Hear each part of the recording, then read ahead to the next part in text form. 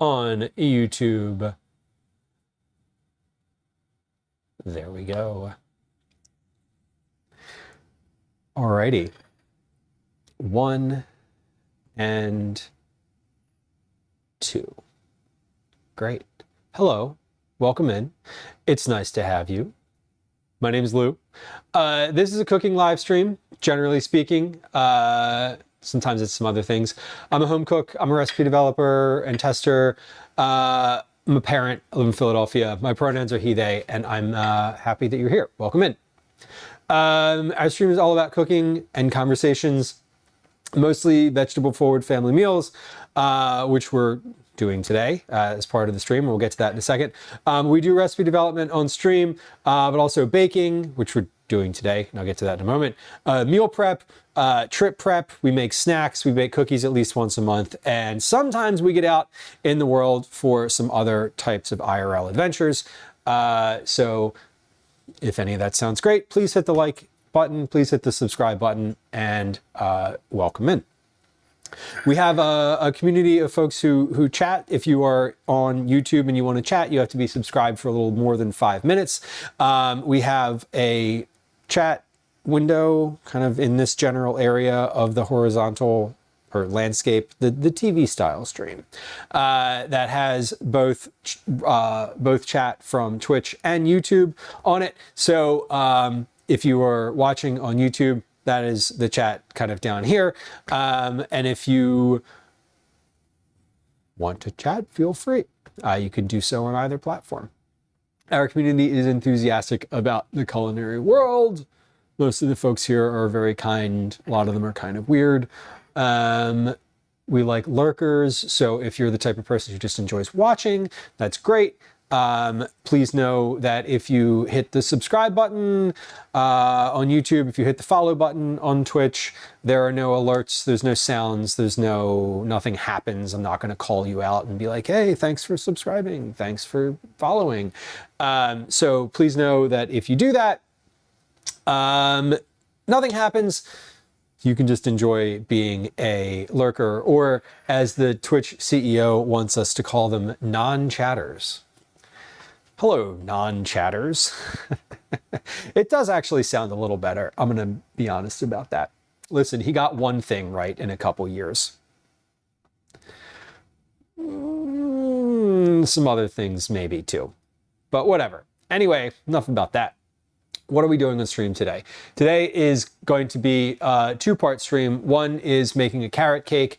Why? Because I really just want to make a carrot cake. Carrot cake is very spring-coated, despite the fact that it has like nutmeg and cinnamon and cardamom and ginger and all of these like fall spices in it.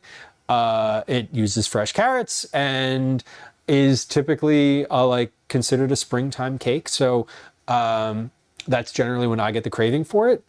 So we're gonna make a carrot cake today. 3-tier round carrot cake with cream cheese icing. So we're doing that. We're also working on a recipe today for work, for lack of a better term. We're working on a recipe. We're working on developing a recipe. That recipe is a warm, crispy lentil and tomato salad. Working title still working. Title TBD. Anyway, it's warm, crispy lentils, tomatoes, like just grape tomatoes, herbs, I think parsley is what I have in the fridge right now. I kind of would love this with dill, but I think parsley has more body to it, which is great. Also, I'm making it with red lentils, which are canned. I prefer to make it with green lentils, with dried green lentils, but in the name of trying to make it easier and quicker, we're doing it with canned lentils, and you no pun intended, there we go, okay. You cannot get green lentils in a can. At least you cannot in any of the grocery stores where I live, which is Philadelphia. So I verified this on Instacart. I verified this with my own eyeballs. The lentils that are available in store are generally red or brown lentils in the can or the pouch. So we're using red lentils.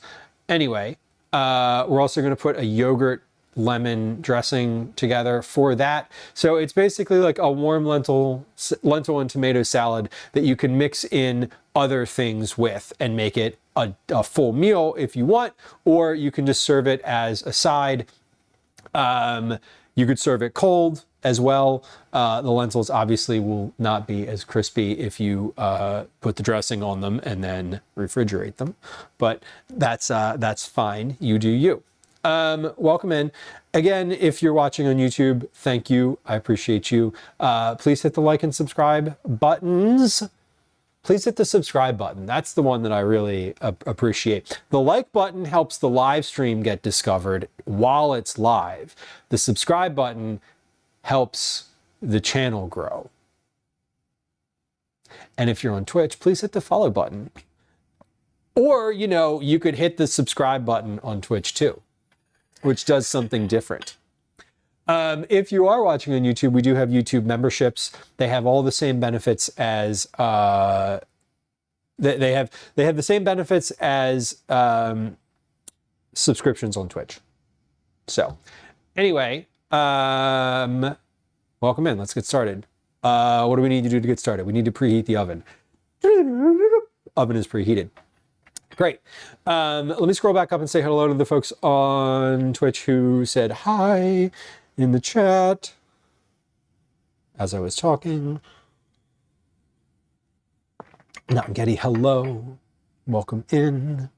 Double S Loco, welcome in. I'm a non-chatter. Right? The CEO of Twitch was like, I saw this in Zach Bussey's newsletter.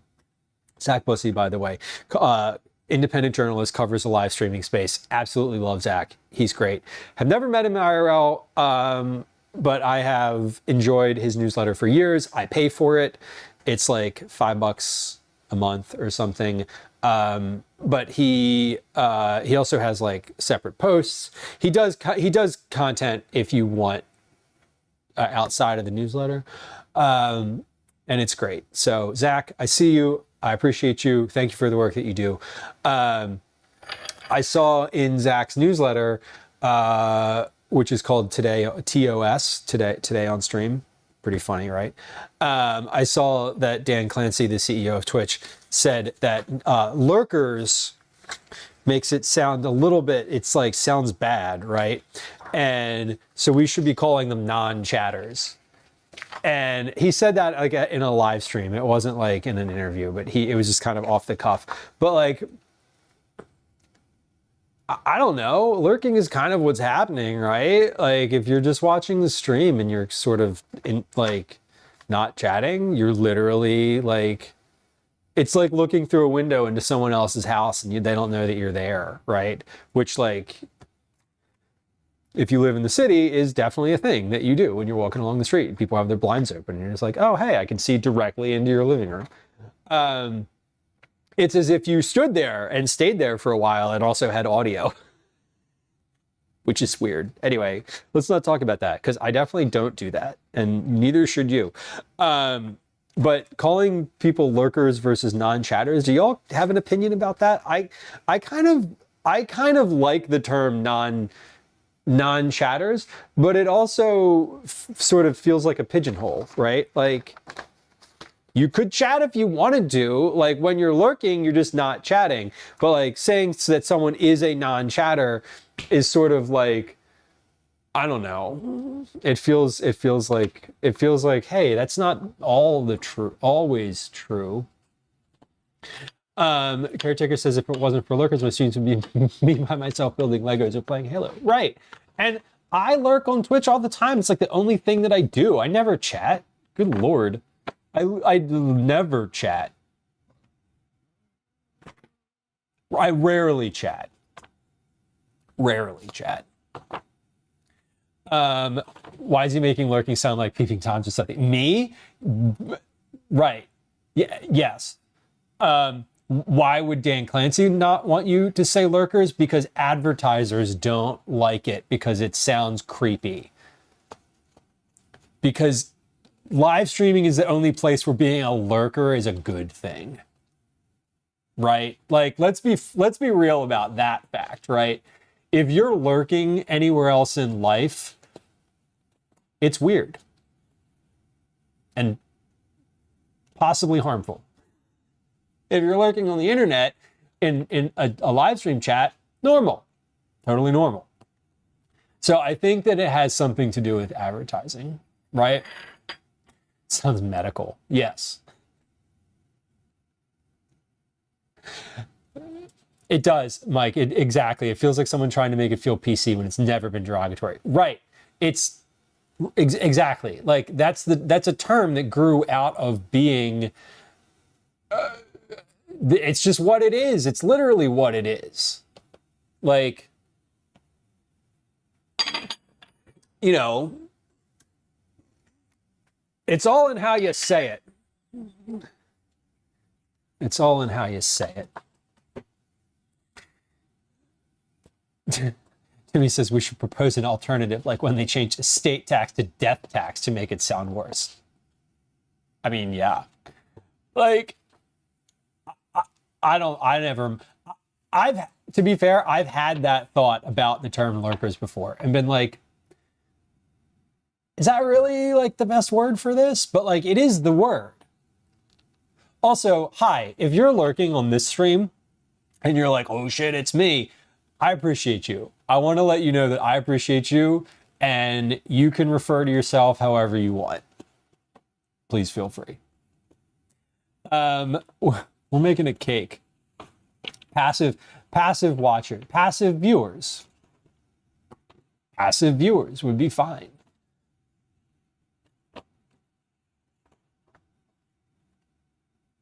I would challenge I would challenge that if you are going to ever get the name to be something different, it also needs to be 2 syllables. Because I'm not saying more syllables. Lurker, easy. Passive viewer, it doesn't roll off the tongue. Just kind of gets stuck in your mouth a little bit. Doesn't work. Like, I get it. I get the point. I get the point, and I agree with you that it sounds a little bit more sanitized, but it's not quite as easy to say. And Twinderella, to your point, like the internet's good. Yeah, the internet's going to do whatever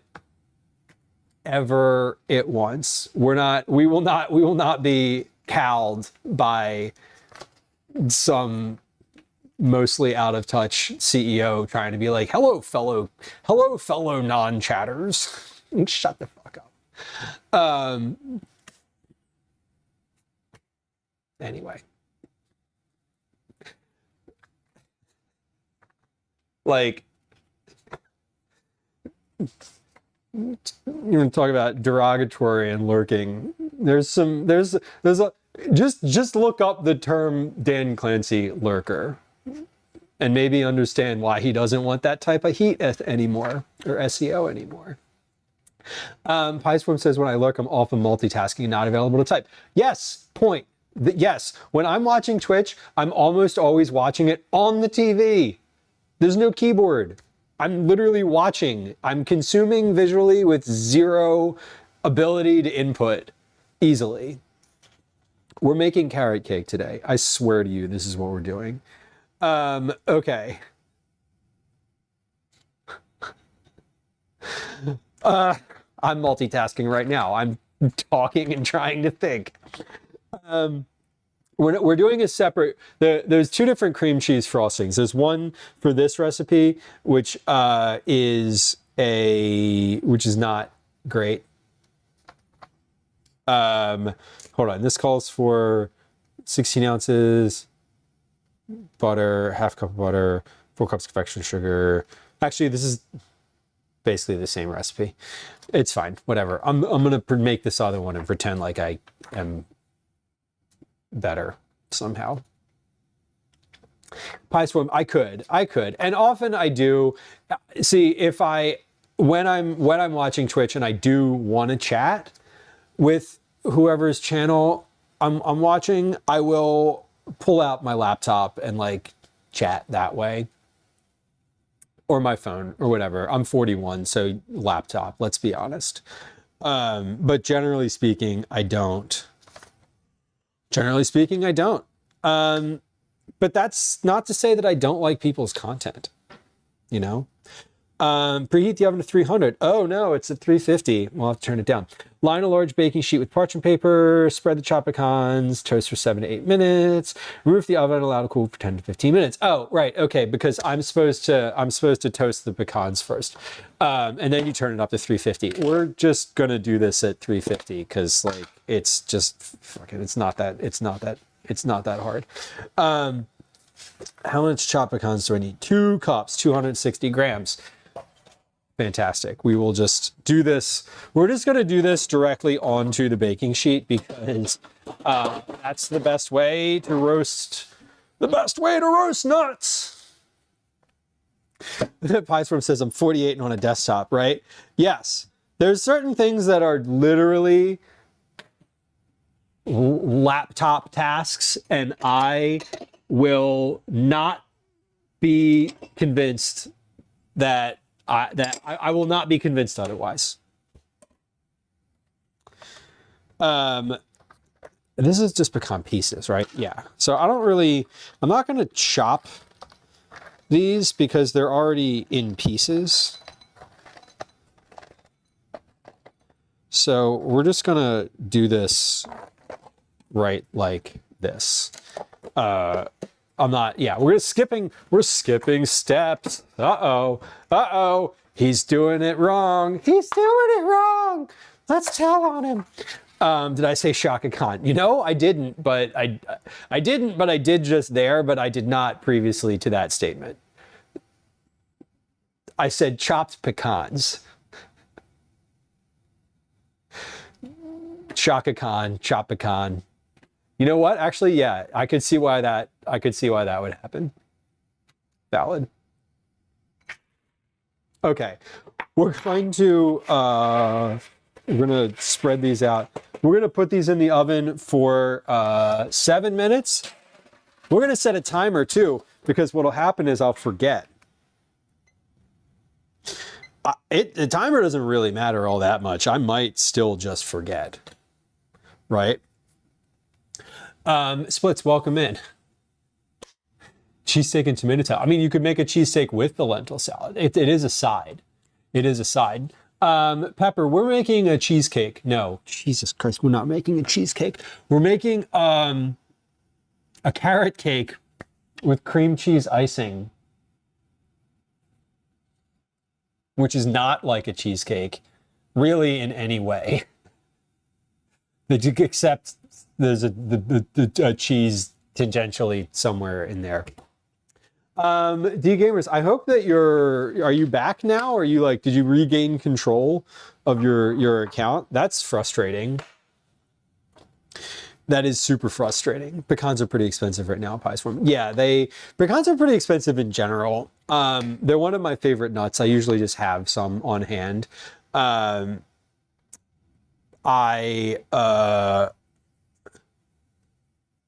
was going to use walnuts for this recipe, but I didn't have enough, so I ended up buying some more.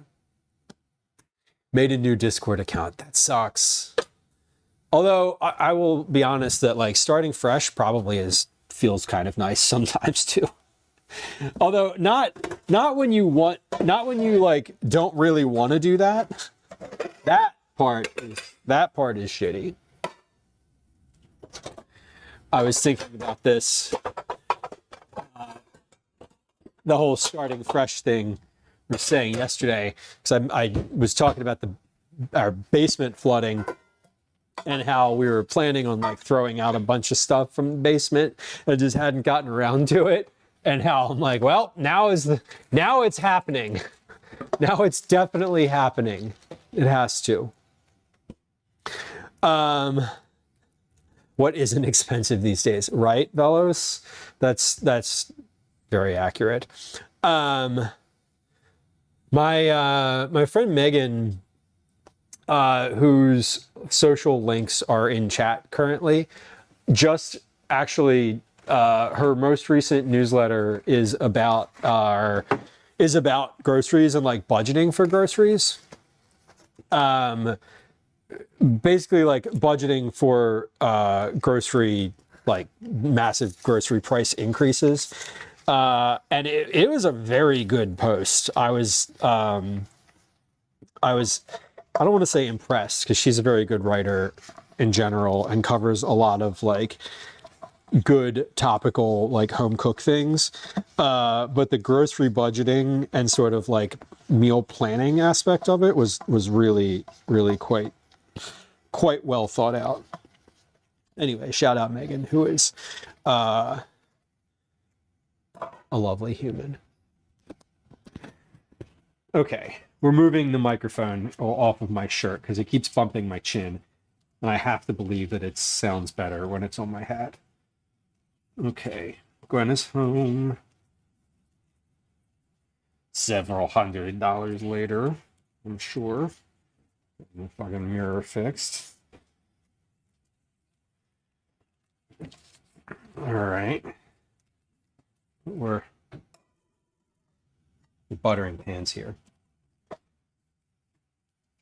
Clifford is happily napping. Happily napping.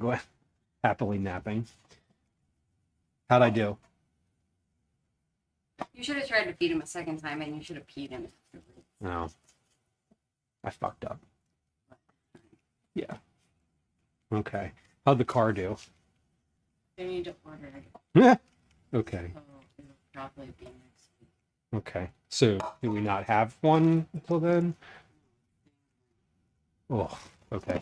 It was fucking destroyed. Yeah. It's what we got. We parked the car on the street. Had to park the car on the street for a while, and Gwen walked out this afternoon to like the side mirror just being like completely totally ripped off. Cool. That sucks. Yeah. Yeah, it really does. Yes, it does. Because we'd be in the garage if not for that being full of shit because the basement. Yes. Yeah. So, yeah, I'm really fucking annoyed that I need to spend more money on it. Yeah.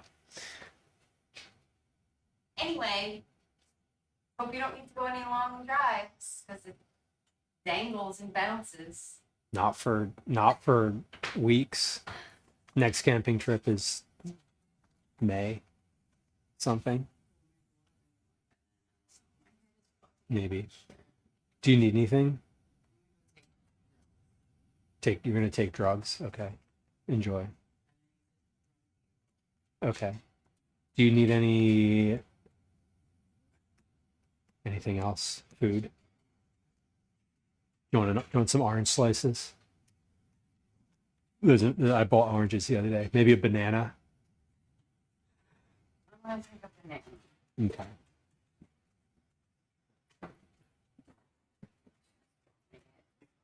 Yeah. No, I agree. Gwen's. We were all sick for like a couple weeks recently. That's like why I wasn't live. It's Calvin got sick. I got sick. Calvin got sick. Gwen is like 75% right now. Oh, those are peeps from Easter. I forgot. But they're ripening. I found the peeps that I bought for Easter today, and they're in this paper bag on the counter, but they won't be ripe for another couple weeks. When they're them open? You need to open. They're not open. No. In order to make them stale, you need to open them. Damn. You idiot. Don't hurt. Your head's gonna hurt more rolling your eyes like that. If you want them to be stale, you have to put a foot in them. If you want them at all, you can fucking eat them because I'm not gonna touch them. Shit.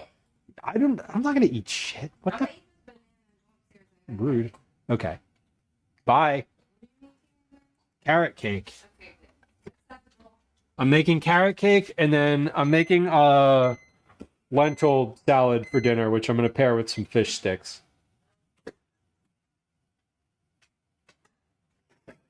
The timer went off. I should really get this. I should really get these pecans out of the oven.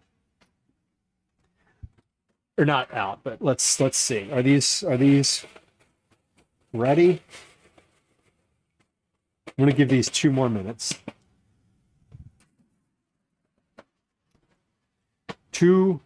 Literally 2 minutes. And what are we gonna do in that time? Nothing. Because if I start doing something else, it's gonna not. I'm gonna forget. I'm gonna forget. My favorite German shopping experience is the Aldi. There's an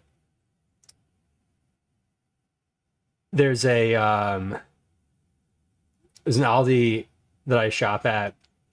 One of the cashiers there, it's funny because it's a very American thing to be like, hello, how are you doing?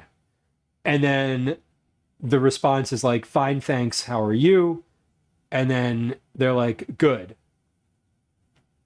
Right? Transactional pleasantry, right? That's a very, like, that exact phrasing is specifically like American, at least in my experience. But this person, one of my favorite things about this one cashier at the Aldi is they don't look up. First off, they literally, they demonstrably do not care about you or your presence there. They're literally just, things are going through the till, and this person's just like, hey, how are you? And it doesn't matter what you say. They have the same response. The person, I'm just like, I'm good. How are you doing? And he's just like, cool. And I'm like, you know what? This is the perfect experience in this store, because they're like cost cutting, right? Like the whole point is that it's cheaper there. And I don't need this type of pleasant interaction with this person. I'm just glad there's a literal human there doing the checkout. Like, I don't actually need to talk to the human. I just want there to be a human because they're not being replaced by a robot. Anyway, what is a pecan? Pecan. What's the other name for a pecan? I forget the other terminology for a pecan. There's a separate.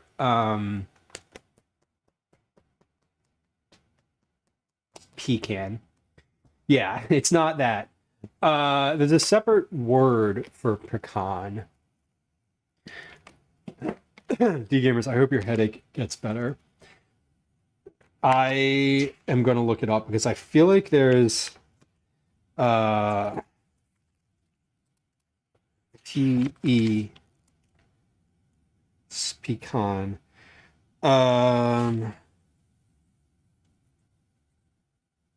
See also nuts.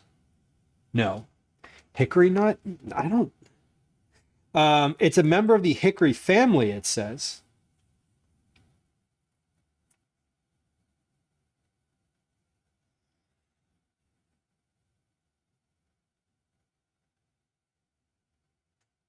It doesn't say. Pecan. Kind of. I mean, yes, and no, I thought there was like a separate name for it. Like, you know how the like like an aubergine is a zucchini. That type of thing. Oh wait, is an aubergine? No, aubergine's an eggplant. What's a zucchini? There's a separate name for zucchini. Darlene on YouTube, welcome in. Hello, good afternoon.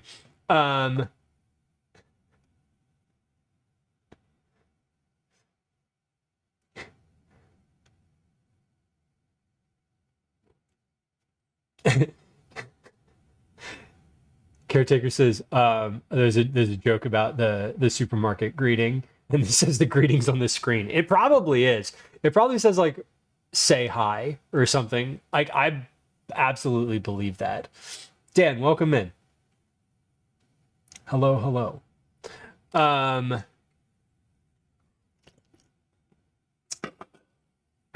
right. Nuts are out of the oven. Good. Let's get to the next step of this. Oh, this recipe is awful, by the way.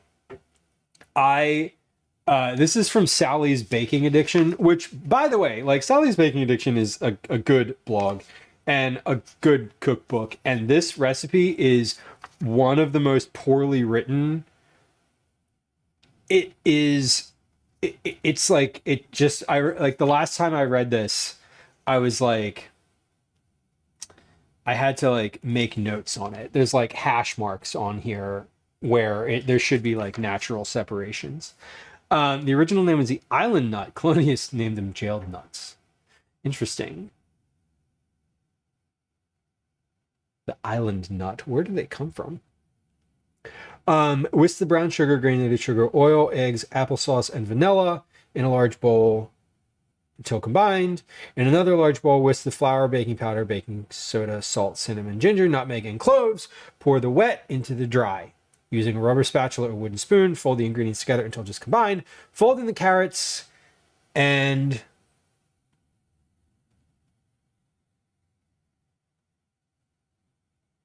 a cup of the toasted pecans. The rest of the pecans are for garnish. Oh, I like putting raisins in here. Sorry, we're going to put some raisins in here. Pour and spin the batter evenly into the cake pans. If using 3 cake pans, bake for 20 to 24 minutes. Test the center. Do not overbake. Allow the cakes to cool completely in the pans. Set on the wire rack. The cakes must be completely cool before frosting and assembling. Okay, so let's get all of our ingredients together, and then we will assemble.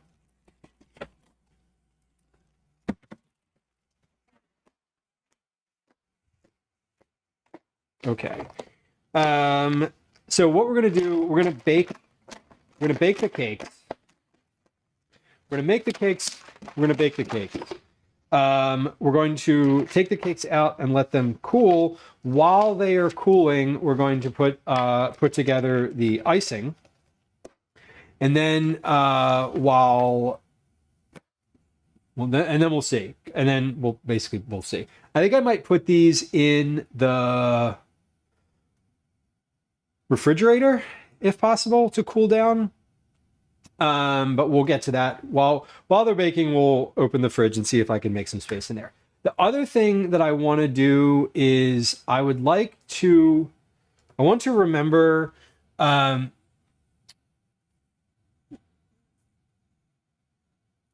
going to write this down. The last time I made this cake, it was a little bit airy, and I had the thought that it had like these bubbles. It had air bubbles in it, and I remember thinking I should have like taken these pans and like just given them a little shake before doing the baking. So I did that. I wrote that down. I wrote it down. Freedom Dow says, have I ever made lava cake? I have not. I've eaten it and it's delicious, but I've never actually made it. That's where, I'm guessing with lava cake, you have to like, you put like solid chocolate in the center somehow, or like you freeze the chocolate. How does the lava happen? I actually don't know. I know that they're delicious. Pecans originated in the Gulf of Mexico, Caretaker says. It was called island nut due to its habit of being able to grow on small islands. Well, there you go. That makes sense. Darlene on YouTube asks, how am I? I'm actually good. We've had a tough run here recently in terms of like generalized health, but things have started to improve. Everybody in the house is feeling better currently. Well, that's not true. I'm feeling better when I get up in the morning. I'm about at 100%, and my energy level is increasing. after having felt ill for 2 weeks. Calvin is basically feeling better. He still has like maybe a little teeny tiny bit of a cough. And Gwen is the one sort of not lagging behind. She got sick last. So she is not feeling great. She's not feeling as well as Calvin and I are. But we all have had really crappy past couple weeks. Basically, March 27th, I woke up feeling like absolute crap. I went to bed March 26th feeling fine. I streamed on March 25th. I was preparing to go camping. March 26th, I had Calvin had a concert that evening. We went to the concert, felt great, totally fine. That was a Thursday night. I got up on Friday morning. I took him to the bus stop, and I came home and I was like, I need to go back to bed. I don't feel good. And I basically stayed in bed for 2 weeks from that point on. Either in bed or on the couch. And then he got sick. Like, we were supposed to go camping that Saturday. We were supposed to leave to go camping on Saturday. I was like, I don't feel good. Maybe we'll leave on Sunday. Maybe we'll leave on Monday. Maybe we'll leave on Tuesday. And then on Tuesday, I was like, I don't know if this is going to work. And then he got sick on Wednesday. And it was like, all right, well, now we're not going. But anyway, everybody's kind of on the mend. So that's how it goes. Jordy, welcome in. Good to see you. This is an official piece of Twitch merchandise, by the way. It says, is this real? I got it at TwitchCon when I went. You could probably buy it in their Amazon shop. Okay, so we are pouring the wet ingredients into the dry. So I want to put my wet ingredients in the small bowl, and then the dry ingredients into this big bowl, and then we'll mix and pour. Okay. Cito, welcome in. Hello. Gwen says you forgot the part where the basement flooded and all our shit got ruined. Right. Oh, yeah, I did forget about that part because that wasn't a physical body thing. But yeah, that Sunday when I was basically dead, Gwen came in the room and was like, I need your help. And it was because there was like 2 feet of water on our basement floor. So that part also sucked. Yes, you're not wrong. That was bad. And that is still an ongoing like thing that is being dealt with. All-purpose flour. Okay, so here's what we're going to do. I am going to get my sifter because I want to sift this together. And I do like that this gives weight measurements. So we're gonna do this opposite of what the recipe says. We're gonna do the dries first, and then we're gonna do the wet ingredients. So I need 312 grams of flour. So I don't know. I might actually need more flour than what I have here. Which is fine. I have a substantial bag of flour that I can get out. And when I say substantial, I mean it.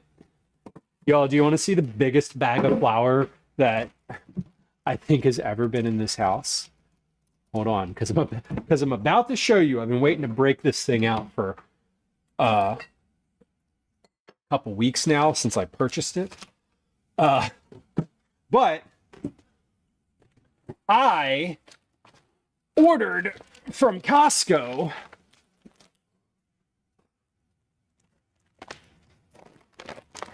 what I thought was a 5-pound bag of flour.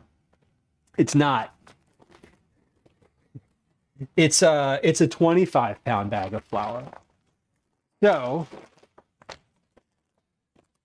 we have a little bit of flour here. And there's definitely a way to open this where it makes it,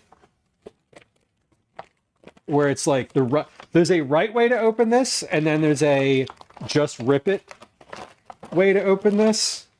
And I want to try, so there's clearly like a spout looking thing. Ah, ha, ha, okay. Yeah, there we go. All right. See, I knew there was like, there's a right way to open this, and then there's a you messed up way to open this. So this is the right way. Okay, hold on. Let's take this out of here. You stay right there for a moment. So we're hopefully gonna not mess anything up here. Yes, there we go. See, there's like a spout situation sort of built into the bag.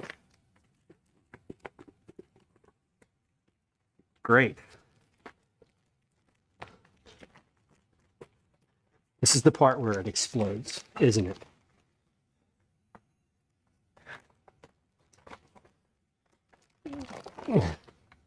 Caretaker, you know what's funny?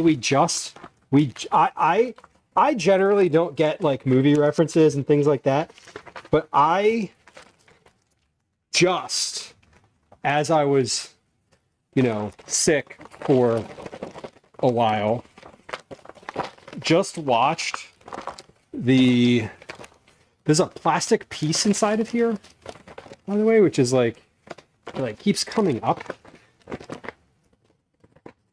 Maybe that's the right way.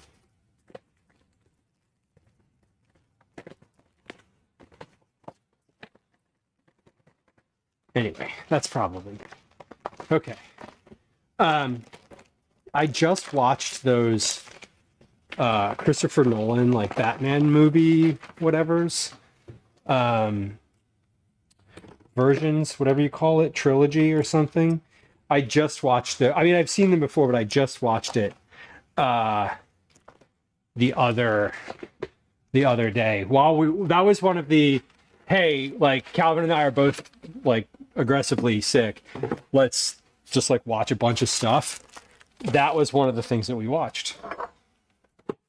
He and I watched the Dark Knight trilogy. That's what it was. So I actually get that reference because he like buys a bunch of extra stuff or whatever.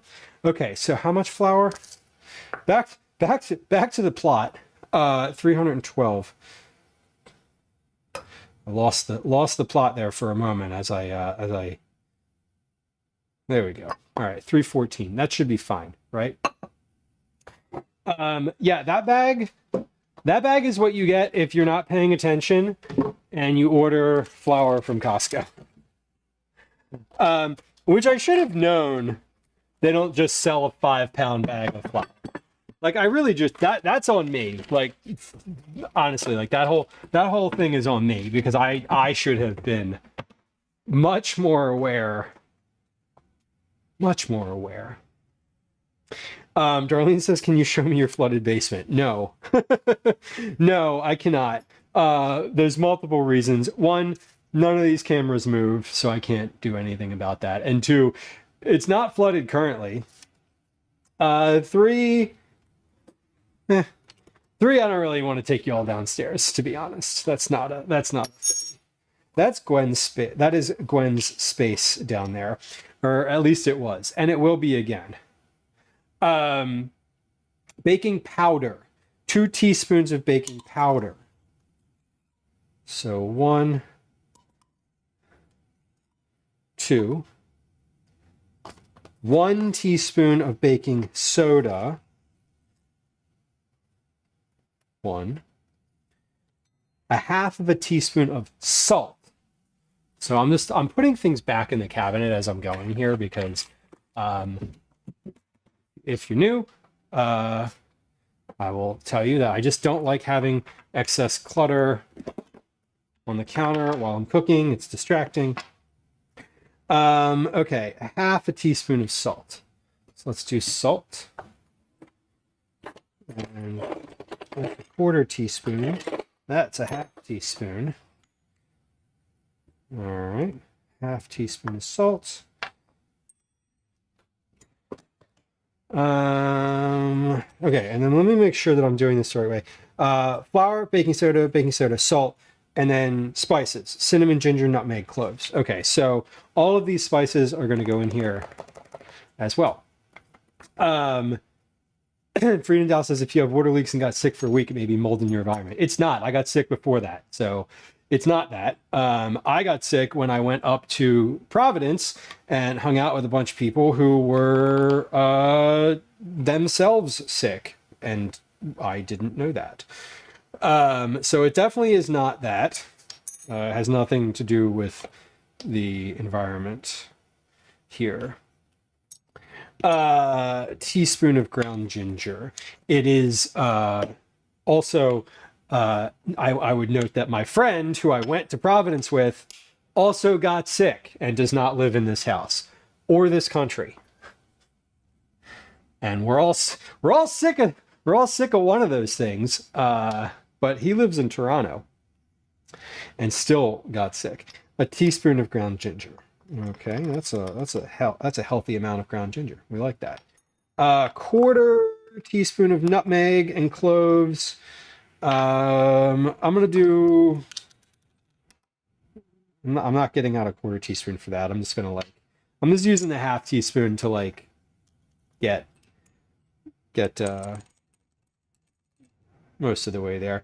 I'm also adding cardamom to this because I like cardamom, and why not, right? Caretaker says of the flour, could have accidentally bought the oil drum of syrup. Oh God, yeah, that's for sure. Although to be fair, syrup doesn't go bad either.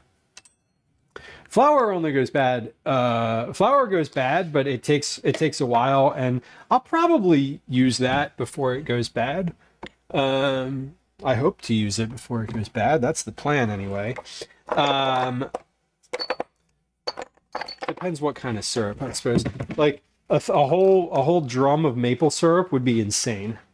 We would have to do something with that. Probably make maple candy out of it and just like, I don't know, just distill it all down, right? Okay, so let's sift this all together.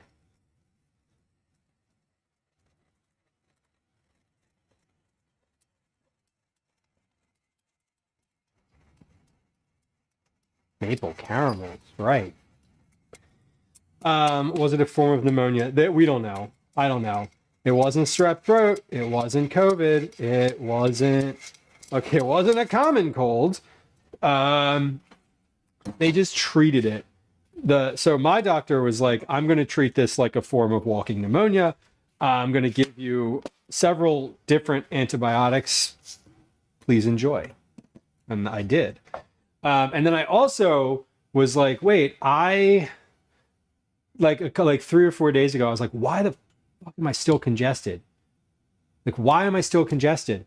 And then I was like, oh, right, because you have allergies too. So I also started taking my allergy medication again, and now I feel great.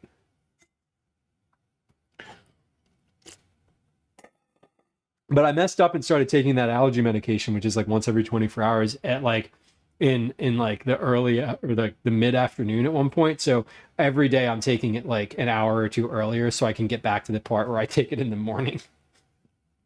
Okay, I need grated carrots too. I forgot about that.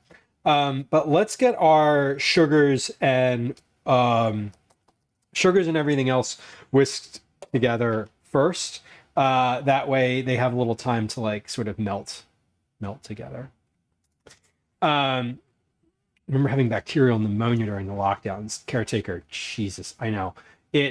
and I don't think I don't know if it was that or what. I have no idea. I honestly I genuinely have no idea what it was that I had. Just crud, Mike. Yeah, something like that. It's just crud. I definitely got it. I picked it up when I was in Providence. I know this because my friend James, who was with me the entire time I was there, also got sick. We stayed at the same place. We went to the same, we went to the same place for dinner on Friday. We hung out all day on Saturday. He left Sunday morning to drive home. I streamed Sunday afternoon, but he texted me like the same, like a day or two after I had gotten sick and he was like, I feel like shit. How do you feel? I was like, I also feel like shit. Hey, you too? He was like, me too. And I was like, damn. I was like, our friends are idiots, huh? He was like, yeah. And I was like, yeah. Anyway, um, it was a shitty past couple of weeks. Anne says, where have I been? I've been on the couch mainly on the couch. I was spending about 14 hours a day in bed and then the rest of it on the couch. I had the man flu. It was awful. 300 grams of brown sugar. That's 301. Close enough. This is a use it up cake. We just used up a bag of brown sugar that had been in progress. We love that.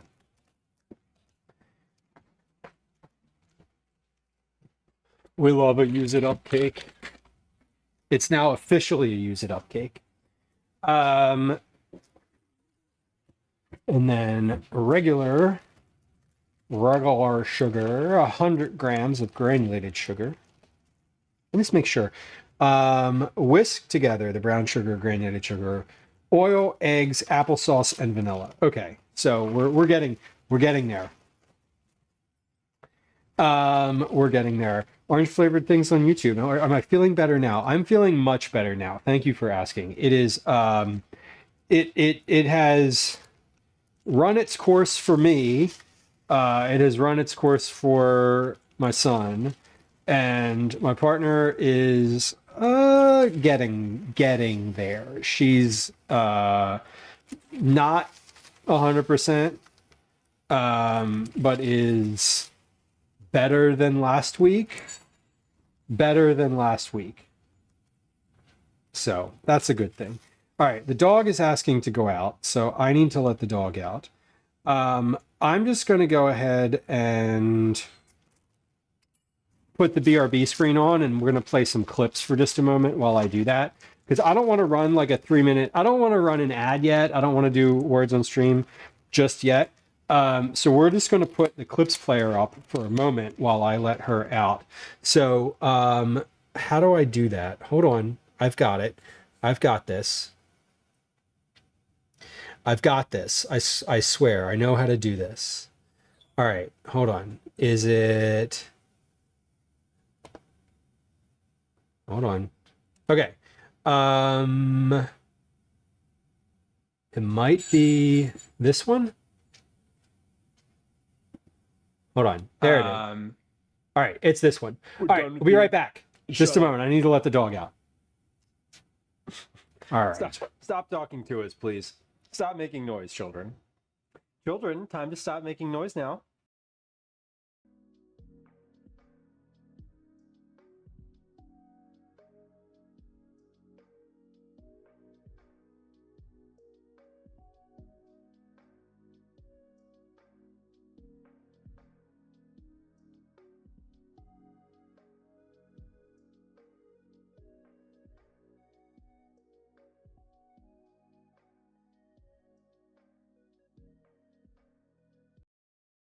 A cheesesteak in Philly,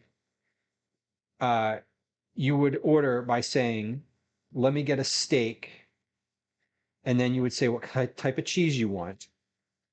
And then you would say whether you want it wit or wit out onions. So less than an hour from now, I will be with child, not in the biblical sense, just in the proximal sense. And we'll, yeah. Being allergic to peanuts, I'm very aware of the family that they're in. Some people puke because every time, like, often in my life, I've been like, "Yeah, I'm allergic to peanuts," and someone's like, "It's actually not a nut. Did you know it's not a nut?" And I'm like, "It does. It makes me die, and I don't care what it is." Thank you. I would shop. Take a picture of them things.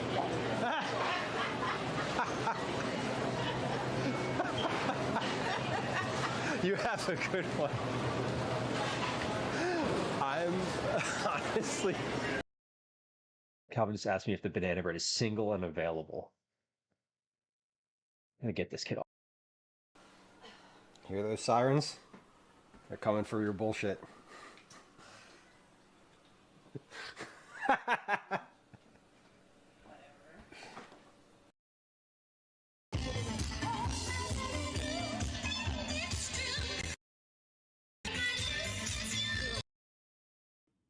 Late. I love a good tip. I too enjoy tips. I mean, listen. Command tip in chat if you wanna tip financially. If you wanna leave a tip of an informative nature, feel free to do that. And if you want to use any other version of that term, call me. Okay, here's okay, we're back. Daisy's been outside and she's good now. Cool. I also had another screen that I totally thought that I had set up that was like ready for BRB stuff, but I guess maybe I don't. Was it this one? Oh, it was this one. Okay. It was this screen, but shit. Hold on. How do I get off of this now? Sorry. Where are we? There we go. Okay. It was that screen, but I didn't have the right. I didn't. Anyway, whatever. I didn't have the right thing. It's what I was thinking of. This. I was thinking of something, but it wasn't the exact thing I was thinking of. It was words on stream and not clips. Okay. We're back though. Let's continue. We were doing the oils and sugars. So we have the brown sugar and the granulated sugar in here. We need to add the oil, eggs, applesauce, and vanilla. So melted coconut oil is what we're going to use for this because I have some coconut oil and it is not quite melted. It's melted enough. It's melted enough that I can use it. When I stir it in, it will probably be okay. Maybe I should melt it. I don't know. Whatever. 240 milliliters vegetable or oil. This is 414. Serving size 1 tablespoon. 15. I actually need to measure this out, which is annoying. So we will measure this out. I'm going to measure this into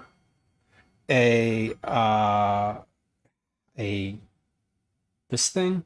So this is 250. So this has measurements. This pan here has measurements on it. But I'm not gonna lie, y'all. I don't really trust the like little gradation things on here. So I'm going to use a measuring cup, which I don't love doing. If you've hung out here before, you know that I prefer to use weight by weight. So here's what we're going to do though, is we're going to measure the weight of a cup of coconut oil, so that when I do this the next time, I will be able to just use by weight. Orange flavored on YouTube. I'm glad to hear that. And we appreciate lurkers. If you're lurking on lurkers, meaning people who are watching and not chatting. If you are lurking on either YouTube or Twitch, please also know that follows on Twitch and subscriptions on YouTube are silent. So if you do either of those things while I am live, I will not make a deal about it. I won't even mention it. So if you're on Twitch and you hit the follow button, I'll see it and I'll smile a little bit, but we won't otherwise talk about it. Okay, so this is a half cup. We're gonna put a half cup into this little pan. I'm putting this in this little pan because this is still semi-solid, so I'm gonna melt this on the stove. But what we're gonna do is I'm measuring the weight of a half cup, and then I'm just gonna spoon in another half cup here. I probably could have measured like a smaller. I should have measured a quarter cup here and just, you know, gone with that and multiplied by 4, but instead I used a half cup. So that's fine. Whatever. It's cool. It's cool. We'll just do it this way. 110. Okay, so 110. Now that's 110 grams. For 1 tablespoon, a half cup is what? 4 tablespoons? 8 tablespoons. So let's see. Y'all know I love math. If you don't know, I love ratios and that type of thing. So 8 times 15 is 120. So this is actually, it's less. A tablespoon is 15 milliliters. If I was doing 15 times 8, 120. Interesting. Okay. Maybe I didn't scrape as much out of there as I thought I did. I don't know. What I'm musing about here is the fact that a milliliter is basically also 1 gram of water. Oil is denser than water, so usually it would be more. It would weigh more. But I am noting that I measured out a pretty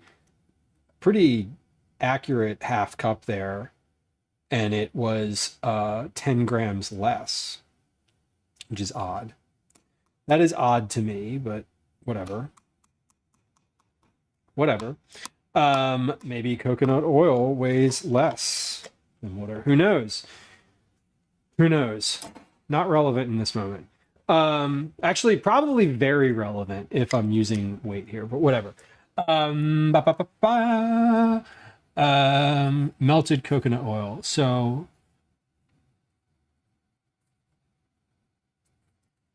220 grams per cup. Okay. I'm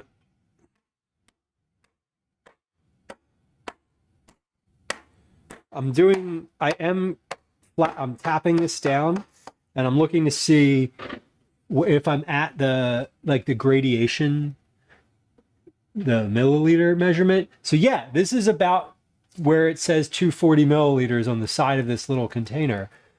So interesting. It apparently, maybe, I don't know if this is true or just my experience in this moment, but I guess coconut oil weighs less than water? Question mark? That seems odd. Okay, so I need 4 eggs, 4 large eggs.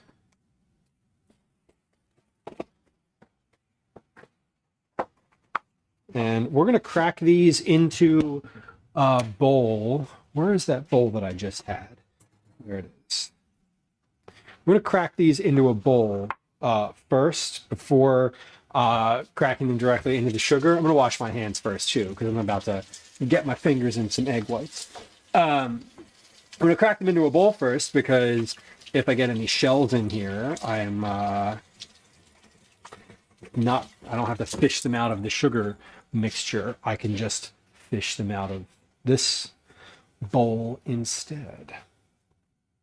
So that'll be nice. Okay. This is ready. Let me grab my compost bin so I can just toss the shells in there. 4 large eggs. Right? 4 eggs? Yeah, 4 large eggs. 1, 2, 3. The music stopped. 4. The music could have stopped like an hour or more ago. I have no idea. I don't have the music playing out loud on my end, so occasionally when it stops and I don't notice it, I just carry on. But apparently it has ceased. Why did it cease? We don't know.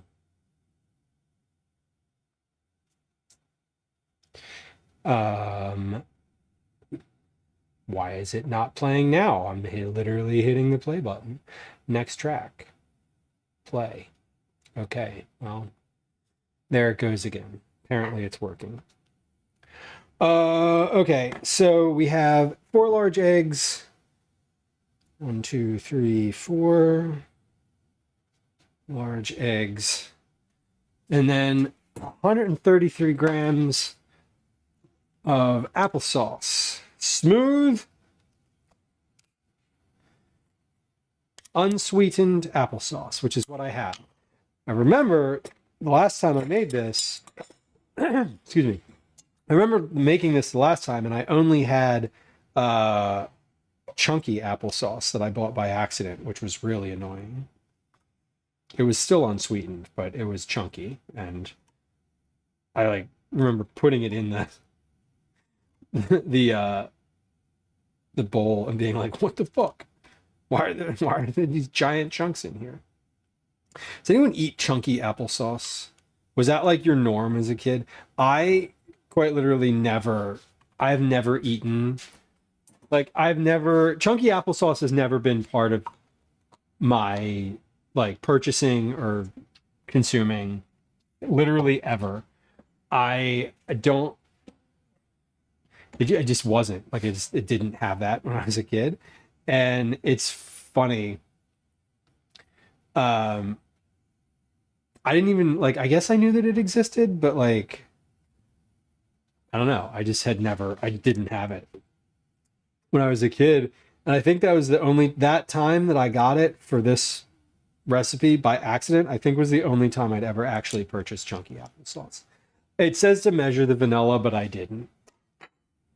Oh well. I think I need the vanilla again for the icing. So we're just going to leave that. I can put my compost bucket wet in it for now. No, I can't. I'm about to shave some carrots. Okay, so we're going to mix, we're going to whisk all of this together here.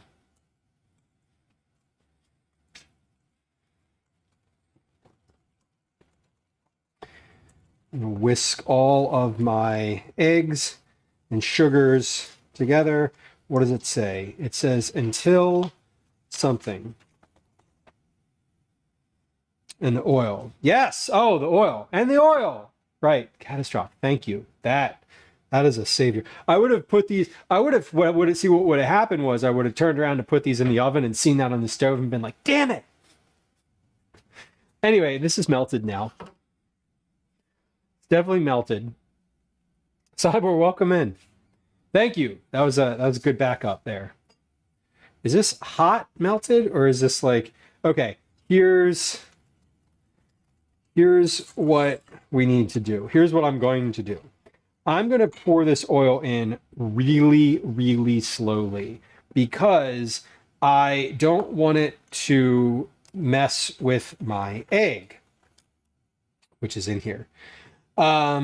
Mix it together in a large bowl until combined and no brown sugar lumps remain. It specifically says lumps. Did we set something on fire? No, I just I almost forgot to add a whole cup of oil to my my cake batter.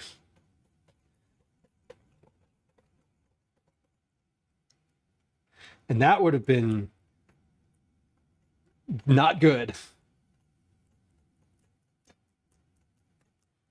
So I'm just adding this slowly because it is warm. I'm not like tempering.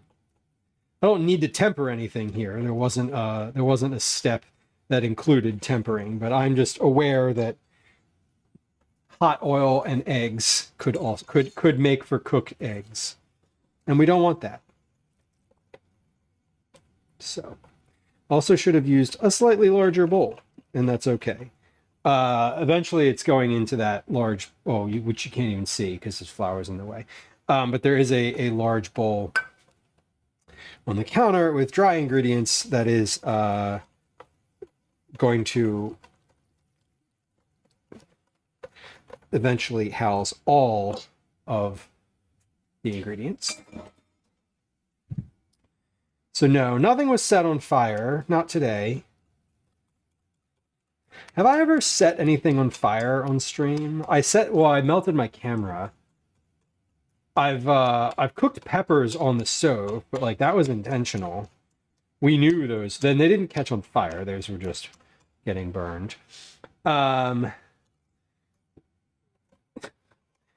Coincidentally, that was the same time I melted my camera. Okay, find fire. No, hopefully not. Okay, so we have a bowl of dries and a bowl of wets sitting over there, ready to go. Now I need to grate some carrots because this is carrot cake. So I need 2 cups, 260 grams of grated carrots. A clip find command. Oh, I don't know how to do that. Can you do me the favor of putting that exact statement? Can you type that again, but put command remind in front of it and just put that in chat again, and it'll dump it into Discord, and I will figure out how to do that because I like that idea. Because there's a lot of clips. There's definitely a lot of clips, and I know that it can be. I'm positive I could do that. Perfect. Thank you. There you go. The feedback that it is in Discord and the vibration in my pocket is confirmation that is now in the queue. It's in the queue of things. Grated carrots. 2 cups of grated carrots. How much does this bowl weigh? 181.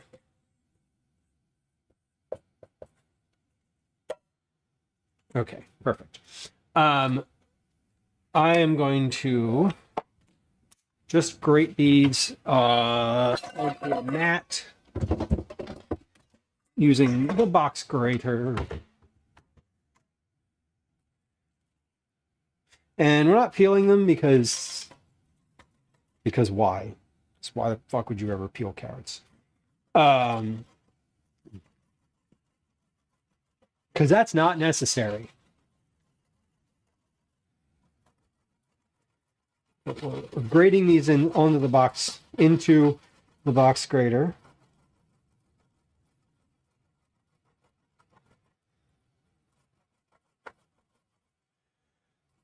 It says about 4 large carrots, which these are not large. So who knows how many this will be.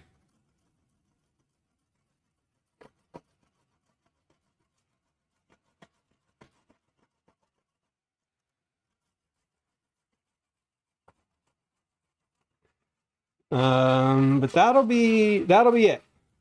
So I've got the nuts on the counter over there. I want to measure out a few raisins for this as well. But we're going to get to baking relatively soon here. Okay, that's 93 grams.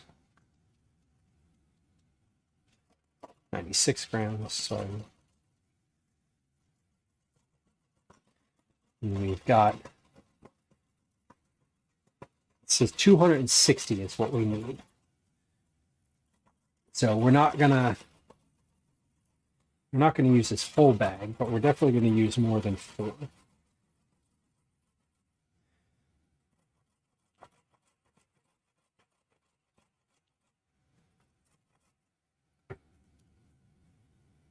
All right. 130. We're getting there. These are small. I might use this whole bag. No, no way. What did I just do? 3. 130 times 2 is 260. So probably use 6 carrots instead of 4. Time check. 14:49. We're doing great with regard to timing. I don't have a hard cutoff today. Wednesdays are, there's nothing after school. We don't have any, there's no karate on Wednesdays. Usually Tuesday and Thursday are karate days for Calvin. So Wednesday is just a normal day. Although I did set the expectation with him, and we'll see if he remembers this afternoon, that he was going to do some homework. He was going to either do homework or some of his like weekly reading time when he gets home today. That was what we discussed.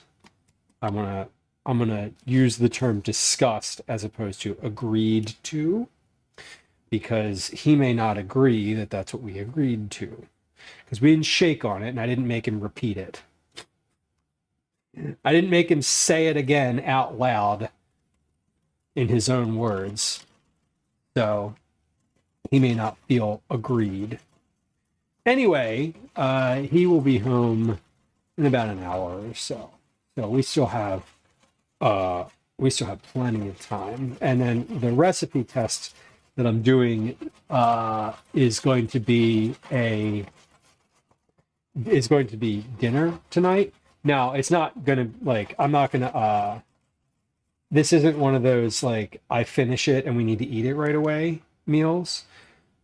So that's good. I can just finish it on stream and be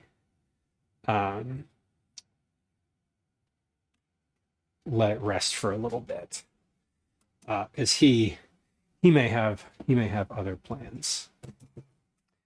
He may also be going to the playground after school. I don't even know. Anyway, we're just checking what time it was, because I don't have a good internal sense of what time it is right now at all. Obviously. Okay, that's 261 grams. So we have the exact right amount of carrots, which is good. Let's get these off to the side. I'm going to take these tops, these carrot tops, no relation to the human. We're going to put these in our stock bag in the freezer for the next time I make a stock, which may be soon, because I had a whole bunch of stock, and a whole bunch of it got ruined in the flooded basement because everything that was in the freezer is no more good, which sucks, genuinely. Okay, that was the carrots. So let's add some raisins to this. I'm going to add about a cup or so of raisins.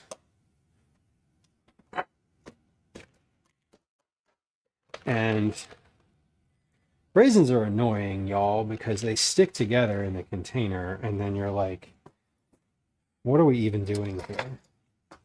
Like, all of these, this is just like a black hole of raisin in here, and they're all just stuck together. Like, come on, y'all.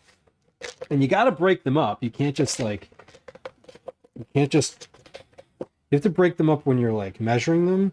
Otherwise, they're going to stick together in whatever you're making too, which is annoying. Also, that is a condition specific to old raisins.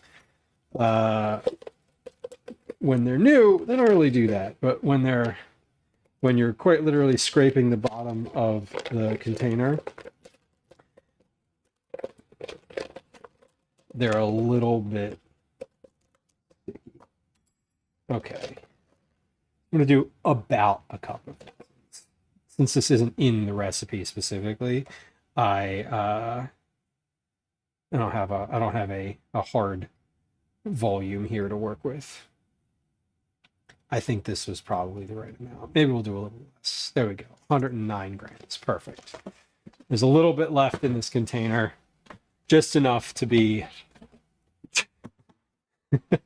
There's enough... Right. There's enough there's enough raisins left in that container to be annoying in another recipe. So we're saving just a little bit, not putting them all in this one. We have to spread out the hate, right? I'm the only one that likes raisins in this house, so that's why I'm saying that. Okay, here's where we're going to get into the actual mixing and portioning of the cake. Yay! Mixing and portioning. Yay! Pour the wet ingredients into the dry, and using a rubber spatula, fold the ingredients together. Fold in the carrots and the pecans. Okay, so this is where we get everything combined. Let me give my wet ingredients another little stir here. I don't have any chunks of brown sugar, so that's good. That's what we want. Why did the music stop playing again? Y'all, what the heck? That's not the word I want to say. Oh, I think it stops playing when I minimize the window. That's annoying. Okay. So maybe, I don't know. Maybe I won't do that. Okay, we're pouring the white ingredients and we're folding them together until just combined, it says. So let's get these. Now, look, I was promised there were no chunks of brown sugar in here, and yet at the bottom of this mixture, chunks of brown sugar. What the hell? Okay. Spatula. Take it wet and get those mixed in. And then we're going to take our, get all the wet ingredients out. Okay. Great. So we have all of this is going to get mixed in until just combined, it says. So, we're not using a mixer for this. We're just making sure that all of the dry ingredients get incorporated. And then we'll mix in the other things. So I don't want to dump all of the pecans in here because I'm using them to garnish the outside of the cake as well. So I had a note here that I was going to put I put a half a cup of the toasted pecans in the recipe itself. The recipe says 1 cup. I've started with 2 cups of pecans. So the recipe says to put half of them in there.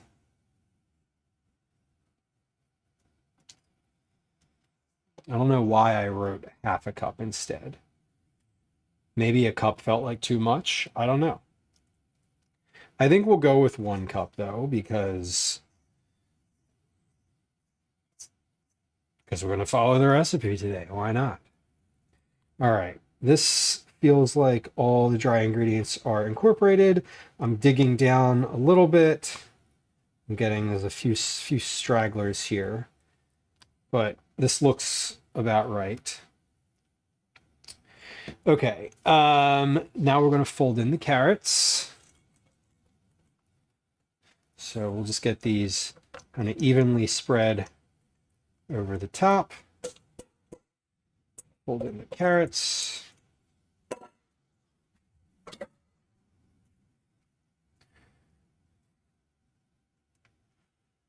And the pecans, it says. Carrots and pecans at the same time. So let's do that. And I guess we'll do the raisins too. Because if we're getting all of the dry ingredients in here, then I can just use this. Hold on, I dropped a raisin on the floor. Can't have that. Daisy will.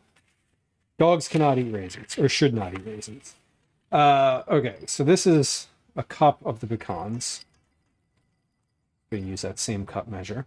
Let's take the rest of these pecans and take them off of my sheet pan. And I'm going to put these in a bowl that's slightly larger than exactly the size that I need for the rest of them. That way, I'm not fretting over it. There we go. Okay, so there's that. And that can go into the sink. These will be for much, much, much later. So we'll put those way off to the side, where later I will be like, where the hell did I put those pecans? We'll find out. Okay, folding all of this in. So I wrote the weight of this bowl on the bottom of the bowl quite a while ago, and there's a reason for that. The reason for that is I want to be able to evenly distribute this batter between 3 cake pans. And I realized, as I'm cooking, I know that I'm not going to be able to like keep the scale on that whole time, and it would zero out, and then I'd get frustrated and blah blah blah. But I know the weight of the bowl, so what we'll do is we'll just weigh the whole thing, and we'll subtract the weight of the bowl, and then I will spoon exactly 1/3 of this into each of these prepared cake pans. So, fold in the carrots and the pecans, the rest for garnish. Great. Pour the batter evenly into the cake pans. If using 3, bake for 20 to 25 minutes. Okay, so here's what we're going to do. We're going to weigh this. I'm going to weigh this bowl. So with the spatula in it. So this weighs 274 grams is my tare weight of the bowl. We're not going to weigh it with the spatula in it, because if I weigh it with the spatula in it, I would have had to have weighed it with the spatula in it prior to. So let's do the right thing here. And we're going to take as much of my batter as I can off of my spatula.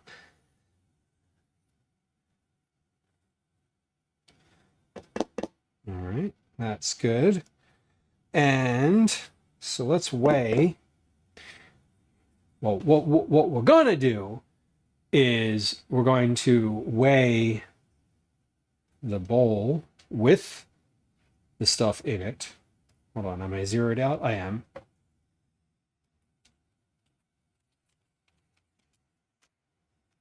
Okay, we have bowl plus batter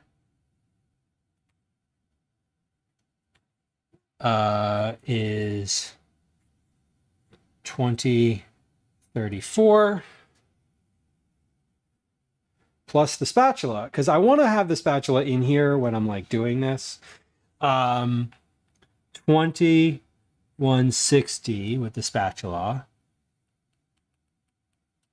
So we take 20 2160 minus 2034. Spatula weighs 126. 2034 minus 274. The batter itself weighs 1760. Batter is 1760. Let's double check that. 1760 plus 126 equals plus 274 should equal 2160. And it does. Okay, great. So the batter is 1,760 grams total. 1,760 grams divided by 3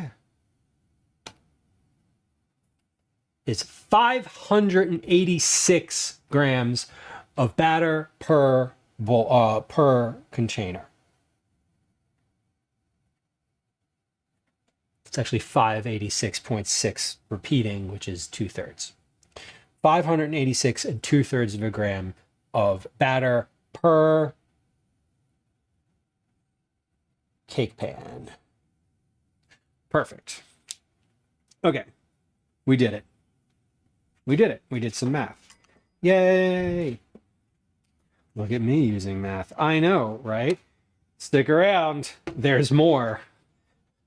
But wait, there will be more math. I promise you. If you love it, trust. You're gonna get some more. These are already ready to go. Prepared. These are prepared pans. So we're gonna do a little scrape here, and I am going to. I'm going to use a big spoon for this because I want to kind of get this distributed evenly. And I just have I have like a big old spoon that I can use. So I'm going to do that. So 586 grams per cake pan. I don't want to pour it because it's really viscous, and I'd rather do it this way. So that's more than I need. That's 600, 577, 587. All right, that's good.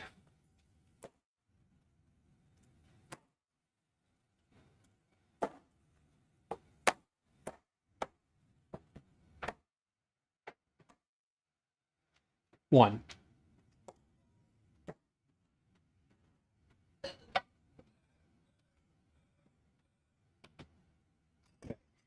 586 in the next pan. And I'm just I'm spooning this in because it's otherwise, like I said, it's really thick and I don't want to go. I'm going to have to use a spoon to make this like the final adjustment on this one anyway. So I'd rather just go ahead and spoon it in from the start. Okay, 588. That's close enough. So I'm kind of just getting this even in the bottom of the pan, giving it a tap to get any air bubbles out of here. Last time I made these, they had some big air pockets in them, which was annoying. So I'm trying to avoid that by tapping them a little bit more this time around. All right, so we have one more. This should be just about. There we go.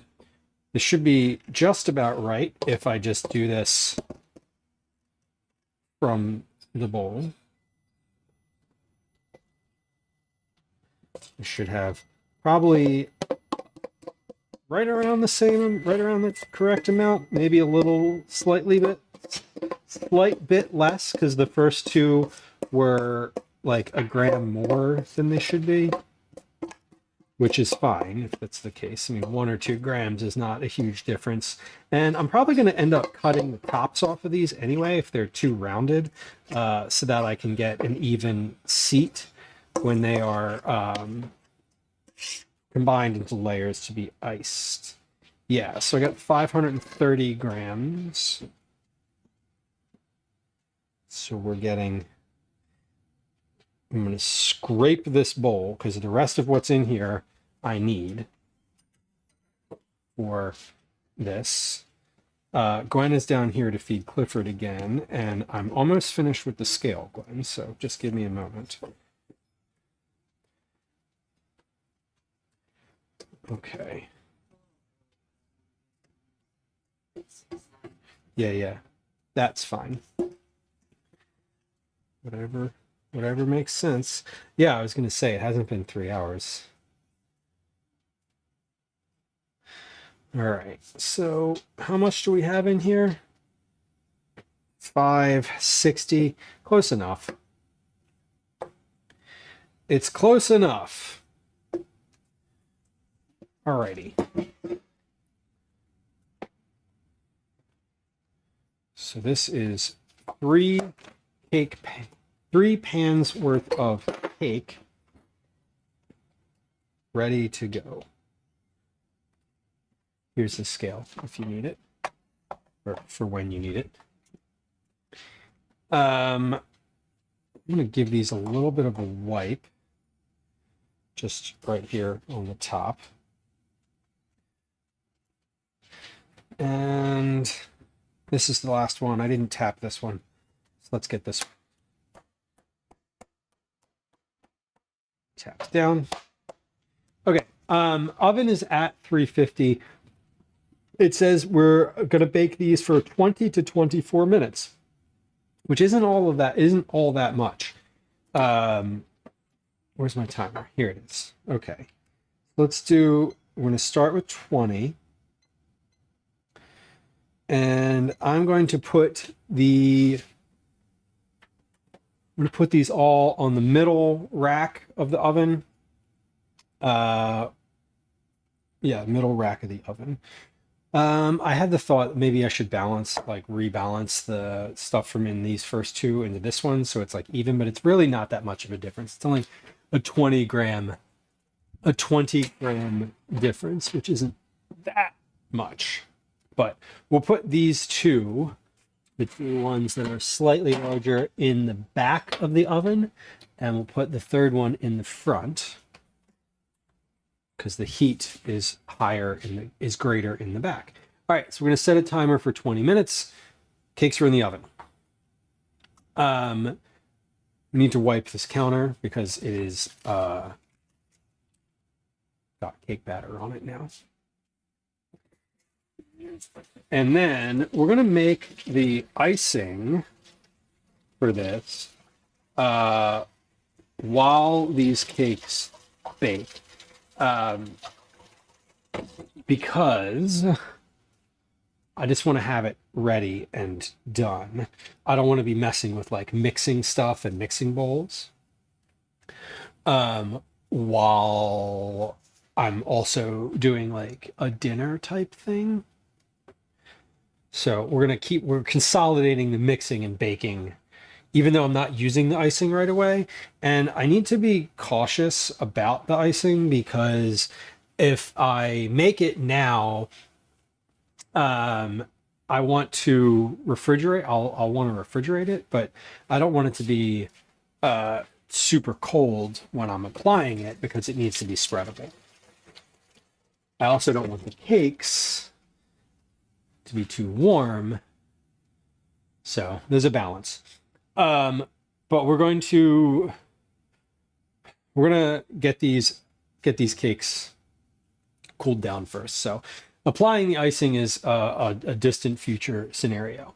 I want to get in the fridge actually and make sure I have some space because I think I'm going to want to put these in the refrigerator to cool down, as opposed to leaving them sit on the counter.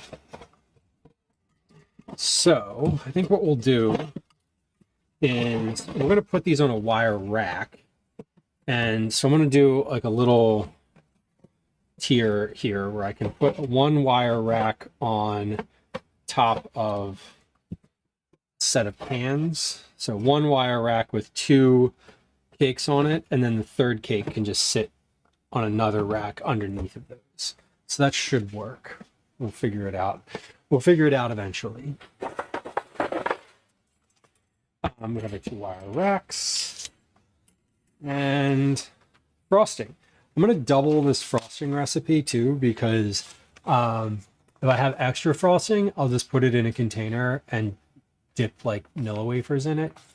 But I know from having made this previously that I didn't have enough frosting without doubling it, because I like there to be a lot of frosting in this. So in the bowl of a stand mixer fitted with the paddle attachment, beat the cream cheese, butter, and vanilla on medium speed until very light, creamy, and smooth. On low speed, gradually add in the sugar and beat until fluffy. If you need a stiffer consistency for decorative piping, add more powdered sugar. Cream cheese frosting alone or on cake or cupcakes can sit at a cool room temperature for up to 8 hours before it should be refrigerated. Actually, okay, great. So I'll make the icing and then just not refrigerate it. Perfect. The frosting can be made and transferred to an airtight container and stored in the fridge for up to 3 days, or in the freezer for up to 1 month. Bring to room temperature and re-whip with an electric mixer before using. Okay, so I think what we'll do is not using the electric mixer for anything else today. Like, this is not a baking. We're not doing cookies. The recipe we're working on later is a dinner recipe, so I will just leave the mixer on the counter. I just want to make this and then I'll just leave it out. Okay, easy enough. Let's get the electric mixer out. And the paddle attachment. Okay, excuse me. We have, it's all the way in the back. There it is. Gwen, I told Calvin after school, he said he might go to the playground. I said, just let me know if you are. I also, we had talked about doing either his homework or some reading when he got home, but we didn't like set a formal agreement for that. Oh, there's a kitten. Oh, there was the kitten on the screen. Okay. If you'd like to see a very, how old is this cat? Like 2 weeks. 2 weeks. There's a 2-week-old kitten on the screen right now who is named Clifford and is out of his little containment cell at the moment. He's just been fed and is a teeny tiny tuxedo. A big belly. Yeah, and he has a huge belly right now. And he's making a lot of squeaks. We haven't seen our cats on stream at all. They're today. on the chairs. I see them. Like, I've seen them. Ash and Elsie are on a chair and Opie's right there. Yeah, there is a kid. He should be another foster fail Twinderella. Don't do it. Yes, this is Clifford, the tiny tuxedo. Oh, and this one, hello. See this down here. Huh? This is the. Oh. What's that, YouTube? Yeah. Oh. Yeah, he. Ow! Claws. Claws or teeth.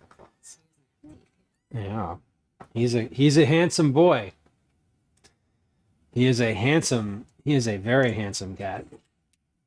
He came alone too. He was all alone. He didn't come into the shelter with any other siblings. Like, he just came in as an individual. What do you call them? Singletons. Singletons. A singlet, I suppose, is a separate thing. That's an article of clothing. Yeah, he's a cute cat. He's very delightful. He also just kind of lives in a box and sleeps all the time. So that's the stage that he's at currently, is lives in a box, eats every 3 hours, and basically just sleeps. His eyes only opened like 3 days ago. So he's brand new to the world. He can't even see shapes yet. He's just seeing like blurry colors currently.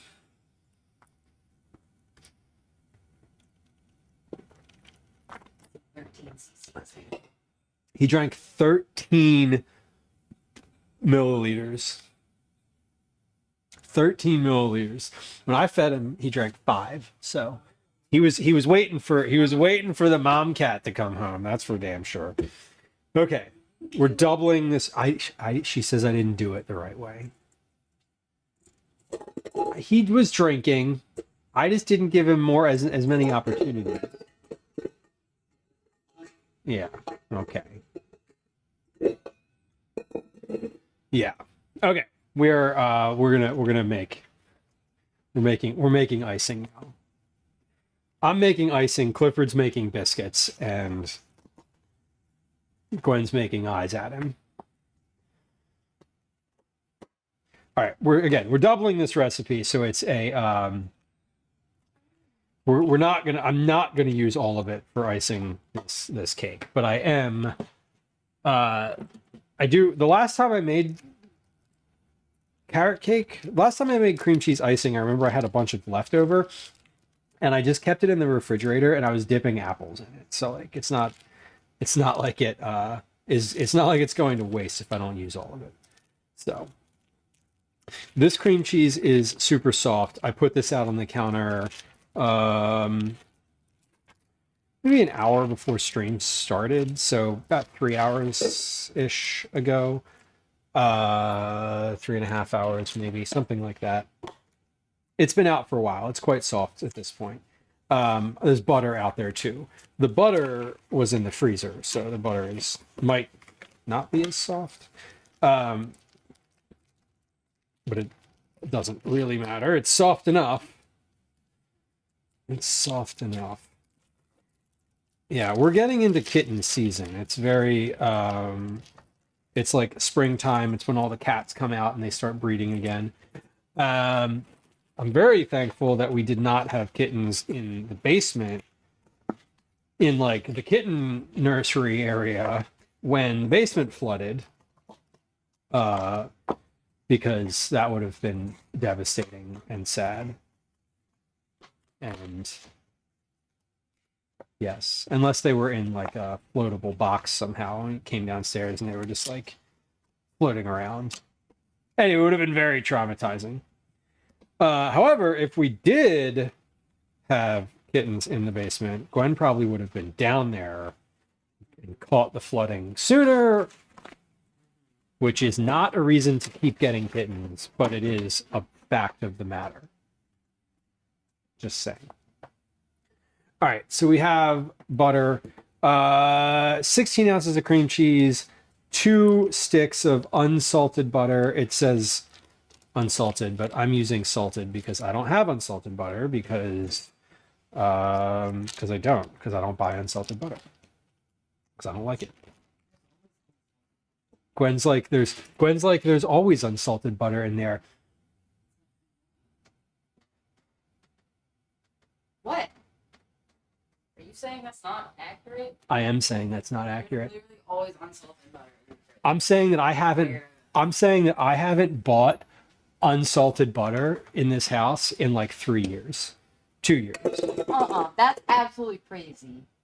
Y'all, I am literally on record talking about this. Wait, up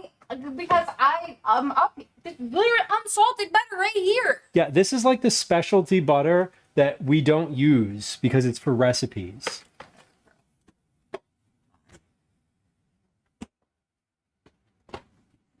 I don't know what you want from me, man. I can't like I'm literally on record talking about how I don't buy unsalted butter. Like, look at this. Salted butter in reserve.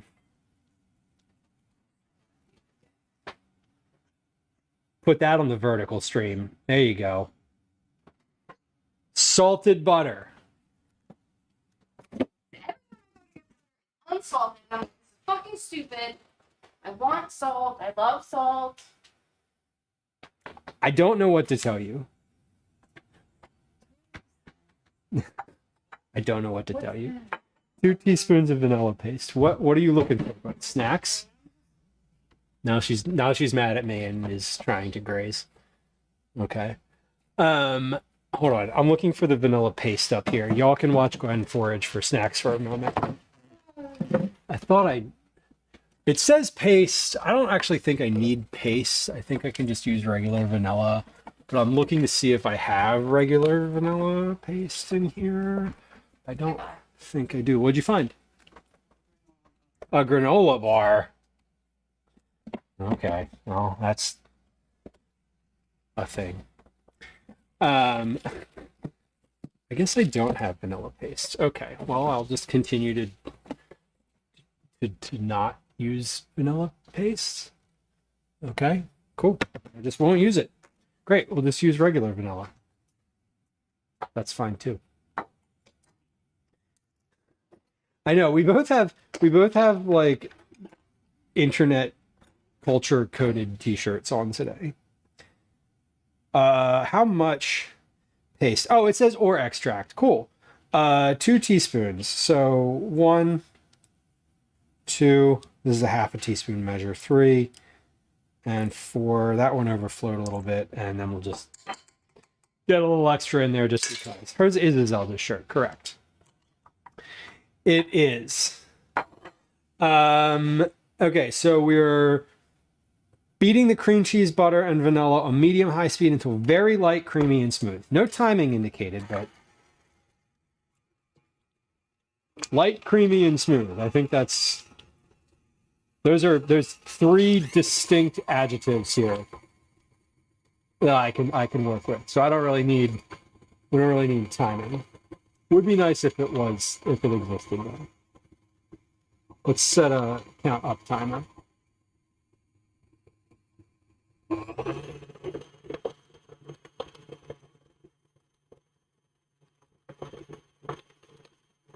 Light, creamy. It's already creamy. It's literally cream cheese. But smooth. Okay.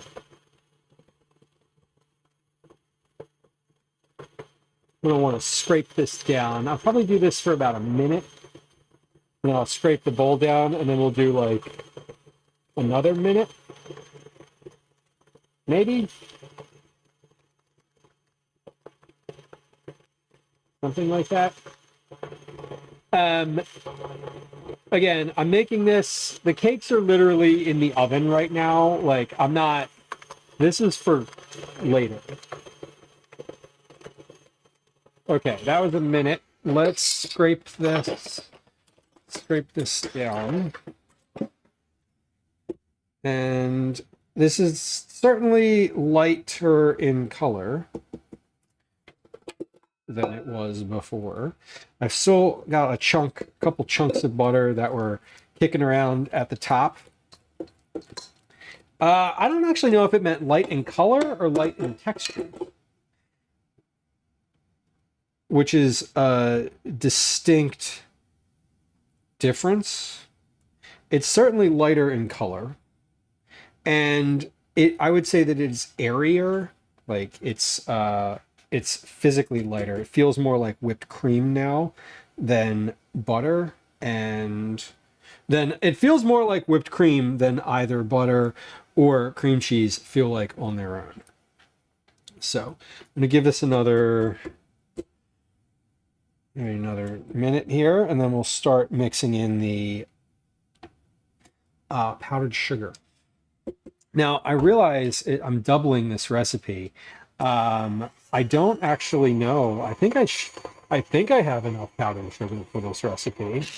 So welcome back. The cake is in the oven, so we're getting there. We've got a few minutes. I put the cake in for the minimum amount of time Yeah, the minimum amount of time. So it might need it. It's going to need more time than what's there, but it's coming along. We're getting there.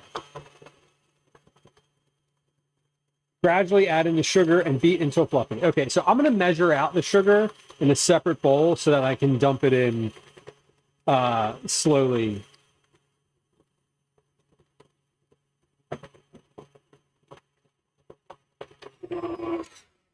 All right, so that is light and fluffy, lighter and fluffier. It says I need 2 cups of powdered sugar, which is 4 cups of powdered sugar. Oh, there's a, okay, there they are. Sorry, the bowls were not in the normal spot. Okay, so let's just measure out. We're going to measure out 2 separate bowls worth of powdered sugar because I don't have a large enough bowl. I don't have a large enough bowl to do this. So we're going to do two cups in one and then 2 cups in the other. So 250 grams in this one. Actually, no, there's plenty of space in here. I can fit 4 cups in here. So 500 grams. Yeah, plenty of space. I don't need to waste a bowl. 498, 99, 503 grams. Okay, let me, I'm going to close this bag over the sink because I want to give it like give the zipper a little flick. There we go. All right. Beautiful. Surplus says, I was wondering if I had considered purchasing flood alarm thingies. They're battery powered and you leave them on the floor and if they get wet, an obnoxiously loud sound happens. Have I considered it previously? No. Do I probably want to get them now? Yeah, for sure. I think this is definitely a live and learn situation. I have not had those before, and we have a sump pump downstairs, which is unique. Not that unique. I mean, a lot of people have a sump pump. It's unique in like city homes. Not many city homes have a sump pump. Not many older city homes have a sump pump. The sump pump also it blew the circuit for the sump pump, so it should have been the impact should have been a lot lessened, or it should have been reduced because the sump pump should have been working, but obviously that didn't work either. So that kind of sucked. But I do think the idea of just like a moisture meter or like a moisture alarm of some variety is certainly in the cards. Certainly in the cards. It's certainly something that we're going to do. Okay, so that was 20 minutes. I'm going to take a look at this cake. We're looking pretty good here. Let's see about maybe shuffling these around. Do I want to shuffle these around? Not quite. Yeah, I'm gonna shuffle the ones in the back just a little bit. These are definitely not done yet. It's still a little liquidy in the center. So I'm gonna leave these in here and give these at least another 4 minutes. I'm probably gonna give these another 5 minutes actually right now because I just opened the oven. So let's give those 5 more minutes. While those finish cooking, we're gonna do work on the icing. Keep working on the icing here. So I'm gonna mix this in little by little, so it doesn't get super puffed up. So let's add. I'm just gonna add, and we'll stir.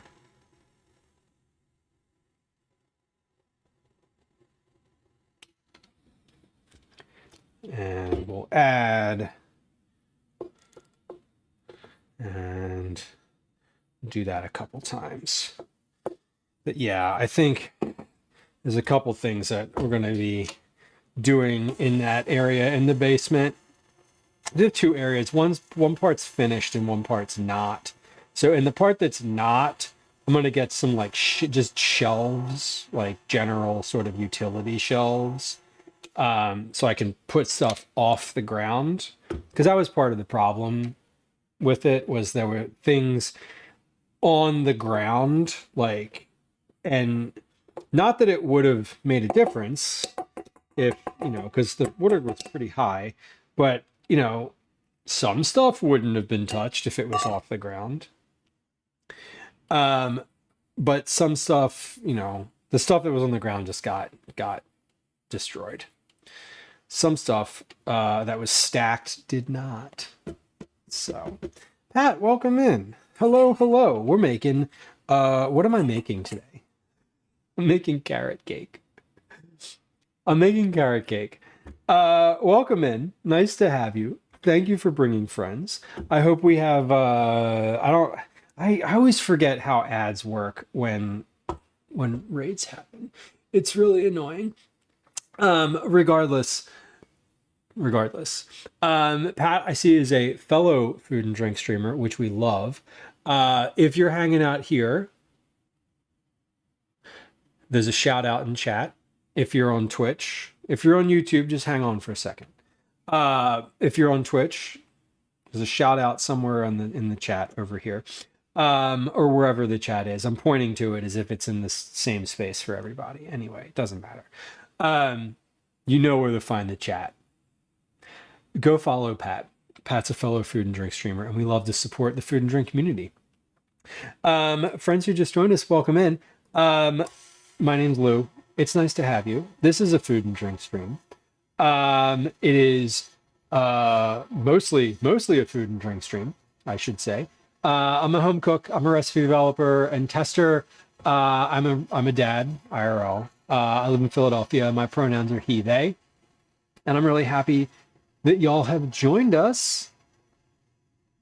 Our stream is all about cooking, conversations, mostly vegetable forward family meals. We do a lot of recipe development on stream, which is what we're making today, or what we're doing today. We also do some baking, which is also what we're doing today. I'm not developing a baking recipe today. We're doing two different things today. One is carrot cake because I want to. Another one is a recipe that I'm working on for money. Anyway, we do a lot of that. We do meal prep. We do cookies at least once a month.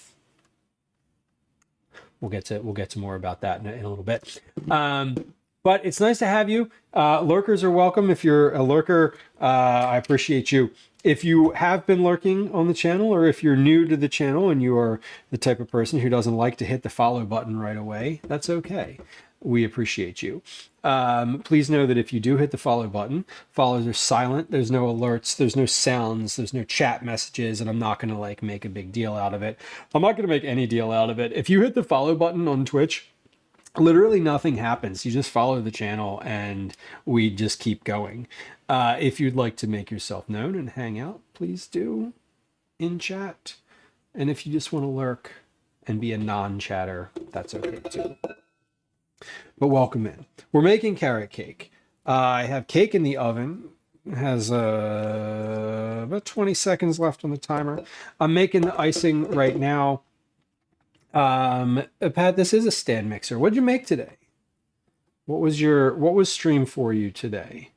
I know food and drink streams have all sorts of different flavors. No pun intended. I guess pun intended. Pun not intended, but fully recognized in the moment. And I kind of like that. Food and drink has many different flavors. There's drink, obviously, there's food. But some people stream into food and drink because they're cooking. Some people stream because they're eating. Some people stream because they're just looking at stuff in Discord.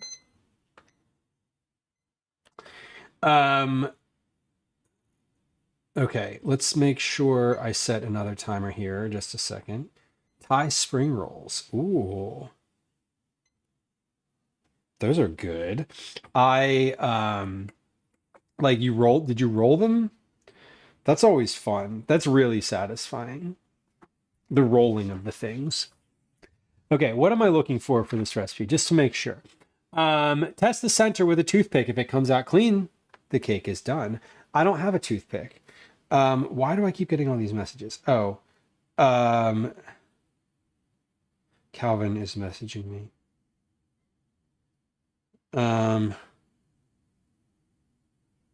Okay. Okay. It's fine. My son is 10. He's on his way home from school. So I occasionally, get a little distracted when he's like texting me and he's on the way home, and he's also texting Glenn. He's asking us to go to the store and buy him things. Which Gwen was like, I don't want to do that because I have a headache. And then she was like, Dad's streaming. And he was like, okay. But then she agreed to go because I don't know why. I don't know why she agreed to go, but she did. Okay. I don't have a toothpick. Do I? No, I don't have a toothpick. Let's put a knife in the middle. That's fine, right? They're in the oven. Well, cool. I hope they turn out better than deep frying them. Surflift says it's an instant ramen kind of lunch day for me. I love those. I love those days. Can I share a story of a time recently that I messed up with instant ramen? I didn't mess up the ramen. Like, let me be clear that the ramen itself was fine. About what I messed up in the making of instant ramen. I'm asking if I can share a story, but I'm going to share it anyway. So, okay. I'm going to give those one more minute, like legit 1 minute while I share this story. And then I'm going to take them out and we should be okay. We were all sick. I was like, we're going to go to the store. I need to go to the store to get some ingredients for something. This is when I thought I was going to stream last week. And I was like, I need to go to the store to get some ingredients. Let's go. We'll get dinner while we're there. We go to the store. I was like, it feels like an instant ramen kind of dinner day, so let's get that. I was like, it says it's spicy, but like how spicy could it be? It's Aldi, right? I was like, this is just like white people spicy. This isn't actually going to be spicy. Anyway, cut to me I made like 3 batches worth of ramen, instant ramen. I put 2 of the 3 spice packets in there, and it was too spicy for 2 of the 3 people in this house. It was not too spicy for me, but both Calvin and Gwen were like, this is awful.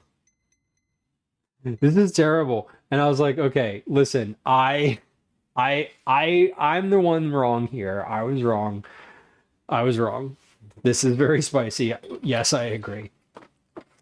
And it was, and it was, full stop. So that's fine. I'll show you which brand it was too, because I actually still have them in the cabinet. Because they came in a 5-pack. Anyway, I should have gotten just the regular, like bland chicken ramen, but I did not. Spring rolls, I think where my head was spinning around with this is that spring rolls are also you can make them very spicy or not. I prefer spring rolls to be not spicy, but I like a spicy dip with them. Sofa says I tried the bulldog with just a little bit of the sauce and I was done. Well, you'll be surprised to learn that that's exactly what I made, was this spicy ramen. And this spicy ramen, actually spicy. Not that to be, let me like go back. I didn't think it was bad. But we agreed that it was a bit too much.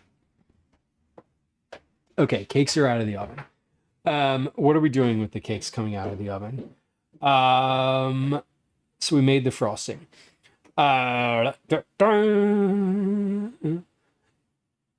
Do not overbake. Okay. Allow the cakes to cool completely in the pans set on a wire rack. The cakes must be completely cool before frosting and assembling. Okay. So here's... It's okay to put these in the fridge, right? I feel like I can just put these in the refrigerator. I think that'll be fine. I don't think that there's an issue with refrigerating these to cool down. Okay, so let's just read ahead. Allow the cakes to cool. Must be completely cool before frosting and assembling. Got it. Noted. Must be completely cool. Noted. Thank you. Will do. I agree. Lesson learned from last time. Assemble and frost. First, using a large serrated knife or cake leveler, layer off the tops of the cakes to create a flat surface. Place one cake layer on your cake turntable. Evenly cover the top with frosting, top of the second, more frosting, top of the third. Spread the remaining frosting over the top and sides. Decorate the sides and top of the cake with the remaining toasted pecans. Refrigerate cake for at least 15 to 20 minutes before slicing. Okay, great. Sorry, that was a lot of words. I have my cake decorator here. You can't tell when it's spinning really because it's kind of going fast. But we'll put the scale on it so that you can see that it actually spins. Phoenix, they have a 2 times spicy and a 3. Okay, listen, that one was pretty good. I liked it. I didn't eat it at the full packet, the full spice packet, to be fair. I had it out of the bowl, or out of the same pot that I had like made it in, which I made 3 batches. I put enough water for 3 ramens in there, and then I only put 2 of the 3 spice packets in. So I didn't like even make the whole thing. So I wasn't even experiencing it at the full strength either. So I think it would probably be fine. I enjoyed it, and then at the end, I like drank the broth. There weren't any noodles left, but there was some broth left, so I had some of the broth just as it was. Okay, I'm like trying to get these fucking cake pans in here, but they're like I'm putting them in here on the wire rack. Let me make sure that closes. Okay, it does. So I'm putting them in here, and then I'm just going to put this other wire rack right on top. There we go. Okay, all 3 of my cakes are in the fridge. We love it. We're going to take this icing and put this just off to the side. So I'm just trying it just to like make sure it's okay, obviously. Got to make sure it's okay. You'll be surprised to learn that it is delicious and tastes like cream cheese icing. Okay, but those cakes need to cool. So let me set a count up timer for those cakes actually. Count up. No, we'll set the bottom one to count up. Okay. There, okay. Count up timer is working. I just don't want to forget that they're in there, honestly. I think I might. I won't forget that they're in there, but the impermanence of their not being visually present on the counter will make me forget about them when I'm thinking about like timing and doing other things. Specifically, like I want to check them at some point and make sure they're, have they cooled down? Who knows? Regardless, let's just leave this icing in the mixer, plugged in. Well, maybe let's unplug it. I'm just going to leave that in the mixer. I'm going to unplug the mixer on the counter there so that it's ready to go. And if I need to like give it a little spin, I can. And I probably will. I probably will. We were talking about the flowers earlier and their placement on the counter. The flowers I very intentionally placed on the counter, so I'm glad that they were appreciated. I tried to put them so that you could see the text on the bottom of this screen. There was a contrast with the text on the bottom of the screen. Okay. We are at an inflection point in the stream. What does that mean? It means that we're at a point where we're changing some things. First, we're turning the oven off. We don't need the oven on anymore. But we're moving, we have our cake made and our icing made. And someone is calling me. And I'm not going to pick it up because I know that it's a spam caller. You know what's really great? If you have a cell phone number that's not your local area code, right? Which I do. Mostly your spam calls come from the area code that your cell phone is in. So I know when I look down at my phone and I see a number from where my phone is from, I'm like, oh, definitely a spam caller. There's no way that's not a spam caller, because if you're calling me from that area code, I have your number in my phone. I promise you. And if I don't have your number in my phone, then I'm assuming it's a scam. Anyway, okay. There we go. I forgot. I didn't start this timer earlier. Now it is. It's actually started. It's moving. It's counting up. Twinrell, you're confirming the black label is spicy. Okay. I will take that under advisement then, because I'm aware that you have I trust your spiciness designation. The bulldog ramen is very good though. I like the noodles better. The top ramen, the noodles are really thin and small. Yeah, we won't have that ramen again, unfortunately. Next time we'll do the completely non-spicy, like chicken ramen, and I'll just put chili oil in it, and then that'll be fine. That's what we're gonna do.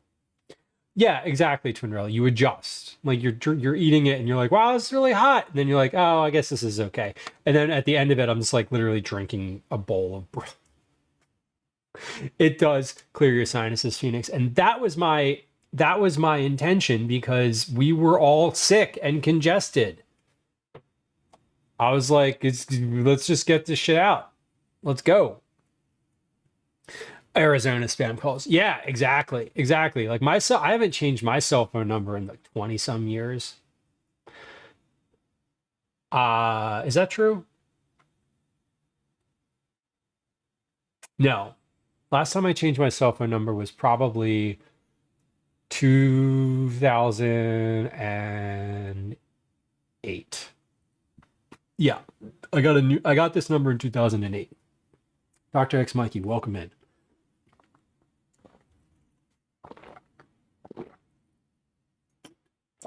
All right. In a few minutes, Calvin's going to come home, and he's probably going to say hi. He's probably going to be around and hanging out and like making sounds. Making sounds. Right. So here's my thought. I'm not going to get started on this. Yeah. Okay. Here they are. He's home now. I'm not going to get started on this recipe yet. Phoenix, they're just back from the store. So we have, that has been handled already. Hello. Smells good. He said it smells good. It should. It smells like carrot cake, I bet. Shirt? Okay. I have a.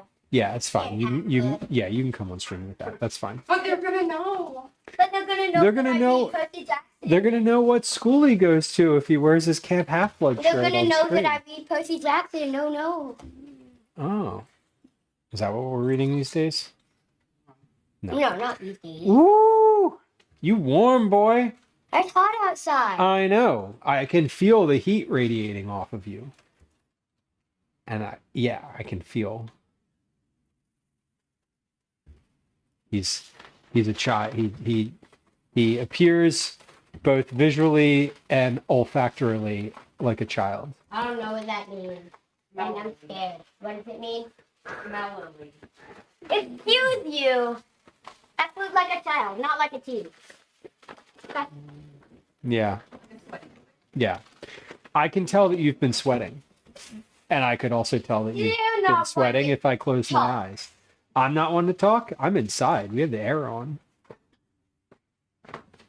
I turned the air on today because it was The rest of my homework that I have not done yet. you're doing the rest of your homework. Okay. 353. Okay. Imagine math doesn't count yet. Okay. Now you got to do your math at what is it after 4 p.m. What'd you get? Show your treats. I did my science today, but Show your treats. He went to the corner store and he's not showing his treats. hold on. Let me get off of the big Terrible. tab, so- Instant udon noodles. Are those the cup? Are those like the cup of noodles? Love the Camp Half-Blood shirt. Nice. Made a Cabin 3 shirt for Halloween. Super. Yeah, this is like a favorite shirt. Calvin, what'd you get for a snack? Blue Takis, Blue Blue Takis. Heat Takis, Okay. and tropical rainbow water ice. That way. There. Right there. You want it centered both here and here. Oh, I see. Like that. Yeah. Tropical rainbow water ice. That looks pretty good. And a blue. And a blue. Big hug fruit barrel. Yeah, the Big Hug fruit barrel with like 4 grams of sugar. It looks like this looks like a health disaster, but it's basically not. It's basically just water. It's blue water with like a What is Buldak? Buldak is the black ramen that we had the other night. We were talking about ramen. Yeah.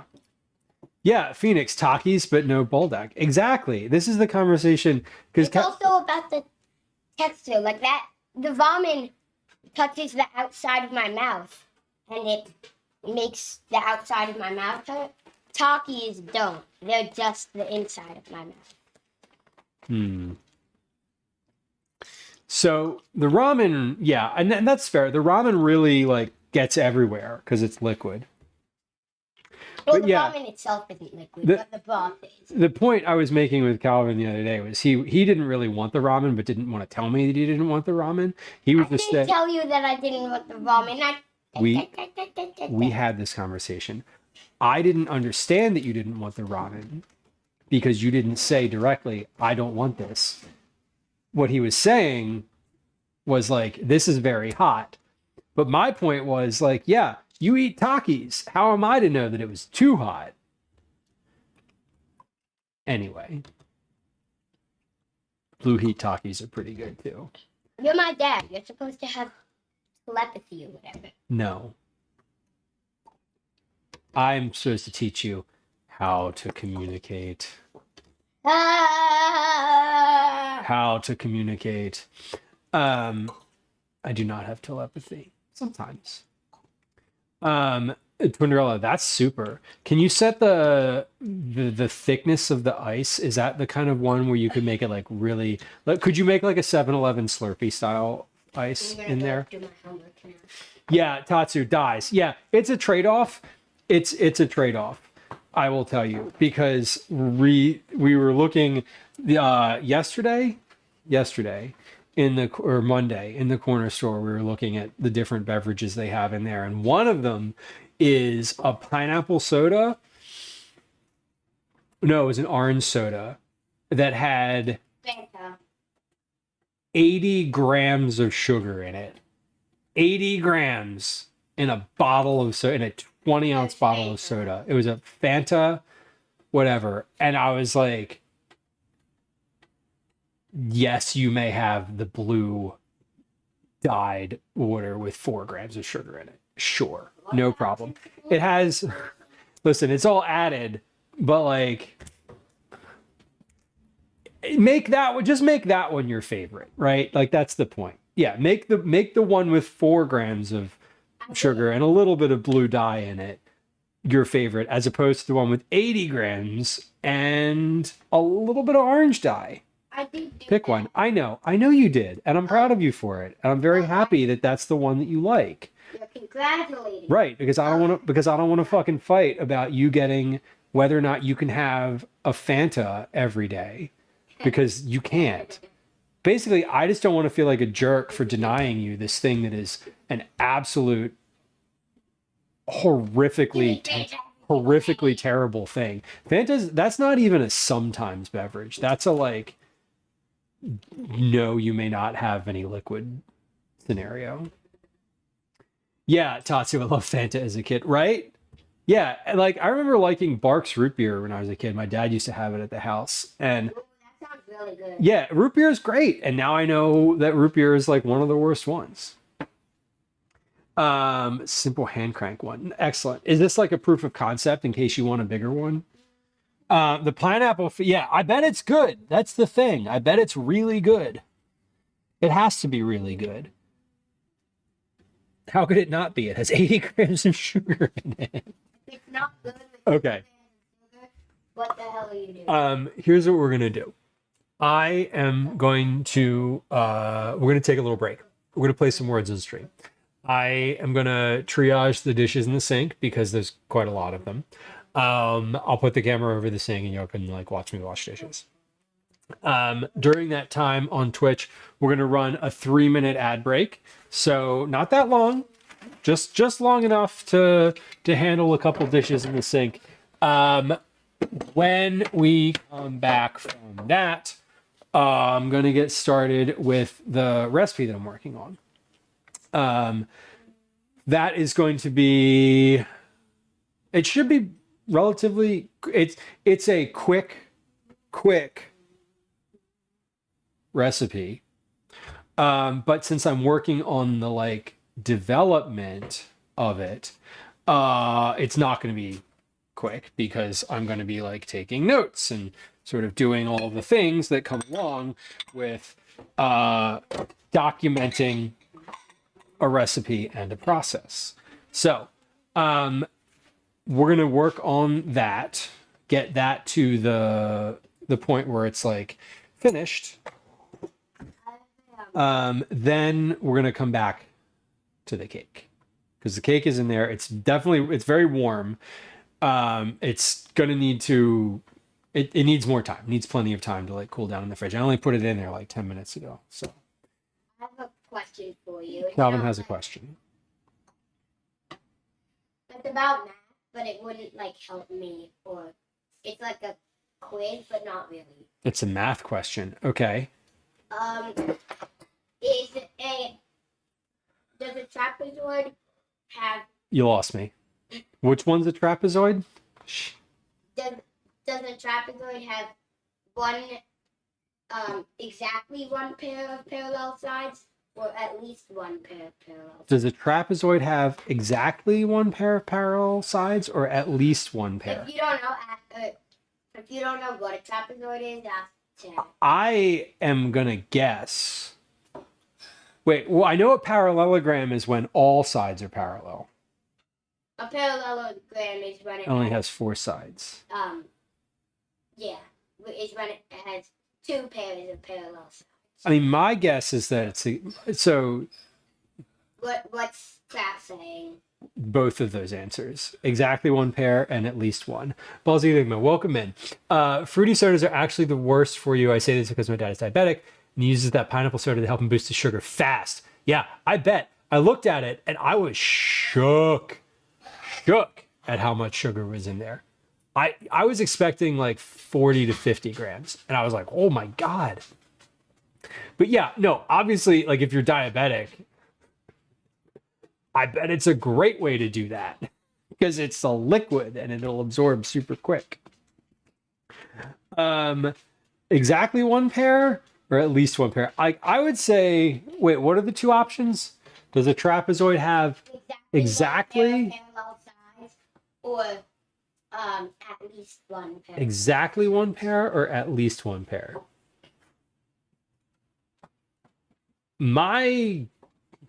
I don't know how many sides, like what connotes a trapezoid? The number of sides it has, or A trapezoid is a type of quadrilateral. a type of quadrilateral? So it has four sides. So if it had at least one and it only has four sides, it should have exactly one. Because if it had at least one, that means it could have two, which would make it a parallelogram. Is a parallelogram also a trapezoid? What? Are you like asking me? I was a retort. That was a question to the world. I don't know. I can't, dude. You were in your math is. This is like I don't do math. I do math on this. If you can't do the math on this thing, I don't know how to do it, and I also don't know what these buttons do or what this one does really. I could probably do it in a Google sheet. No brand sodas are actually lower in sugars, right? I mean, there's some that's By the way, there's some that are like no sugar sodas. I saw like no sugar Dr. Pepper recently, and I was like, ooh, that sounds good because I like Dr. Pepper, but I don't want all the sugar. Axo, what are we making today? We're making two different things. We're between things. I have cake right now on the bottom shelf of the fridge. It's in there. It's cooling down. It's a carrot cake. That's going to be iced in a little while when it's cooler, when it's cooled down enough. So we're making a carrot cake, and I'm also working on a recipe of my own for it is a crispy lentil, it's a warm salad. It's a crispy lentil tomato herb salad with a yogurt sauce. So a trapezoid is a quadrilateral, a four-sided polygon with at least one pair of parallel opposite sides, often called bases. It is a closed shape with four straight sides, often appearing as a shape that flares or narrows. In American English, it is often defined as having exactly one pair of parallel sides, though sometimes it is defined as having at least one. Fellows, yeah, does a trapezoid have at least one or only one pair of parallel sides? So a trapezoid, then, as I understand it, is a shape that looks... Calvin has an answer for us. Is a shape that looks like this. Yes? well, there's multiple kinds of trapezoids, But like that would be a trapezoid. A flattened pyramid. Yeah, that's a trapezoid. You want a trapezoid, that's a A trapezoid. flattened pyramid. Yeah, I flattened. like that as a way to think of it. Yeah. Well, that's what I was that's why I had that shape in my head. Cause I was like, it's just a pure, it's like, you know, the two, because it says it often appears at an angle. I would say that it has, I think the question is, can a trapezoid be a parallelogram? I would say, because if a trapezoid, like if this, the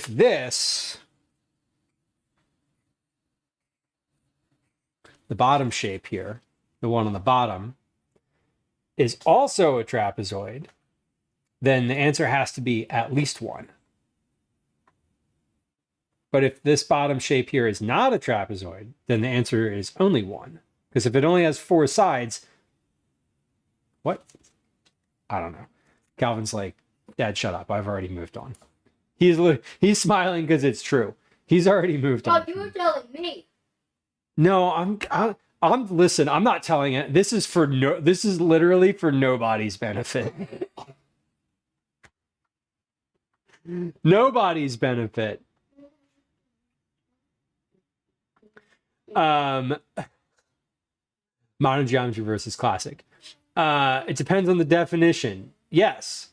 In inclusive modern geometry, a trapezoid has at least one pair Under the exclusive definition, traditional geometry, a trapezoid has only one pair. So we are I would assume the 5th grade is using the modern definition, because the way that they're doing math now is like So what do you think? crazy.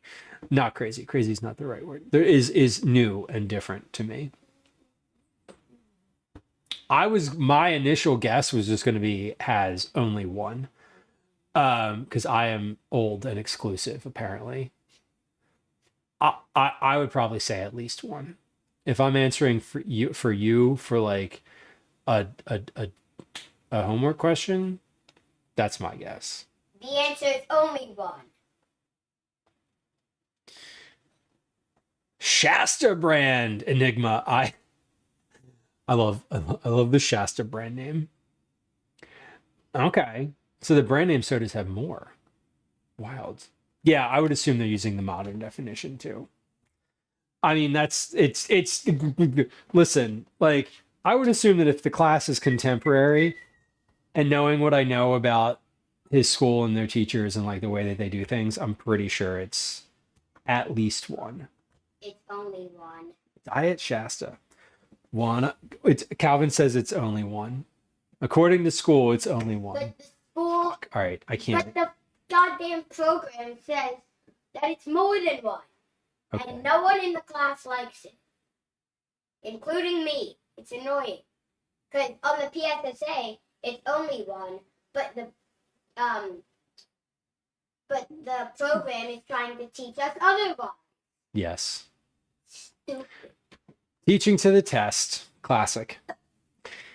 Yeah, Velos, I think that's a great idea. I said this earlier. My friend Megan, who's linked in chat, had a really good piece on her Substack about doing like pantry buying. And she even talked about it over like the course of the next couple weeks, and how to like build out your pantry and do some better planning with that, as we sort of get into as we get into summer, essentially. Yeah, oh yeah, I read that and I was like bookmarked. But it was in her most recent Substack article. Okay, we are going to take a quick break. I did say that, and I did say that, and I do mean it. Let's do that. Let's do that now.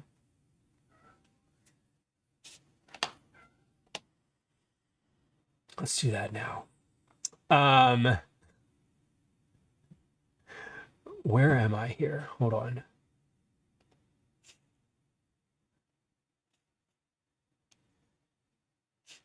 Okay, sorry. I didn't have any of this loaded up previously to I don't have words loaded up on the screen. So we're waiting for a moment here while that loads and logs in. There it goes.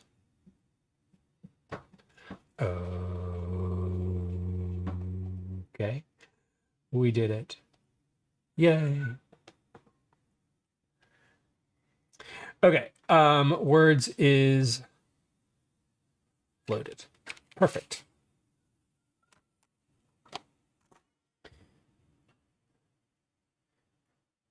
Higher sugar things are actually fruity flavored. That's fascinating. I'm believe you. I'm unfamiliar with the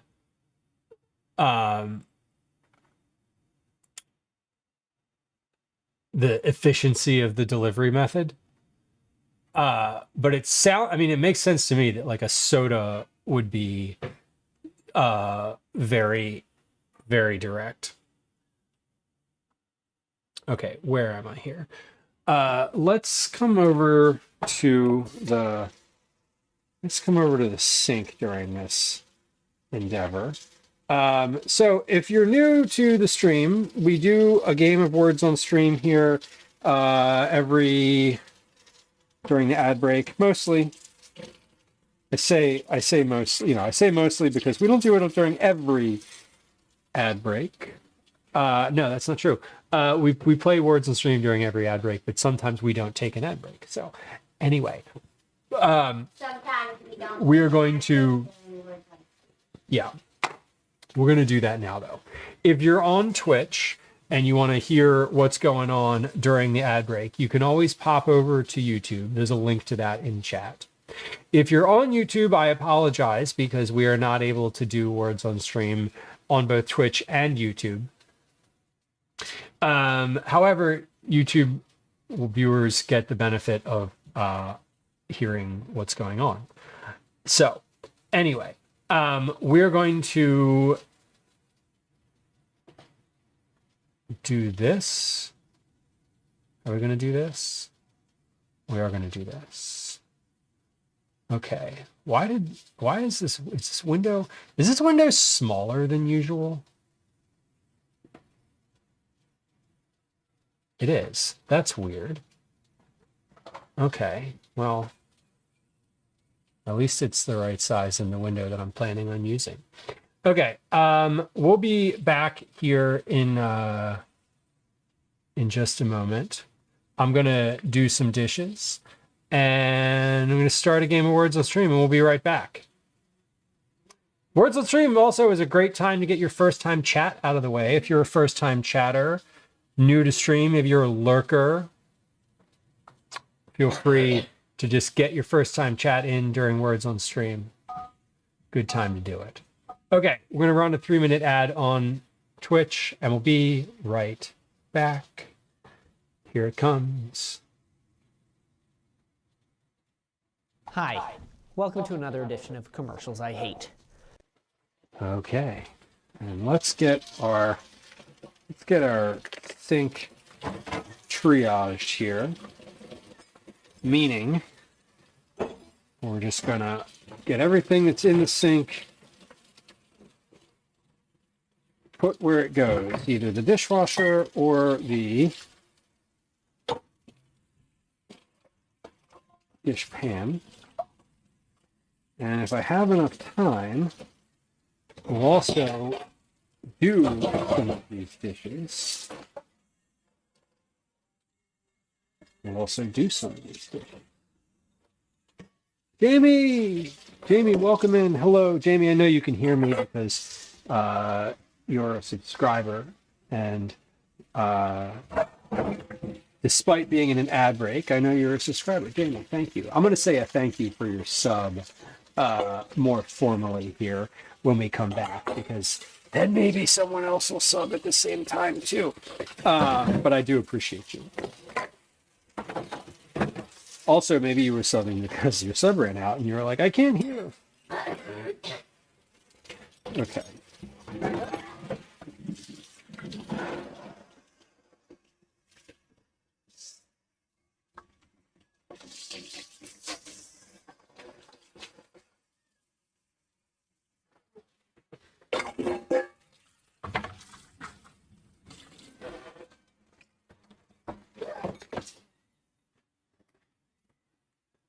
All right, let's do another.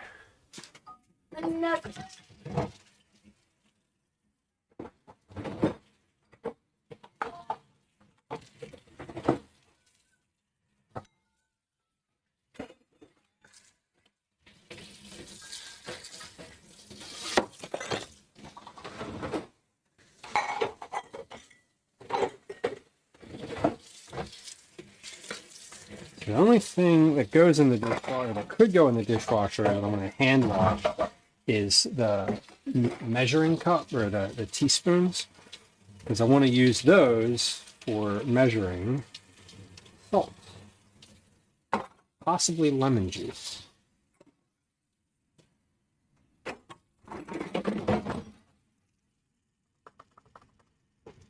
But let's get this.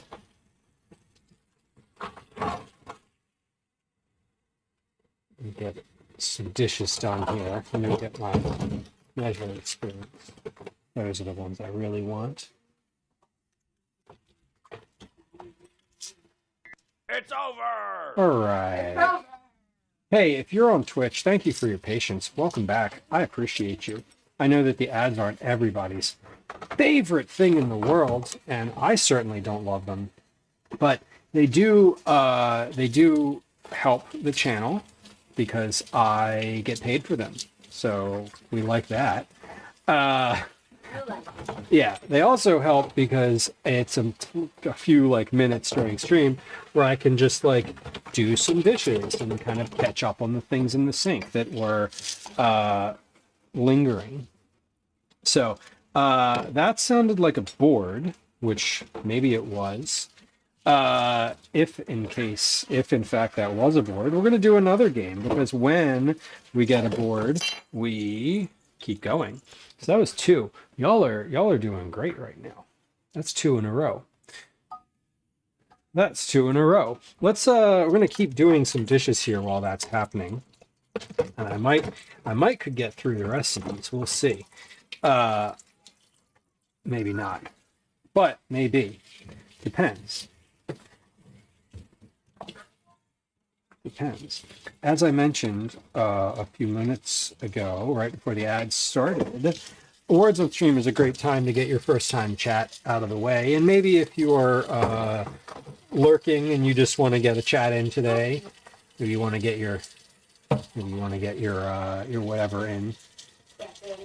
But anyway, I want to note that if folks are lurkers and getting their chats in during Words on Stream, I'm not going to scroll back up. I'm not going to scroll back up and say hi. So if you want to say hi separately, please do so. And if you want to just get your first time chat in and then continue your lurk, just feel free to do that. That's how we roll here. That's all right. You're doing great. Was that another board? Hold on, that could not have been. It could have been. Oh my God, it was. Yo, good job. Let's do at least one more. Another board. I know, right? They're really going for it right now. Y'all are doing great. Smashed indeed. Smashed indeed. Megan, hello. Welcome in. Good to see you. We're getting our dishes are finished. Yay. Amazing. Y'all, I love when we do really well with words because it means that I like finish the dishes. So I did all of the dishes, and I've also got I'm gonna wash this bowl too, because this feels like a bowl I would use to make this recipe. It gets harder though, so that's the fun part. Now we're in like we're in like super hard game mode at this point. Usually when we get to the 4th or 5th board in a row, it's like, nope, hit the brakes. Which is because it's intentionally difficult, not because anybody, not because things are not because anybody has made things worse or harder. Through no fault of our own, things get harder.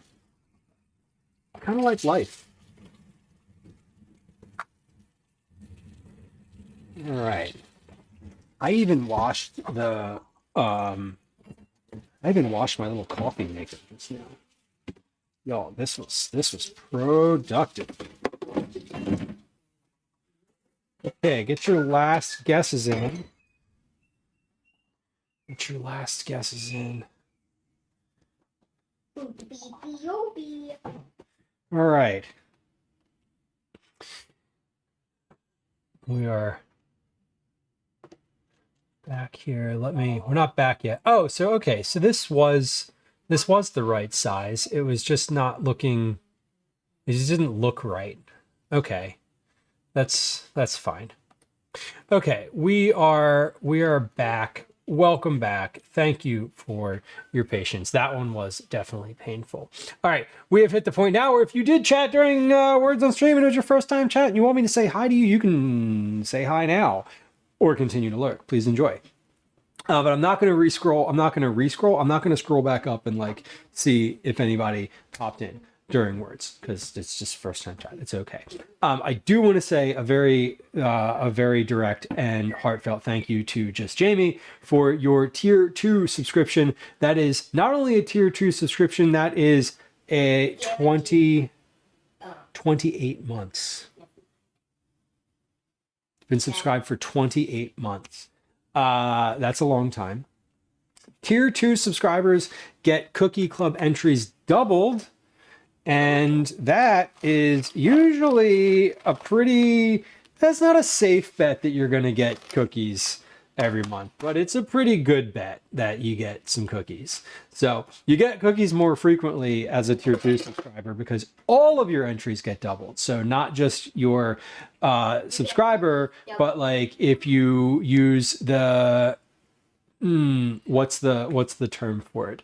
The channel point rewards thing, right? How else can you get cookies every month? I always forget.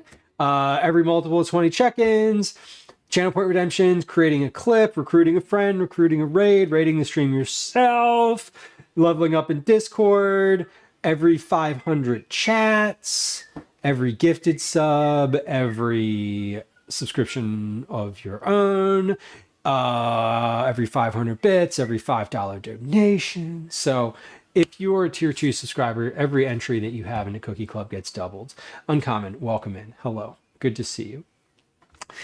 Jamie, thank you for the bits. There you go. See, that's multiple entries right there. There you go. Jamie, thank you. I appreciate you. It's good to see you. I'm glad to be back. We were away for a little while. We had a forced break where I was going to be on break over spring break, and then I was on break over spring break, but I was also sick, so then I was on break for another week after that, and some change. So we're back now. We're back in the swing of things. We have things scheduled out through mid May. So the next month's worth of streams are on the calendar already. I'm pretty set with that schedule. I think at least one of those is going to be a camping stream. So make a midweek camping stream. Calvin said, oh yay, but I regret to inform you that the camping stream does not involve you. Yeah, I feel that. Yeah, but we are going to probably do a camping stream that will probably be in mid-May, and that will be fun. I want to put it on the calendar. I want to book the campsite first, and then I'll put it on the calendar, and we'll talk about it more formally. But I also want to note that it might be one day, weather dependent. Okay, let's turn our attention to working on a recipe, shall we? This is a new recipe that I'm working on. It is there's a couple ingredients here. We have lentils, we're just going to use 1 can of lentils, like just, that's it, 1 can. I may decide that I want to do this as like a double, like 2 cans. But I think this will be enough because I'm also going to use tomatoes, which will bulk it up a little bit. I don't know about herbs. Like the herbs aren't, I do know about herbs. I know a lot about herbs. The herbs aren't going to bulk this up much. I think my mindset here is I just want to start doing this with 1 can. One can, and then if I decide that I want more, like if I want the final product of this to be greater, I will just double the thing. But I want to make it, the goal of this is just basically use 1 can of lentils, and that's it. 1 can of lentils, most of a pint of grape tomatoes, and some herbs. Those are the solids in this. It's super straightforward. So we have lentils and grape tomatoes, 1 US dry pint. This is a common, these two things are very common sizes of both of these products. So this is, that is always the goal. Use a common size. We're gonna add some parsley into this, and then we're gonna make a lemon yogurt dressing to mix in. Optional here is going to be optional here is a little bit of garlic powder. I'm going to use the garlic powder. Not optional is salt and pepper and olive oil. But salt, pepper, and olive oil don't count as ingredients. So the goal here is basically a 5 ingredient salad that you can do a bunch of different things with if you want to. You want to add shredded carrots to this? Great.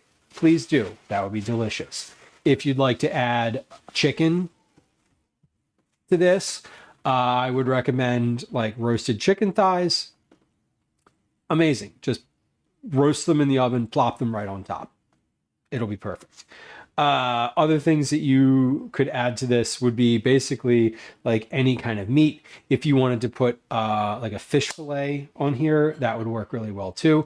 I was thinking tonight of doing like some fish fillet, just like a fish fillet on top of this. To be fair, I said fish sticks earlier, and I know that I said fish sticks, but I meant a flat fish fillet.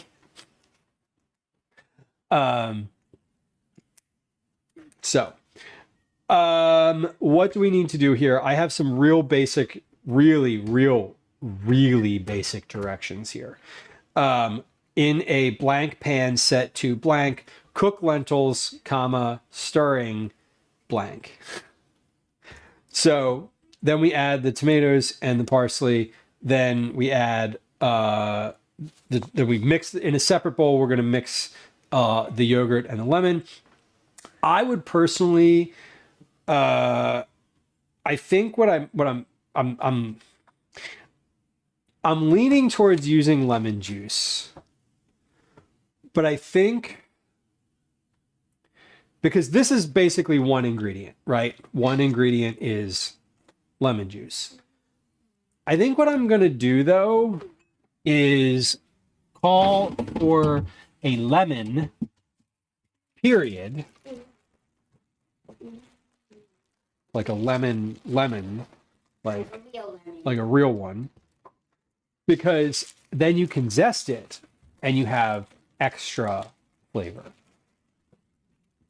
So we're gonna, no pun intended, we're gonna try to squeeze as much out of our single ingredient as we can. This is,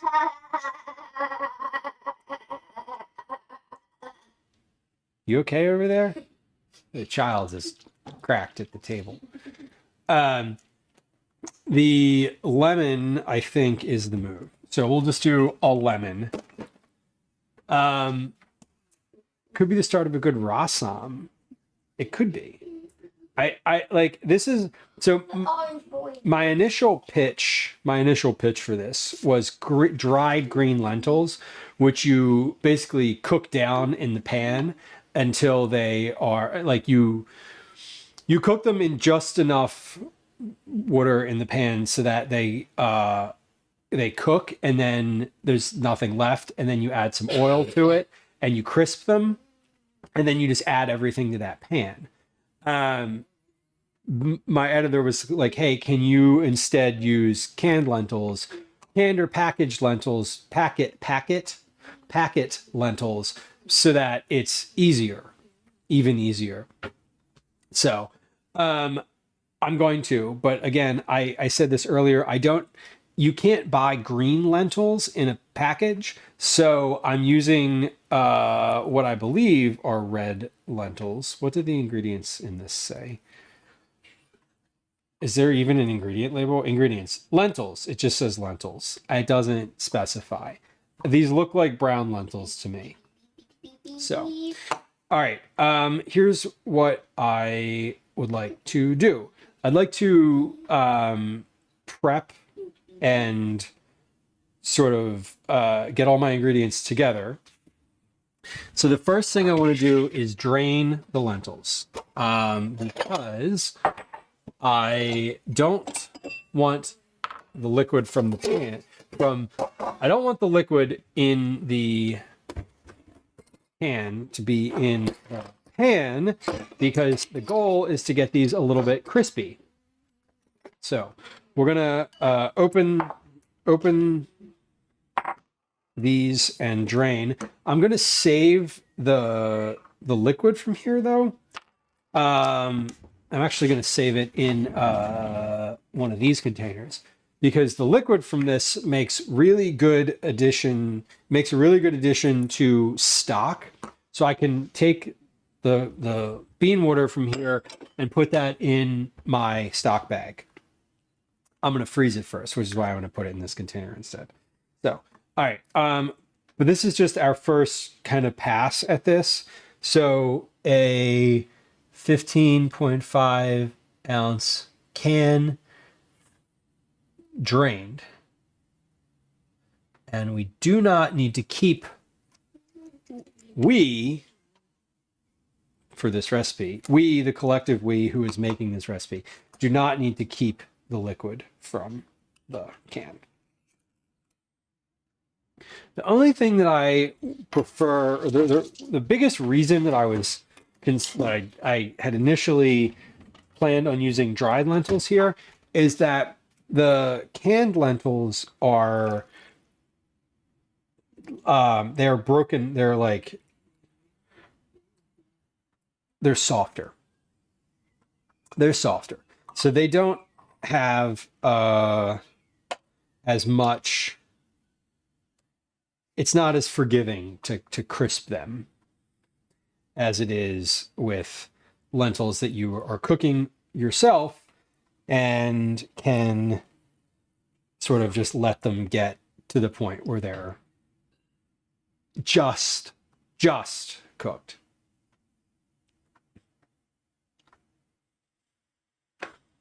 Tornarella says, saw an advice about making things stretch, and one of the piece of advice was to mix a can of brown lentils in with ground beef.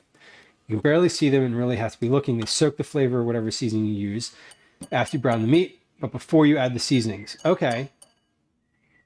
That's a great suggestion. That really is a great suggestion because this is a pound. I mean, there's a pound of lentil.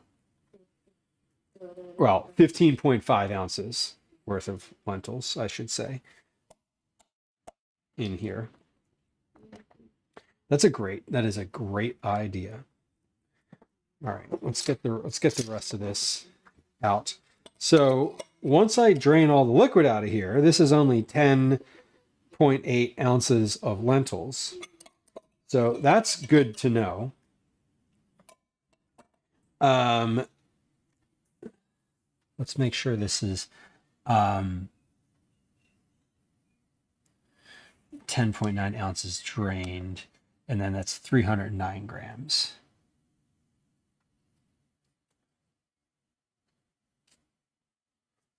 Okay. Yeah, because the can, I don't know. I didn't price the can of lentils when I bought it. It was on Instacart and I was sick. So I was like, whatever. I'm not looking at it. I know that I needed it. So we're going to put this liquid in the freezer and let that freeze. All right. So my lentils here are pretty solid.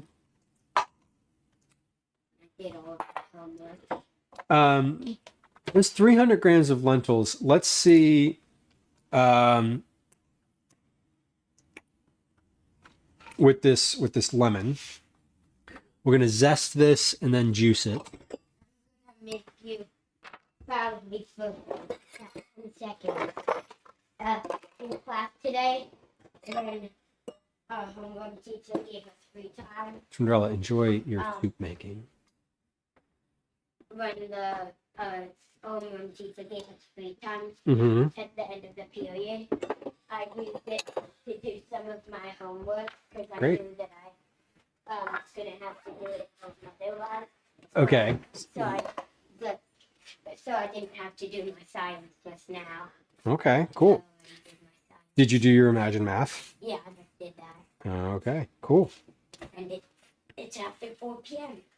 Great. I started after 4 p.m. So you finished your homework for the week? Yeah. Did you hit submit on everything I know I'm not sure if I hit submit. as he on the gets his science. laptop back out? But I said as he gets his laptop back out to check. Yes, please go check and make sure you submitted. I had not before you said that, but it is submitted now. Okay, check your other work. I know I turned that in Okay. because it's in my done category. Okay. Very cool. Well, he did all of his homework. Clap, clap, clap. Good job. Okay. Good job. Yes. Good job, you. Good job. Okay, let's see how much zest this actually is. Dan, thank you. That was for your homework, Callie. Oh yeah. Yeah. This zest is about a teaspoon, but we'll confirm that. Oh, I'm almost on the 6th grade pathway. You're almost on the 6th grade math? Yeah. Okay, as a 5th grader. That's cool. Well, there's a bunch.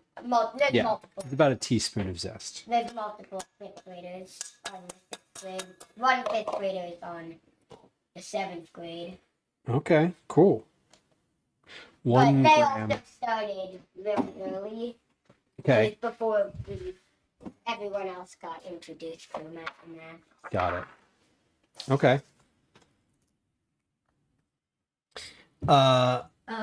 Zest is 1 teaspoon, 1 gram, and then ounce wise, that is 0.05 ounces.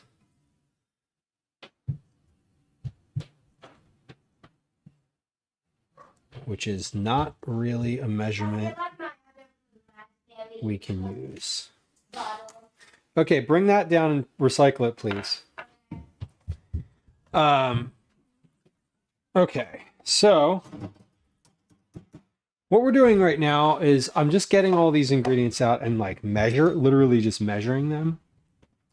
And like I know in general how much like a tablespoon, how many tablespoons of lemon juice are in a single lemon. Right. There's a pretty consistent. But we're checking anyway. We're always just going to measure and check.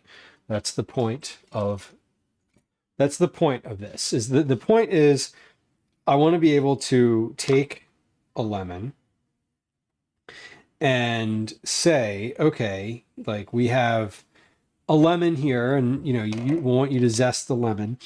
I'm gonna call for the zest of 1 lemon, right? There's no reason to be like, oh, let's just do a teaspoon of lemon zest. Now, the only people for whom that might be like reasonably applicable are folks like myself who use real lemons regularly, and every time I use a real lemon, I zest it so that I have a container of zest sort of at my disposal in the refrigerator. What you doing here? Okay. Okay.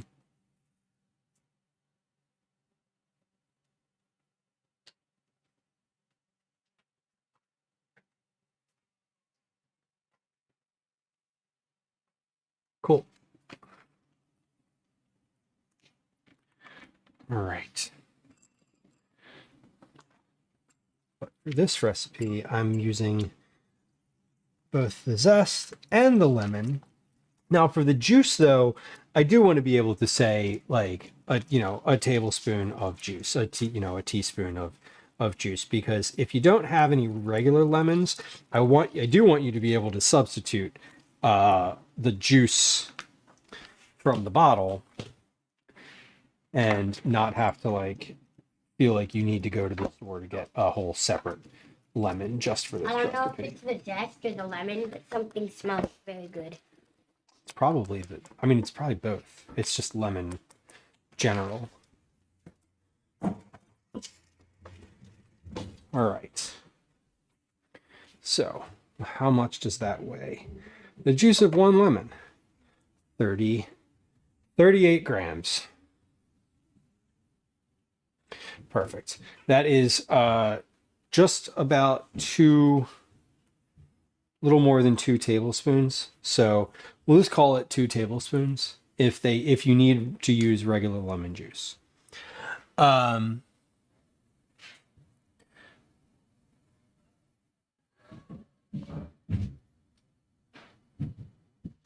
Is about 15 grams is a tablespoon for reference.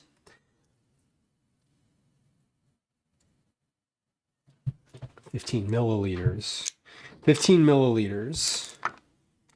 is a tablespoon. 15 milliliters is about 15 grams. So 38 is slightly more than 2 tablespoons. Perfect. This recipe is just going to call for the juice and zest of 1 lemon.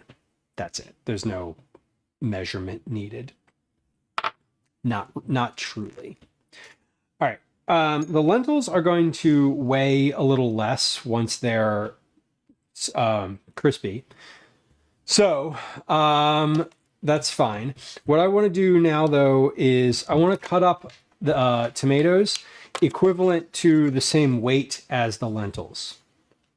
So we're going to do this into these little cup bowls for 2 reasons. One, because I don't want to use a cup measure when I have a bowl that literally does the same thing. But 2, these weigh the same thing. So, I know that I don't need to tear my scale in between taking the measurements for these. So that makes it a little bit easier for me to do this part of the process. Should have had that camera on. Sorry, I didn't. Okay, but we're gonna take these little grape tomatoes and just cut them in half. So what I'm looking for here is I want to see how much the tomatoes weigh in comparison to the lentils. Because we have about 300 grams of lentils that are in this bowl over here. And I'm thinking that I want probably about the same amount weight-wise of tomatoes. So it should be about this whole package, because this package is it's 1 dry US pint. It's 551 milliliters, but you can't really measure tomatoes in milliliters, right? It doesn't work because they're not a liquid.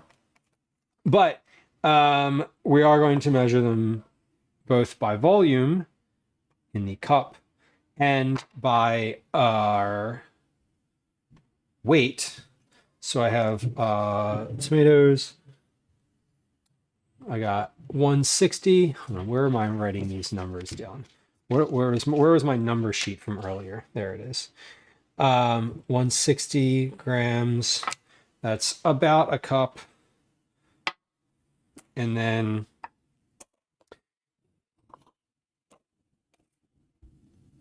the second half is probably going to be a little less because it's not really the second half of the container. I think that first portion was a little bit more. So this is about 1.75 cups.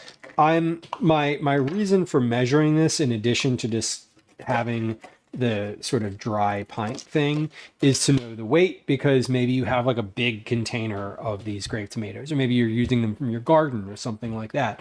I want to be able to say, 1.75 cups of grape tomatoes, which is 116 grams. So that was 276 grams of tomatoes. So 1.75 cups, or 276 grams of grape tomatoes. Beautiful.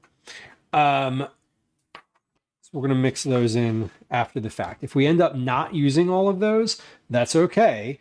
I'll be able to see what's left, what the balance is in the remainder. So that's the goal. I put my books away. Where's my iPad? It's probably on the counter over there.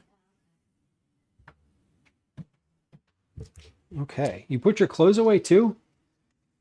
That wasn't why you hid my iPad.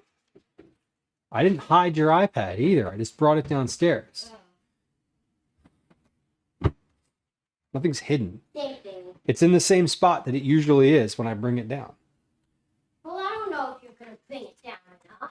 Okay. I'm going to put this yogurt back in the fridge. I'm glad that you put your clothes away. Thank you.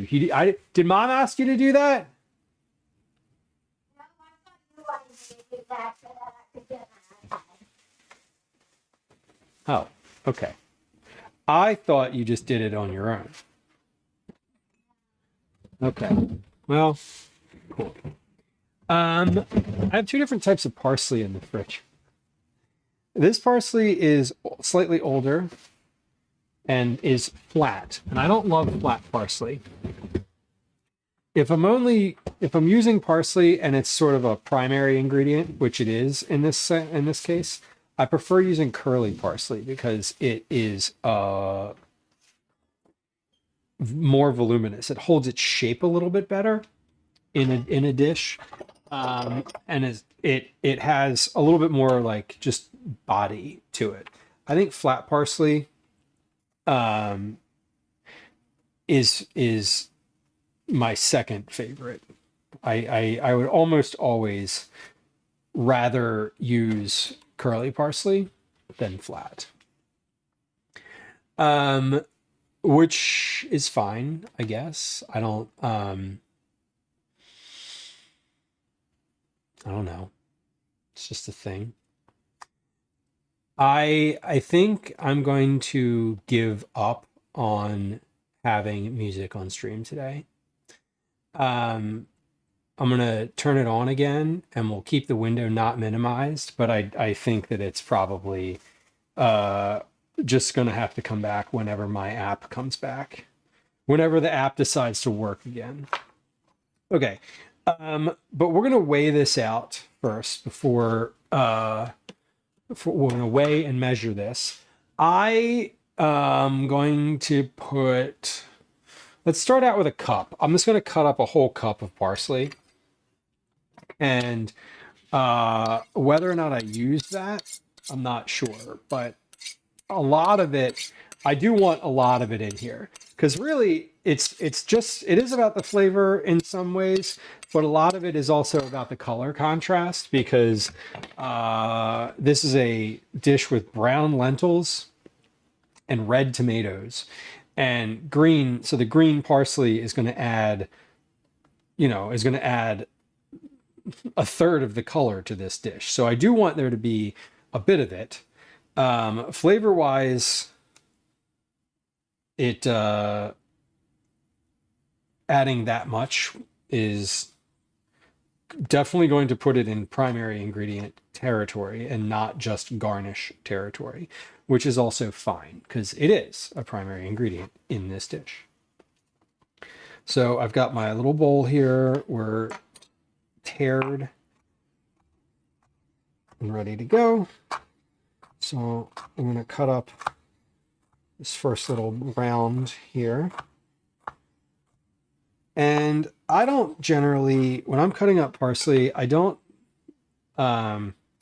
strip it off the stems first because I'm cutting it pretty fine.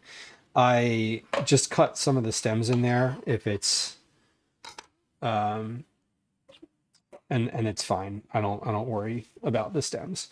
What I do is just bunch it up at the top though. I try to get all the leaves sort of in one spot. So I don't have a good way to designate how many like strands parsley. I feel weird. Do y'all ever read a recipe that says like 10 stalks of parsley? Like I don't, but that's kind of what I want. When I'm making a recipe and it calls for like chopped up fresh herbs, I don't really want a volume measurement. I don't want you to be like 2 cups of chopped parsley. I kind of want you to be like about 20 stems worth. That's really what I'm looking for. 2, 3, 4, 5, 6, 7, 8, 9, 10, 11, 12, 13, 14, 15, 16, 17, 18, 19, 20, 21, 20. Okay, 22. 22. I was a little off, but that's okay. I kind of want to. I hate. The more I work on like recipe stuff, the more annoyed I get about measurement. Because it's one of those things where, you know, I can say like a cup of chopped parsley, but you know, I really just want you to grab like a big handful. And a big handful is not like a thing that you generally can get away with like putting in a recipe. But like I'm gonna write that down. I'm gonna write down like 22 stems, you know, and we'll just see what they say. That's about 19 grams, 0.65 ounces. All right. Yeah, so fluff. I haven't seen it put that way very often. There's one cookbook that I don't have that I actually would really love to have, by Ali Slagle, called I Dream of Dinner. And she doesn't use a lot of measurements in that cookbook, or at least as far as my understanding goes. It is very sort of like up my alley, like whole ingredient types of recipes. When I say whole ingredient, I mean like a whole can of something. I really, and I've had this happen with testing, mostly with the testing process, which I don't do on stream. I don't test other people's recipes on stream, I should say. I test my own. Obviously, as I'm working on them, I'm testing them. But I've had this happen where it's like half a can of an ingredient, and I'm like, no, you gotta use the whole fucking can. Because why? Because what are we doing if you like, I'm not storing half a can of an ingredient. I'm sorry, I'm not. Like, I'm probably just gonna dump that whole can in there anyway. Because there's just no way I'm gonna like do that. This is just not happening. It's literally not happening. Okay. So we have all of our ingredients measured and ready. I don't think that's enough lentils. I do think this ultimately, feel like this recipe is going to want 2 cans of lentils, but let's cook one. Let's cook one and we'll see how it goes. Because everything else, the lentils are the only thing that gets cooked in this recipe. So easy, right? We're going to use a 9-inch stainless steel pan. 9-inch stainless steel pan, 10-inch stainless steel pan, whatever. 10-inch pan set to medium. So here's what I want.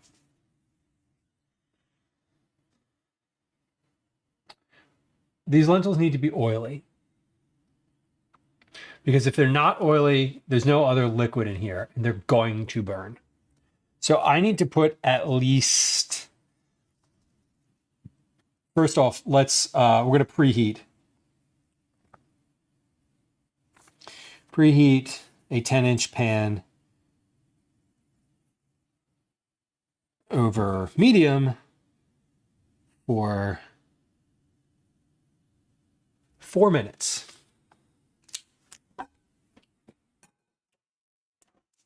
Medium on my stove is 3.5. Set a timer for 4 minutes.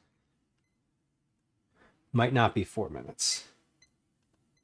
But you want, with this situation, with using this type of pan, you need to preheat, because once you preheat it, it helps it be more of a non-stick situation. So let's get our camera ready.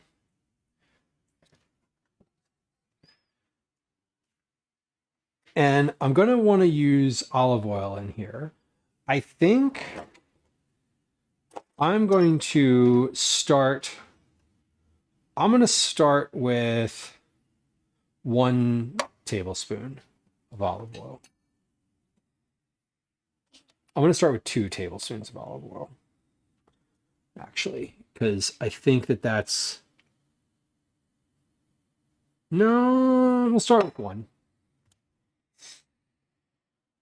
Yeah, I'll start with 1. And then there's still some liquid. There's a little bit of excess liquid in here. So I want to note, before we cook the lentils, we want to drain any excess lentil liquid that has sunk to bottom of bowl. Because I am going to call for putting the lentils in a bowl first for this reason. So let's drain. I'm just going to pop over to the sink and I'll just kind of put my hand in front of it and drain the rest of this little bit here. Shit, should have put this in the pan in the freezer. Oh well, didn't do that. Okay, that's fine. It's fine. Literally doesn't matter. Let's make sure our stove pan works. Wow, that camera is yellow, ain't it?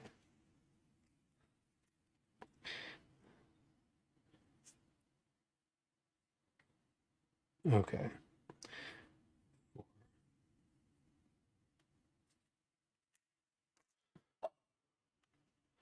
Let's change that to what it should look like, which is about that. Yeah. Okay. And we'll see if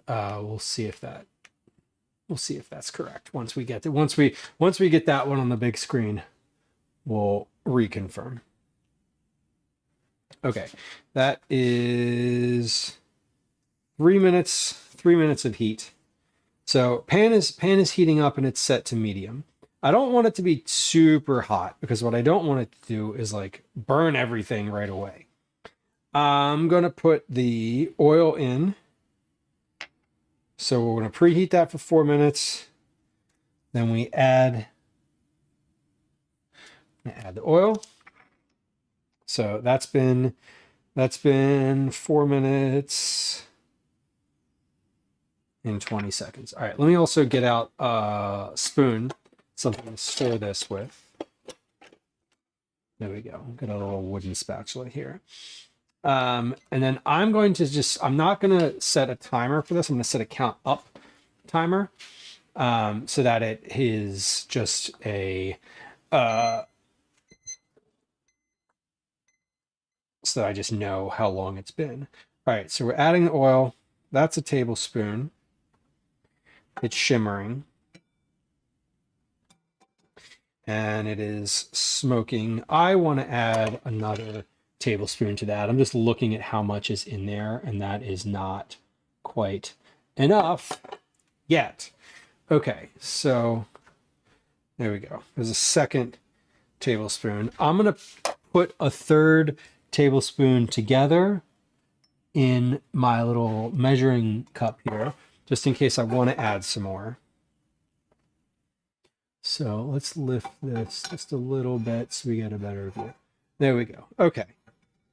So this is shimmery and smoky.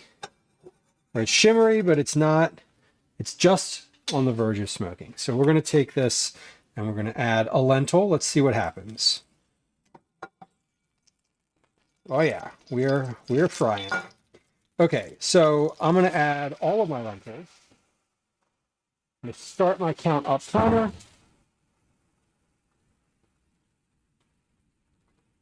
And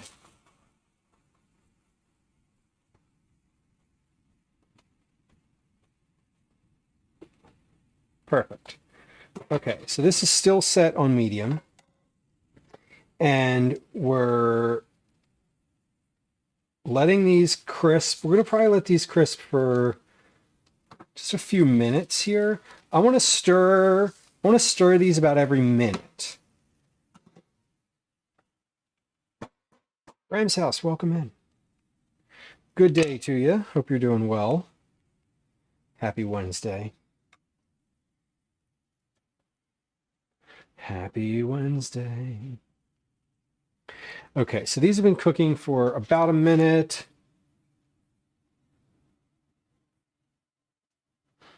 Single lentil.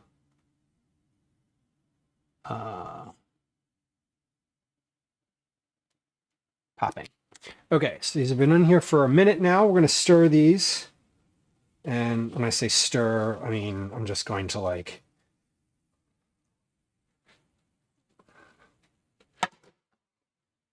toss. I actually want this to be a little bit higher heat than it is. So we're going to turn it to medium high. I'm turning it to medium high. Ram's House, we're doing two different things today. One is a carrot cake.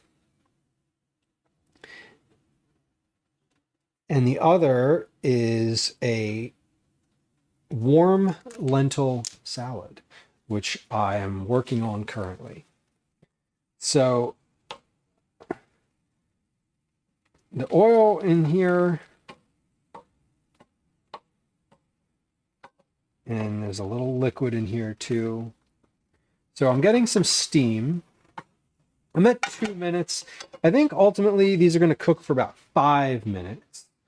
But now we're going to actually add some salt here. Oh shoot. You know what I meant to do? I meant to grind some more pepper, because I don't have any ground pepper currently. This is a problem. And it's not that big of a problem. Grand scheme of things, it's really not a problem. But it is a problem when I only have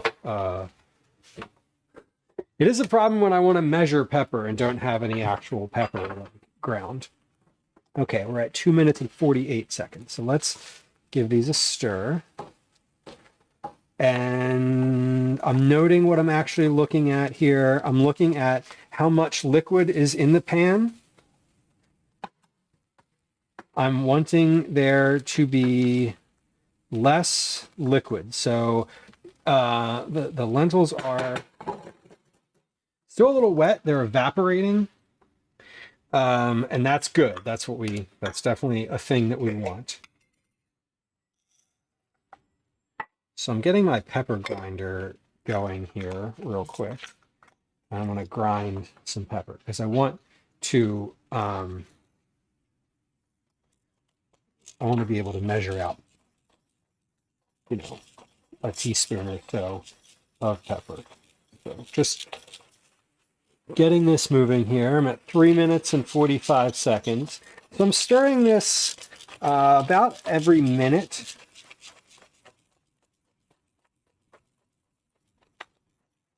And I do want to season it while it's in this pan.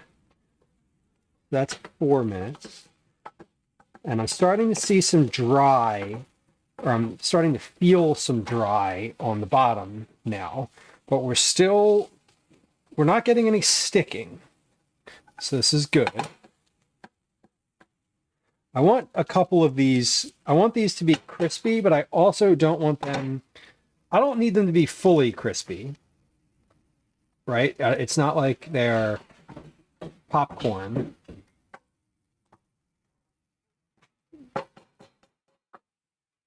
So I'm kind of letting them rest on the pan as they are cooking. So I stirred those a little bit more than I had previously. So I'm going to give that about another minute just to sit like that while I'm working on some pepper over here.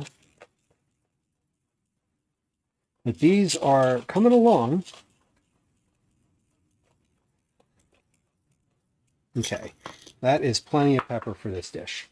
Okay, good. So we're 5 minutes, 10 seconds now. And again, I switched my pan up to medium high. Okay, we're dry now. We're starting to get dry in the bottom of the pan, which is good.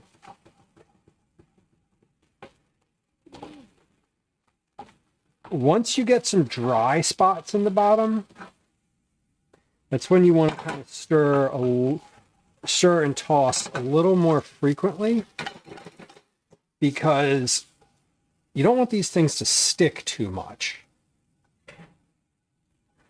Now,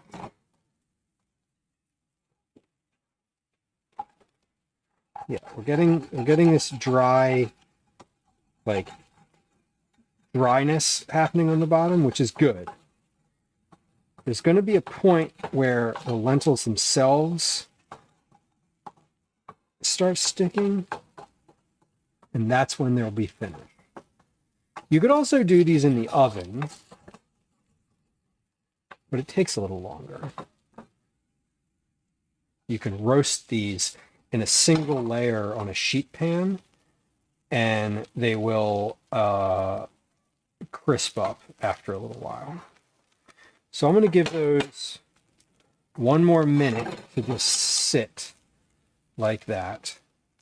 I could do these in a bigger pan too. I think putting these in like a flat bottom pan might be helpful. Like a larger, like 10 or 12 inch pan might be good. I didn't, and that's okay. I don't need to. I could have. All right, we're going to add to this half a teaspoon of salt. Just a half a teaspoon to start. We're also going to season this 7 minutes and 20 seconds. So I'm going to add half a teaspoon of salt, and then I have some fresh ground. I just ground this black pepper. Add that here too. And let's give this one more stir.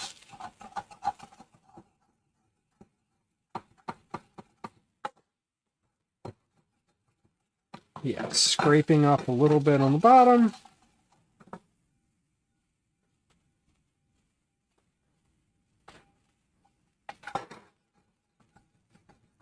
So I'm not getting a lot of sticking here because I preheated my pan. If I'd have just tossed these in here cold, I'd probably be getting quite a bit more sticking, but there's also a bit of olive oil. So let me get a little spoon. I just want to see where these are at texture-wise, because I don't want to pull them too soon. I do want them to be, I mean, they're already cooked. Okay. A little bit more than that. So I'm going to end up cooking these maybe about 10 minutes. And that was plenty of salt right there. These were they had salt in them in the can already.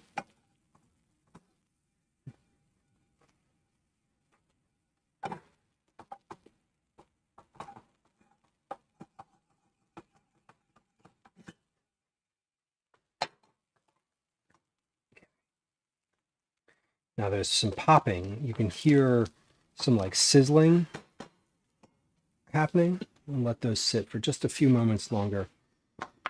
And when we are finished on the stove here, I'm going to come back and I need to make some notes here because I said quite a few things while I was cooking these in the pan that I'd like to keep as part of the notes for this.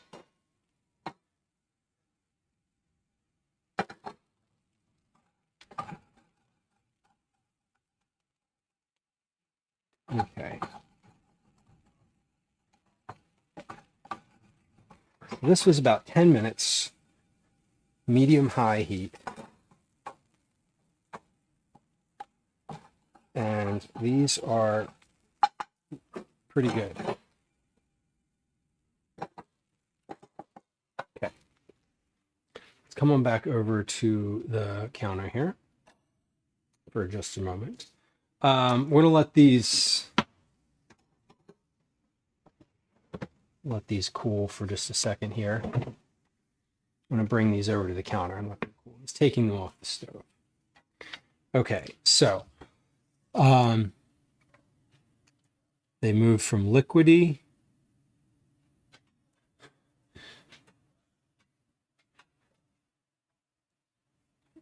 to evaporation. Stir every like minute or two, scraping the pan. I added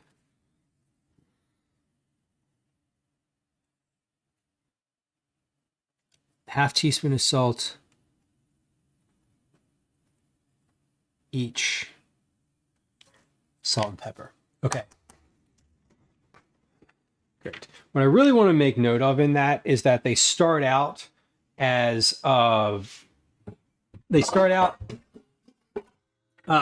with some liquid stuff in them, and then as you cook them, the liquid evaporates. So what you're really trying to do is get all the liquid out of there. Okay, so here's what we're gonna do. I'm gonna add these into a separate bowl. And I'm going to mix these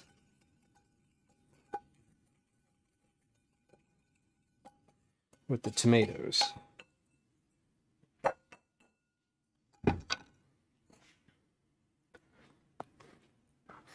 And we're going to need to add some more salt to this because of the tomatoes are completely unseasoned at this point.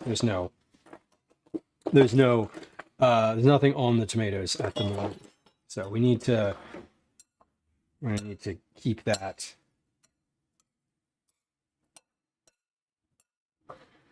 Yeah, I do think I want a second can of lentils in this recipe because the ratio here is like way off. And I'd rather use 2 cans of lentils than half of a container of tomatoes. Which is whatever. That's a reasonable thing. Um, so I have a second can of lentils. Let's do that. Because we're already in it. We're already working towards it. I think I have a second can of the same exact brand of lentils, which is great. So we're also, that pan is already hot. Already hot. I don't need to worry about cooking with that one. Let's drain these. Again, I'm going to save my lentil liquid here.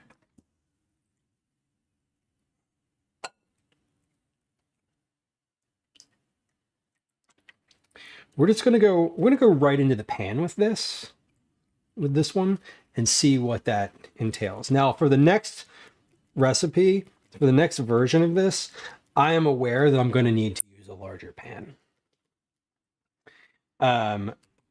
So that is fine and totally recognized.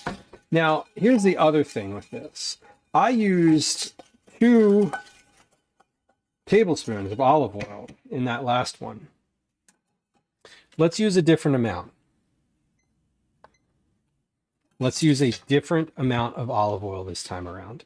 We're going to use 1.5 tablespoons. I'm going to preheat that pan, which it already is, pretty much. Yeah, I'm going to preheat that pan. I'm going to put that right up to medium high to start. And we're going to pop our olive oil in there. And we're just going to go right into this second round of lentils. I'm going to pour these out of the can and into the pan and see if this makes, see what difference the level of olive oil makes in this. Okay. So toss 2 of them in here. They are already starting to sizzle, so we're good to go.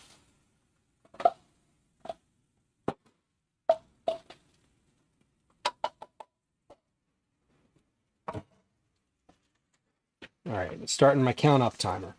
That last one, I pulled them at like 10 minutes. I also had them on a medium heat to start out. I'm starting them at medium high this time.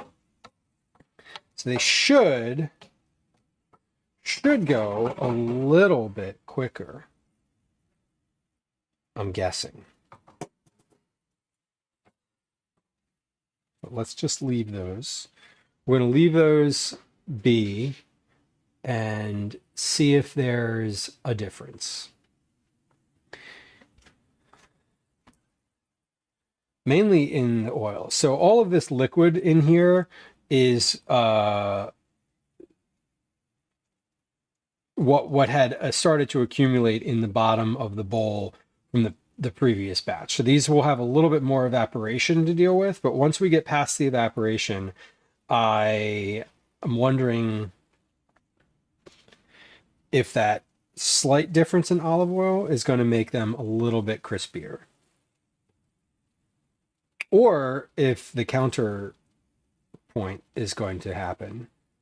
Because they may, they're not being fried. If I toss these in a deep fryer, they'd sure be crispy, but that's not really what I want to do with this recipe. It's not really the goal.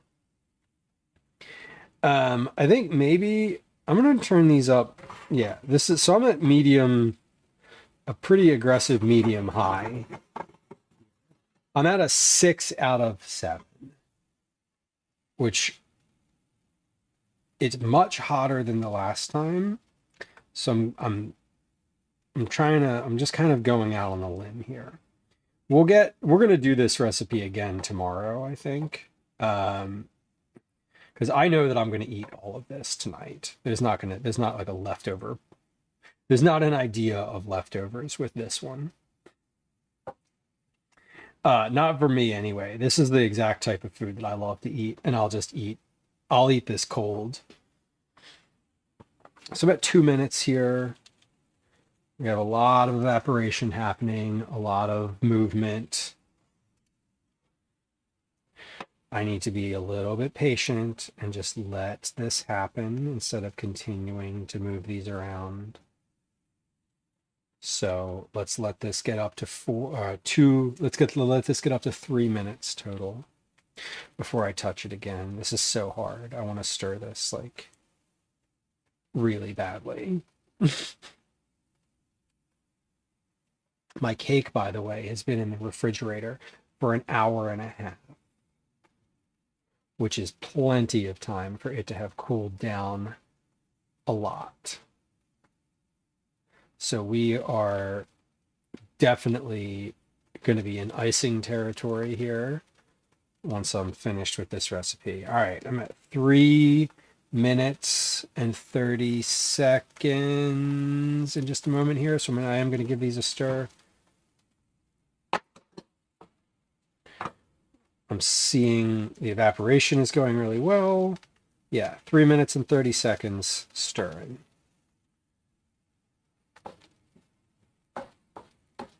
Evaporation is happening.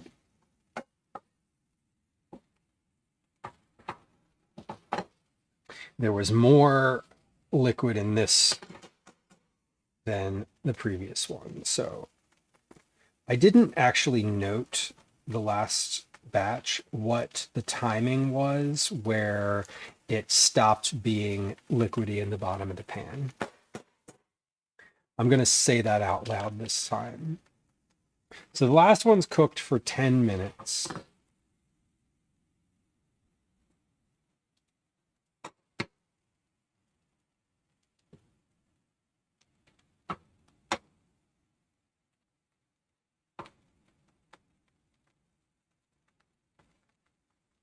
These are at 4 minutes and 30 seconds right now. And we are almost out of liquid.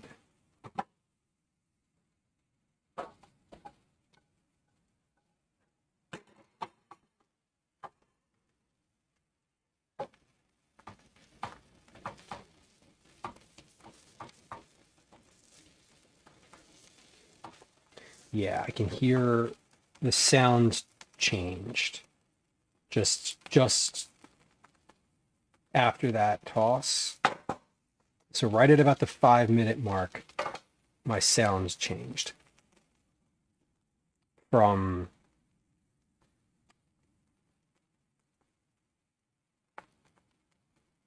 steaming to like a frying sound, and I'm not seeing there's very little steam coming off of here anymore.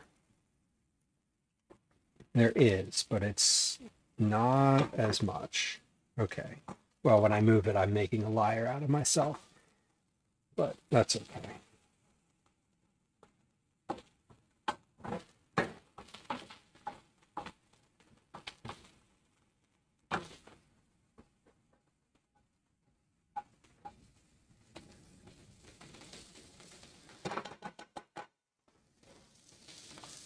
Okay. 6 minutes exactly. I'll let this sit for a full minute before I touch it again. And my other batch over here is still warm and very tasty. That is quite good. So I haven't seasoned anything in here yet. We're still just kind of letting this one roll. 9, welcome in. Happy Wednesday. All right, 6:40. 6:40. I'm antsy. I get really antsy with things in a pan like this because I just want to keep stirring them. So I think while I'm sort of letting them sit, if I stir them too much, what happens is they'll break apart more than I want them to. Okay, that's 7 minutes.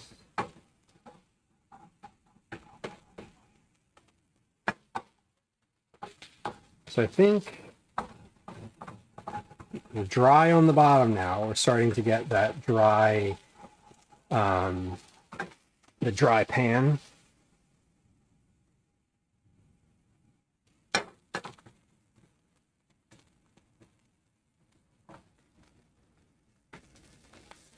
Okay. These are looking good. Let's pause and we'll give that a minute more.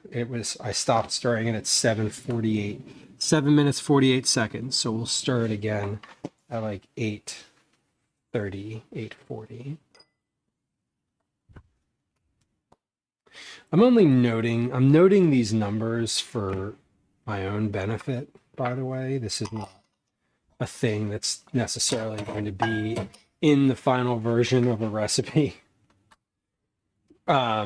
This is the, like, when a recipe says like stirring every minute or so, or like stirring frequently. That's what we're sort of evaluating right now.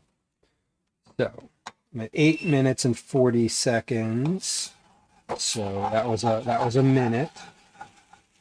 And yeah, that was 1 minute is leaving quite a bit of stick on the bottom of this pan. So we're at 9 minutes now for these, and I think these are just about finished.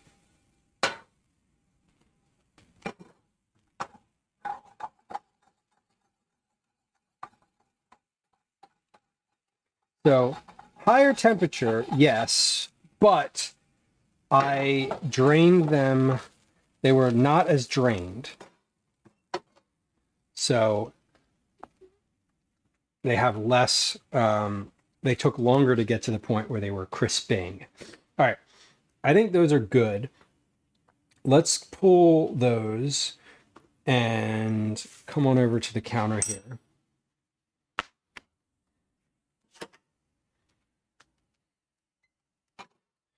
Okay, so what did we learn with that scenario? Higher heat is good, but I think I'm going to need to test. I need to test cooking 2 pans at once in a larger pan. That's what needs to happen on the next version of this. Because I used the same pan. I could not have cooked all of those. They wouldn't get crispy in that pan. If I just kept cooking them in the pan that they were in, they would just be mushy because they would steam. They would just cook the whole time. Okay, ratio is much better there. Let's add my... Okay, you know what I need to do? I need to put my yogurt and lemon juice and mix those separately in a bowl. Let's do that. I have a container of non-fat plain Greek yogurt. I would rather use full-fat plain Greek yogurt, but the store didn't have any. So we're using non-fat, and you do whichever one makes you happy. I'm going to call for full-fat Greek yogurt because it's better. But I think that is a personal preference. I am also going to call for a full container of yogurt because what are you going to do with the rest of it if you don't use it in this? So yogurt, juice of 1 lemon, mixed together with the zest.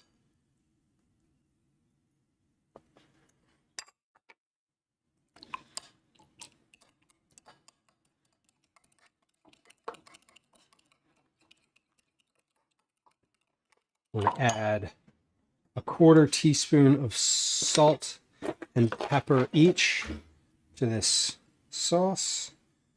That's pepper. My salt is over here.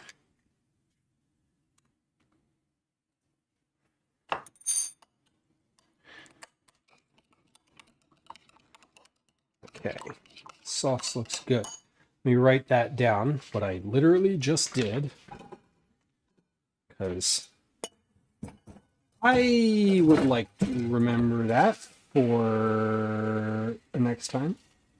I'm also going to put my pan in the sink because it had some dried bits on the bottom. Let's get that in and soaking. There it goes.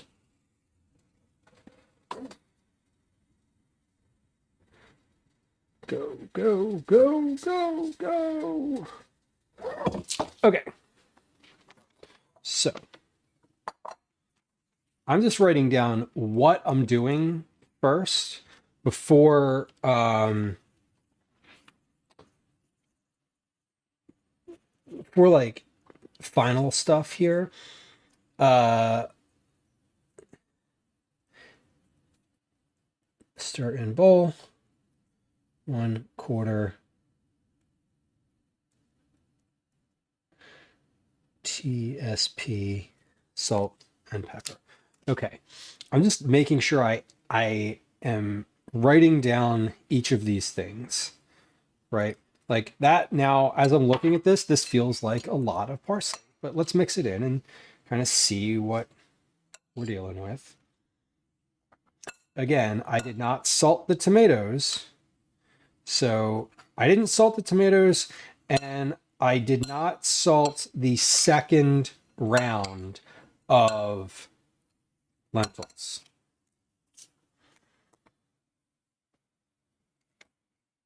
I did add 2 cans of lentils. Okay, so here's my, damn. I got like little teeny tiny bowls everywhere.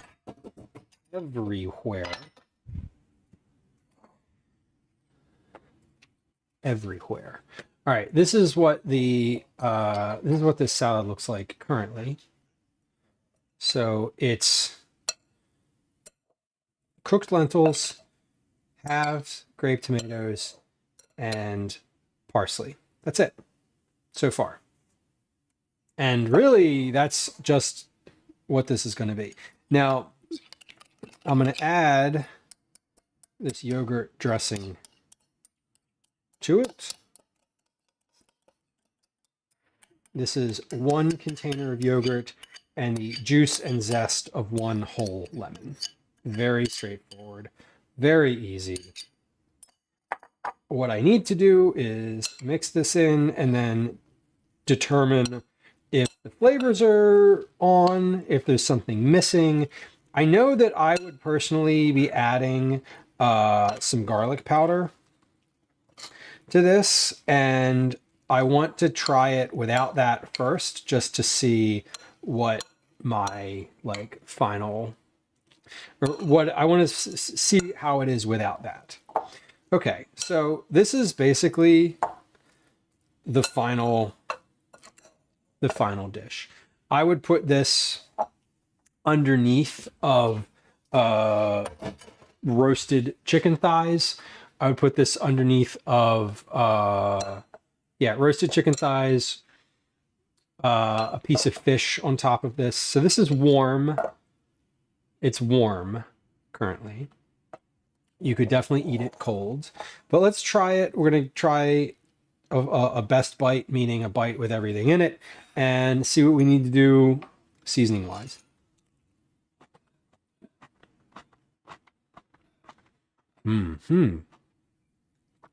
That is lovely.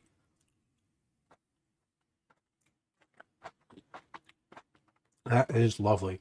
It's Tatu, it's yogurt. So it's Greek yogurt with lemon.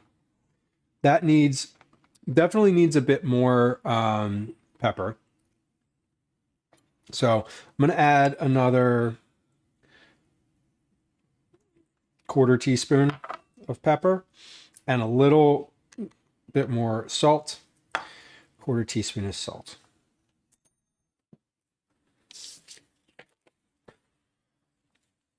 Okay.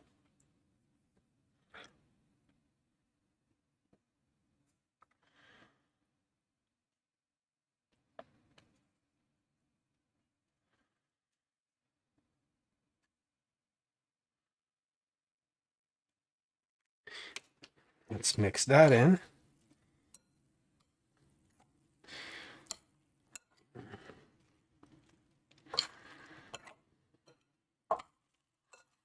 Yeah, it's definitely not mayonnaise. It looks like mayonnaise.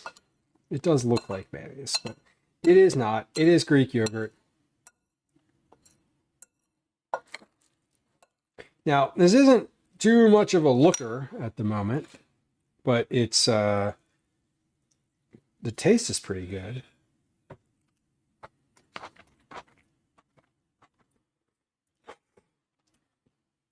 I love that. Just lentils,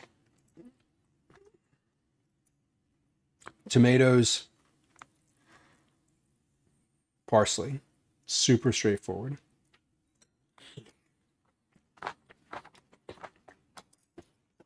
And it's warm, which is great. This would be really good cold, but the lentils will lose some of their toothsomeness as you let this sit.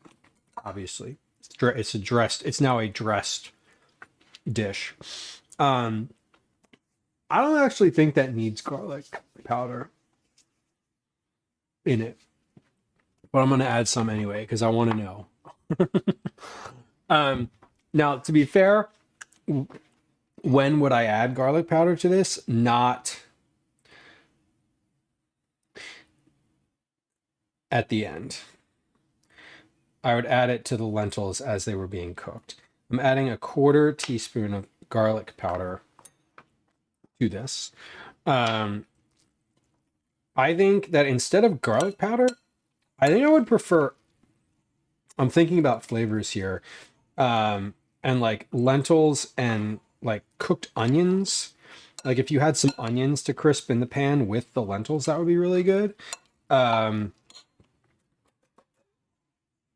So I think you could use like garlic powder or onion powder, but fuck yeah. Okay, better with the garlic powder. Better with the garlic powder. You could add onion powder to this too. So this is good. I like the flavors. I like the textures. I think there's two changes that I would make to this next time. I would season the tomatoes first. The tomatoes, if you season them ahead, basically like you cut them and you put them in a little bowl and you toss like a quarter teaspoon of salt in there, the tomatoes are going to be more independently flavorful. Right now, these are not great tasting grape tomatoes just in general. So I think they're a little lacking in that regard, which is expected because they're just like standard grocery store grape tomatoes. There's nothing like super special about them. They're not even the like sugar bomb, flavor bomb, whatever's. That said, you don't really need to do that, but I would personally prefer that be how this is served.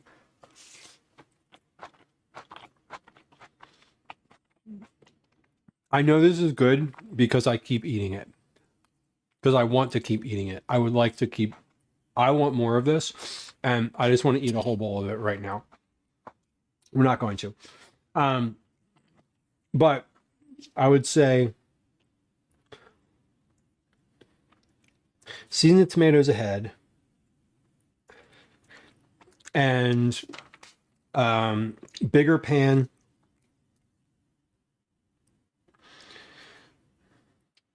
for 2 cans.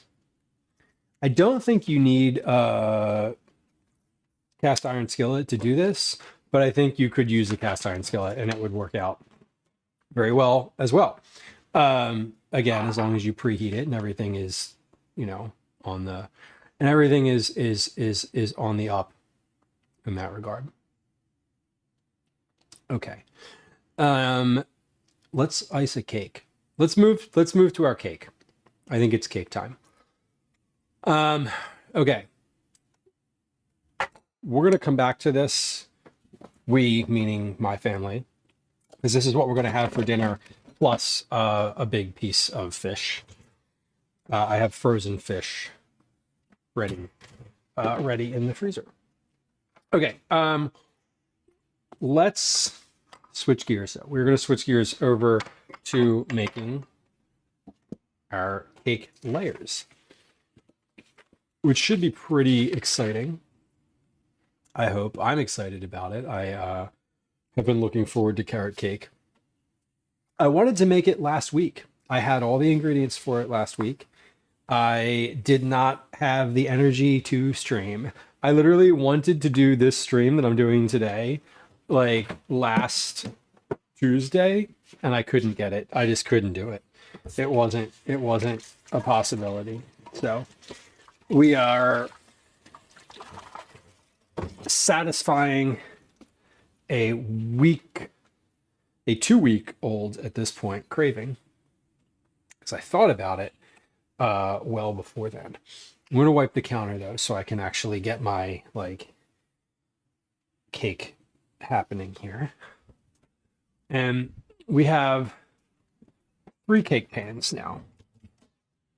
These are definitely cooled enough to be iced. They've been in the refrigerator for how long? Almost 2 hours at this point. So 2 hours worth of cake cooling.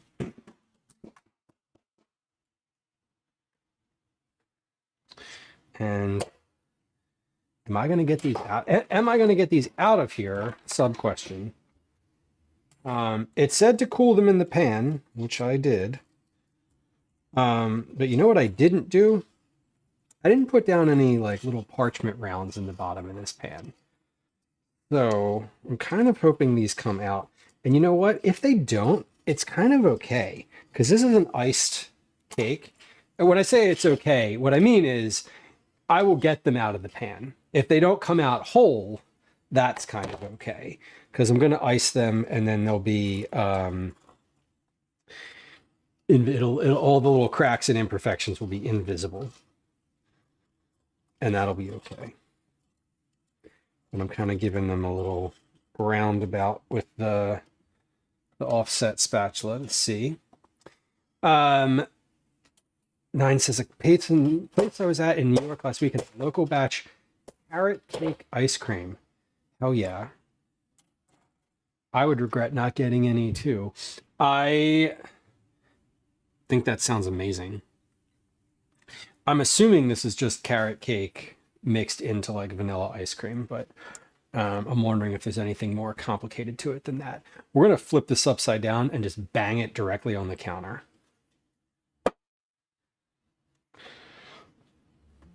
Nope.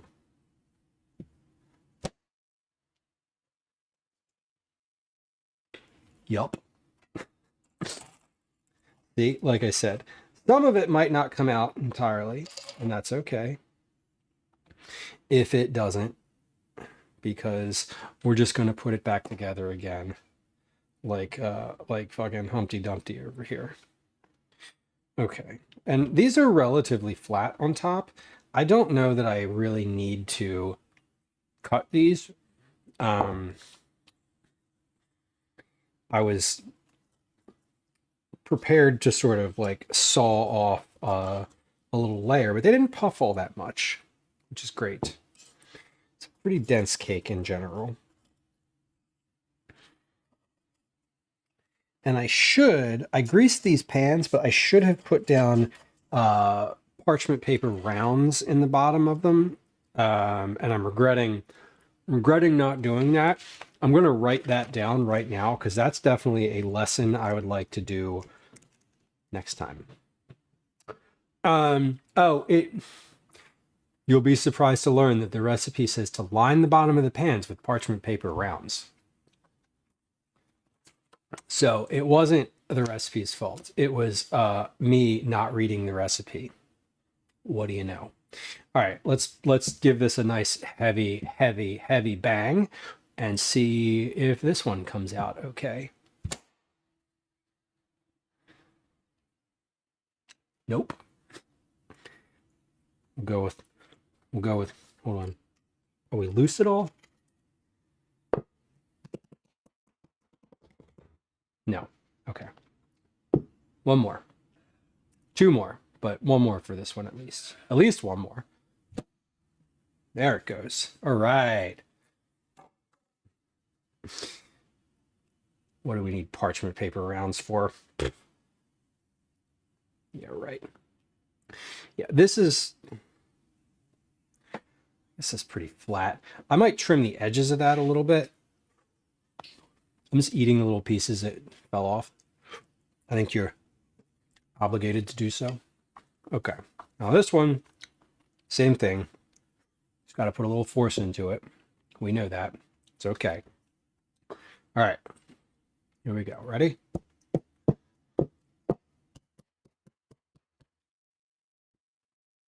I'm really like slamming this onto the counter too, by the way. The reason is I want it to be even and I want it to all come out. That first one cracked a little bit and I'm like annoyed about it. I would like this one to come out whole, but we'll see if it does. I did scrape around the edge on all three of these. It's kind of giving it a couple little taps here.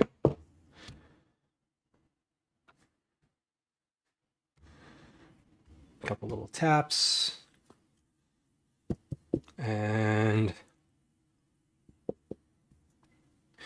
husband says edge first, it'll come better, but does it make as good content?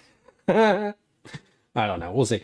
It might. The first one came out and it had like a little bit of like a little chip off the side, but the second one came out after a good slam. So let's try this one. Ready? Here we go. Got it. Okay. It's just as much force as I can get.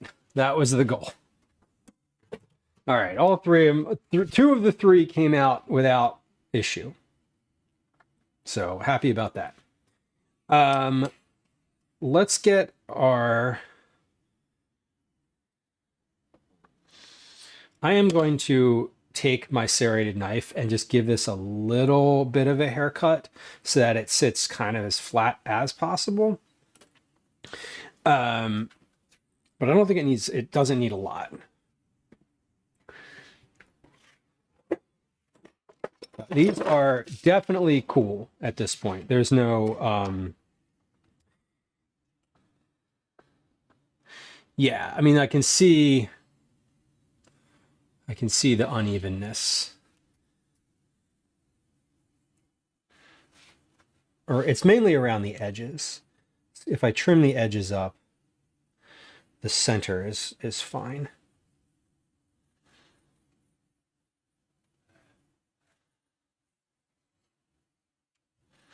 I'm just taking it easy, letting the knife do the work.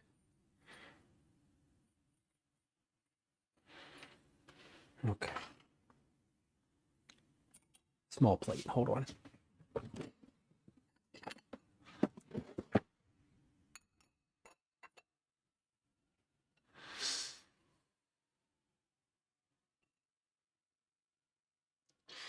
Yeah, that should work just fine. Yeah, that's a little better. It's not puffy around the edge. That's really all I want, is that it's not like it had obviously risen a little bit on the edges, and I just want to cut those down so that it's even with the middles.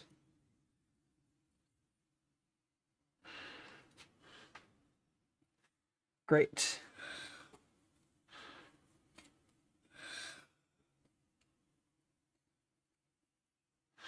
know they sell specific tools just for this, but I think this knife is just fine.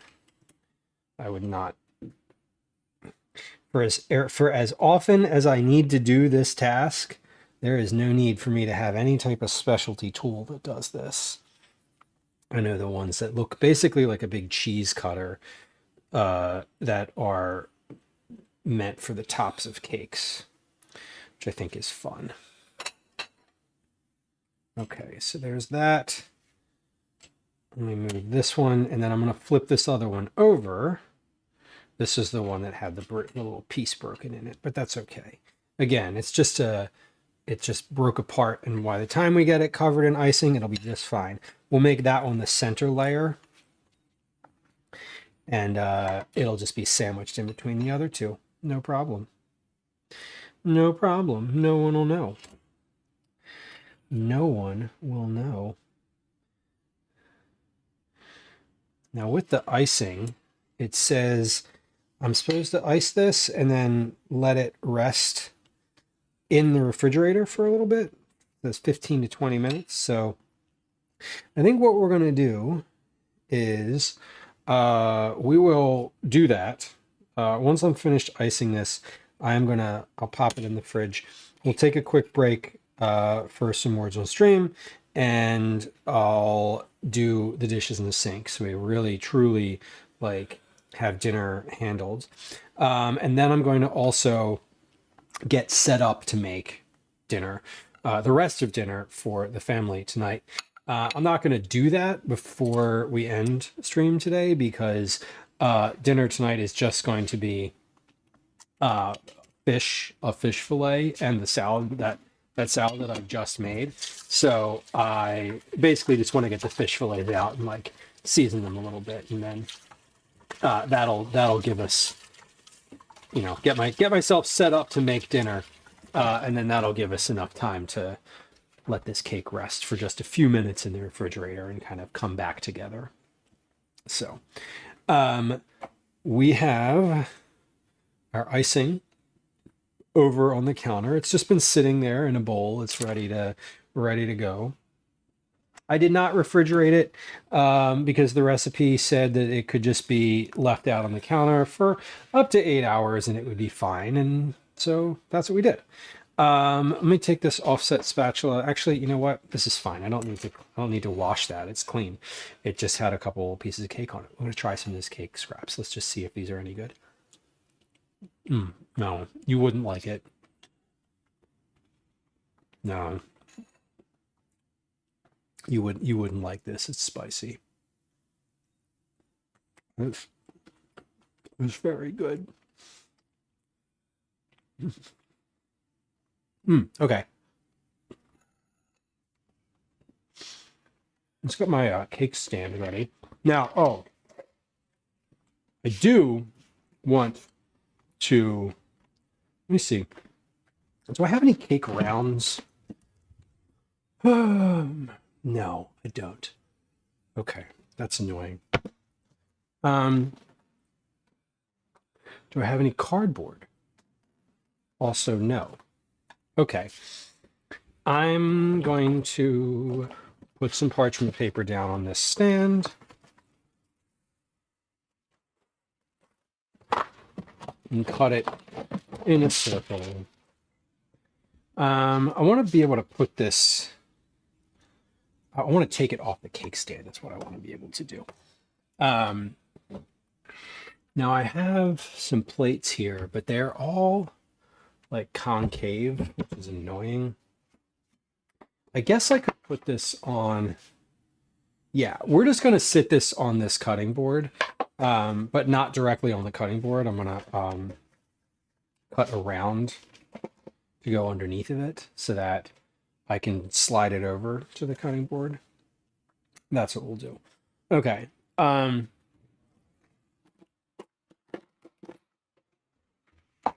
Let's just cut this.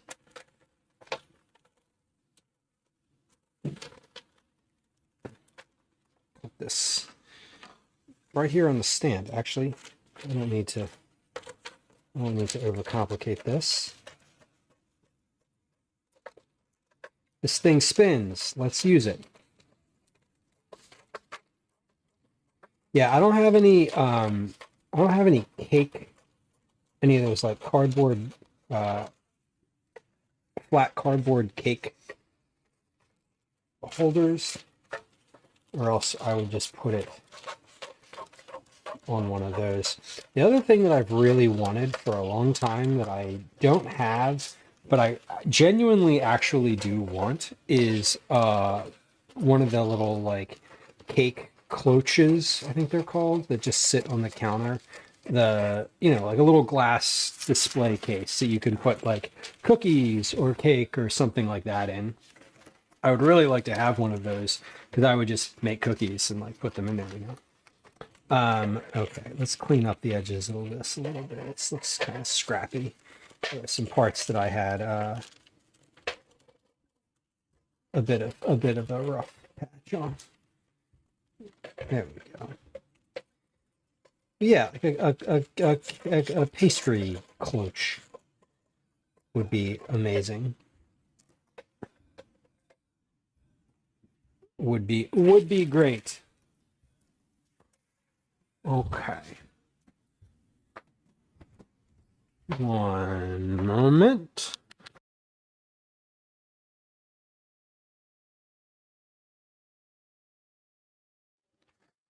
Okay, so this is ready to go. Now, I'm going to do a bottom layer here. No no icing. Oh, hold on. I want to mix this icing again. I want to just give it a little spin in the mixer, get it incorporated. That's what I wanted to do. I was like, what is the next thing I need to do? I need to get the icing ready. That's what I need to do. Okay, I'm going to move those flowers here. Icing. There's my pecans for the decoration. And let's just give this one little stir here in the mixer, one little star turn.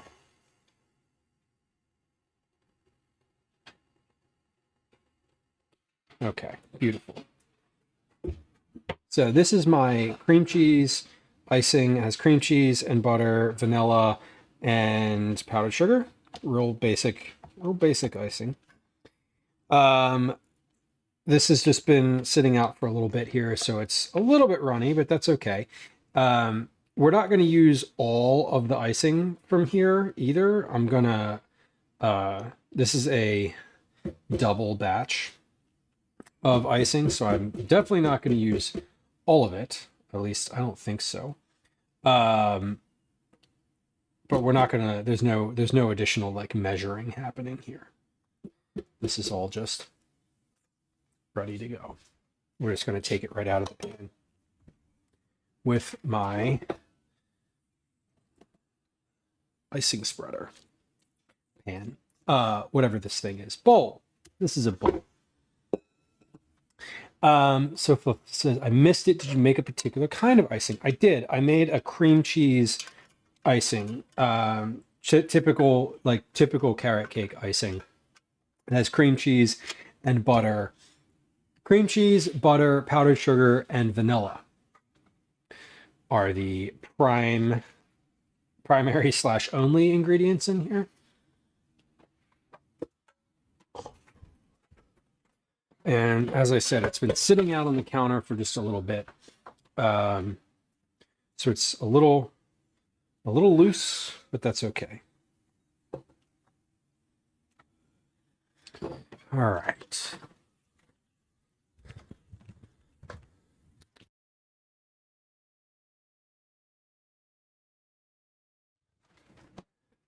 I'm going to wash my hands real quick. I'm going to wet my hands, not washing them, just wetting them. Actually, yes, I'm going to wash my hands. Why just wet them when I can put soap on them too as I'm doing that? Why not just wash them too? Right? Okay.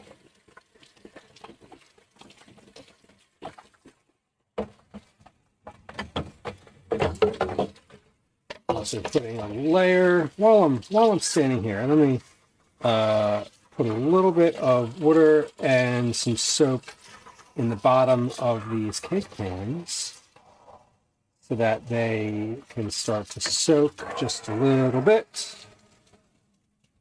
so I can clean them in a moment. Okay, hands are almost there. All right, hands are washed. Nine says it's a special place in hell for people who don't use cream cheese frosting for carrot cake. I agree with you on that. I'm very like I think that with regard to carrot cake, the frosting is the frosting's like arguably my favorite part of it. Like I don't know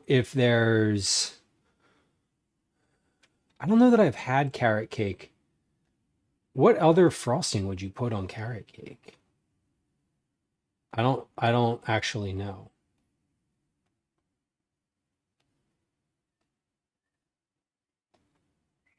I genuinely don't know. Okay. I mean, maybe you might put like regular like vanilla frosting. That's odd. That would be very odd. I don't think that would be normal. Just a vanilla buttercream? Oh my God. No. No. That's not allowable. Where's my icing? There it is. I have a larger offset spatula. Okay, so let's get our layers together here. Got one. And I'm just using the spatula to scoop.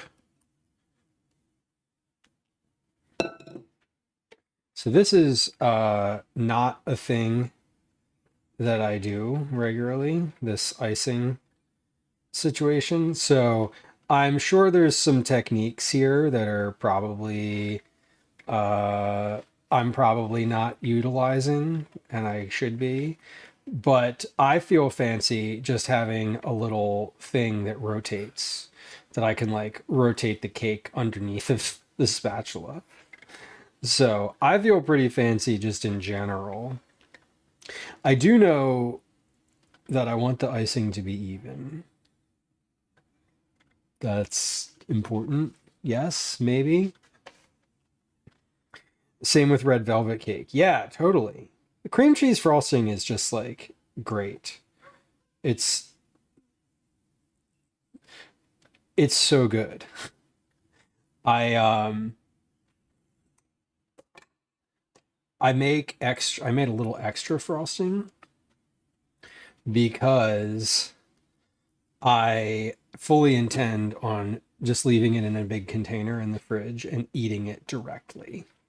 Like last time I made carrot cake, I had extra frosting and I dipped apple slices in it, and it was delicious. I was just thinking of putting it between Nilla wafers and making like sandwich cookies. I have Nilla wafers from a recipe that I was testing like, I don't know, maybe 2 months ago. I bought extra. They were on sale, and I was like, I'll eat these later. And they're still there. All right. That seems about right.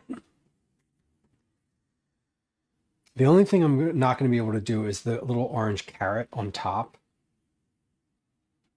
Right? Pat, did your rolls turn out? Are you finished? Did you eat them yet? Okay, this is layer number 2.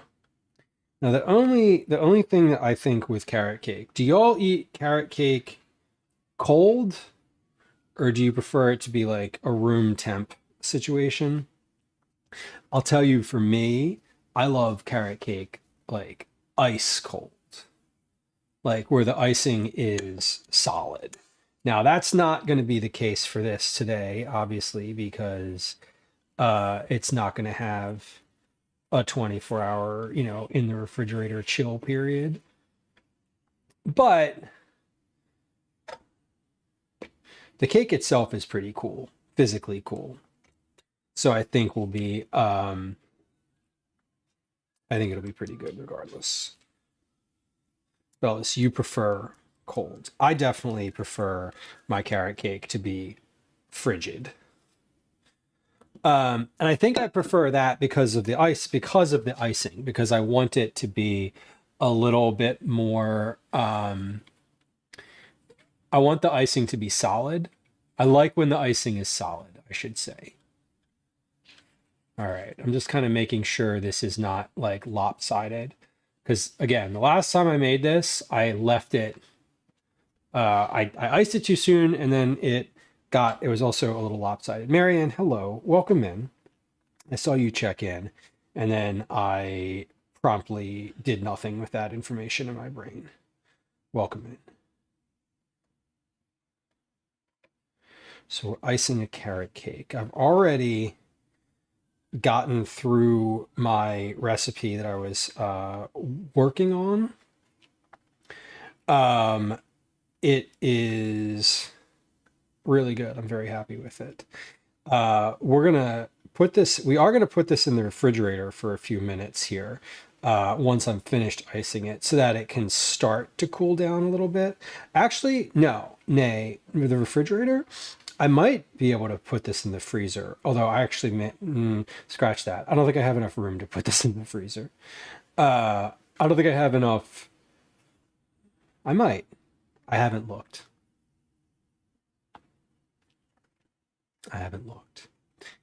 Yeah, the icing being solid is the main reason I like my carrot cake to be cold. My favorite carrot cake this is not a specific location, but the giant slice of carrot cake in the diner, the one that's in the like plastic container in the little cooler at the front. If you are like an East Coaster and you grew up in a certain era, or really any era up until right now, because this is diners are sort of slowly going the way of the buffalo right now. But diners always had a case in the front, like a dessert case that you could put that was like, filled with stuff. And it was like giant cakes, like enormous sort of things. I'm putting this last this last cake round on here, upside down, essentially upside down. Because it is completely flat on the bottom. So I'm flattening it. I'm kind of making it a bit. I'm making the top of this a bit flatter by inverting it and putting the side that I cut down. Okay, so I'm just rinsing my hands again here. Tidy Whitey's, welcome in. Welcome in. The icing melting in your mouth. That's definitely one of the best parts. I was saying that the cakes in the diner case always had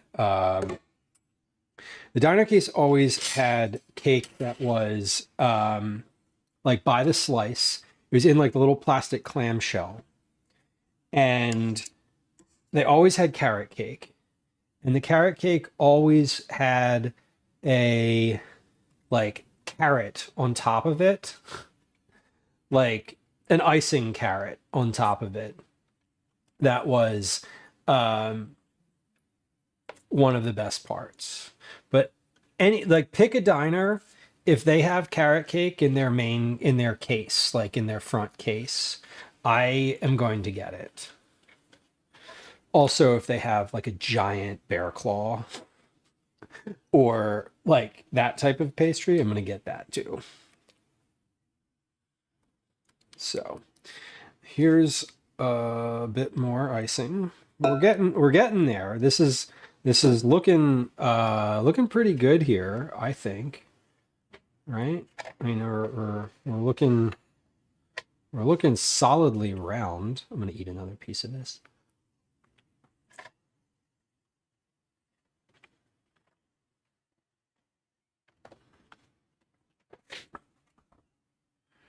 Now let me press this down on this side a little bit because it's slightly lopsided. Now, this is an improvement from the last cake I made, that's for sure. Because the last time I did this, by the time I got to the third tier, it was like literally just falling over because I iced it too soon. The icing was melting when I iced the last time. The last time I made this cake, which was over a year ago. I know that I got a craving for carrot cake when it popped. The last one I made popped up on my time hop. And I was like, oh, that looks really good. I wish I had that right now. And so I'm taking some of the learnings of last year over to this spring's version of carrot cake. So I'm proud of myself that it is even and that it's not melting. That's it.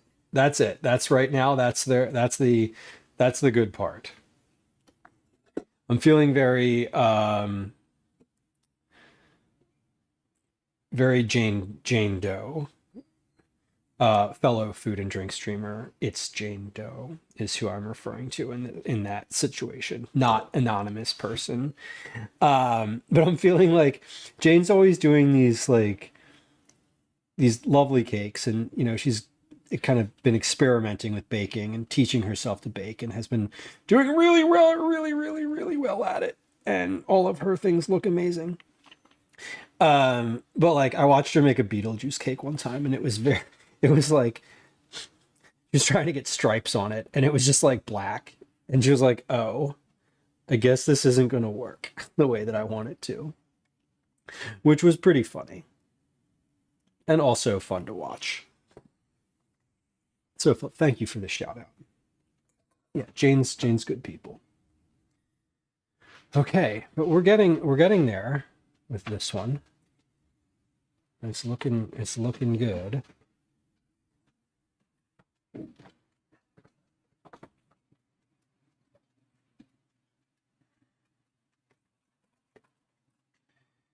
But yeah, I'm going to pop this into, when I finish icing this, I'm going to pop this into the fridge.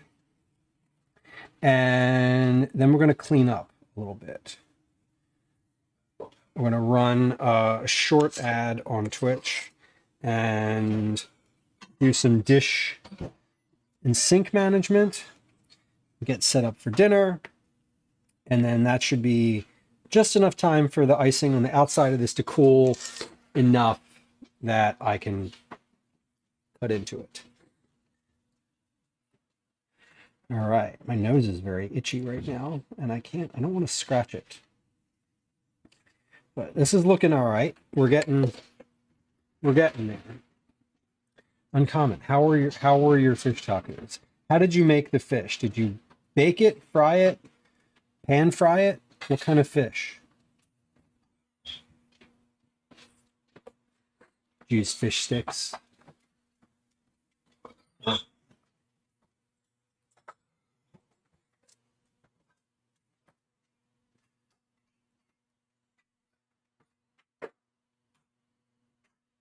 Okay, this is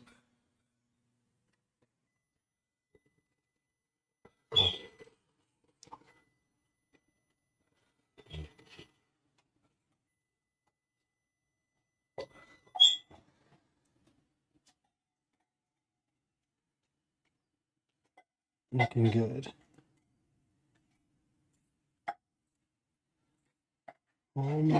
Almost there. Oh no.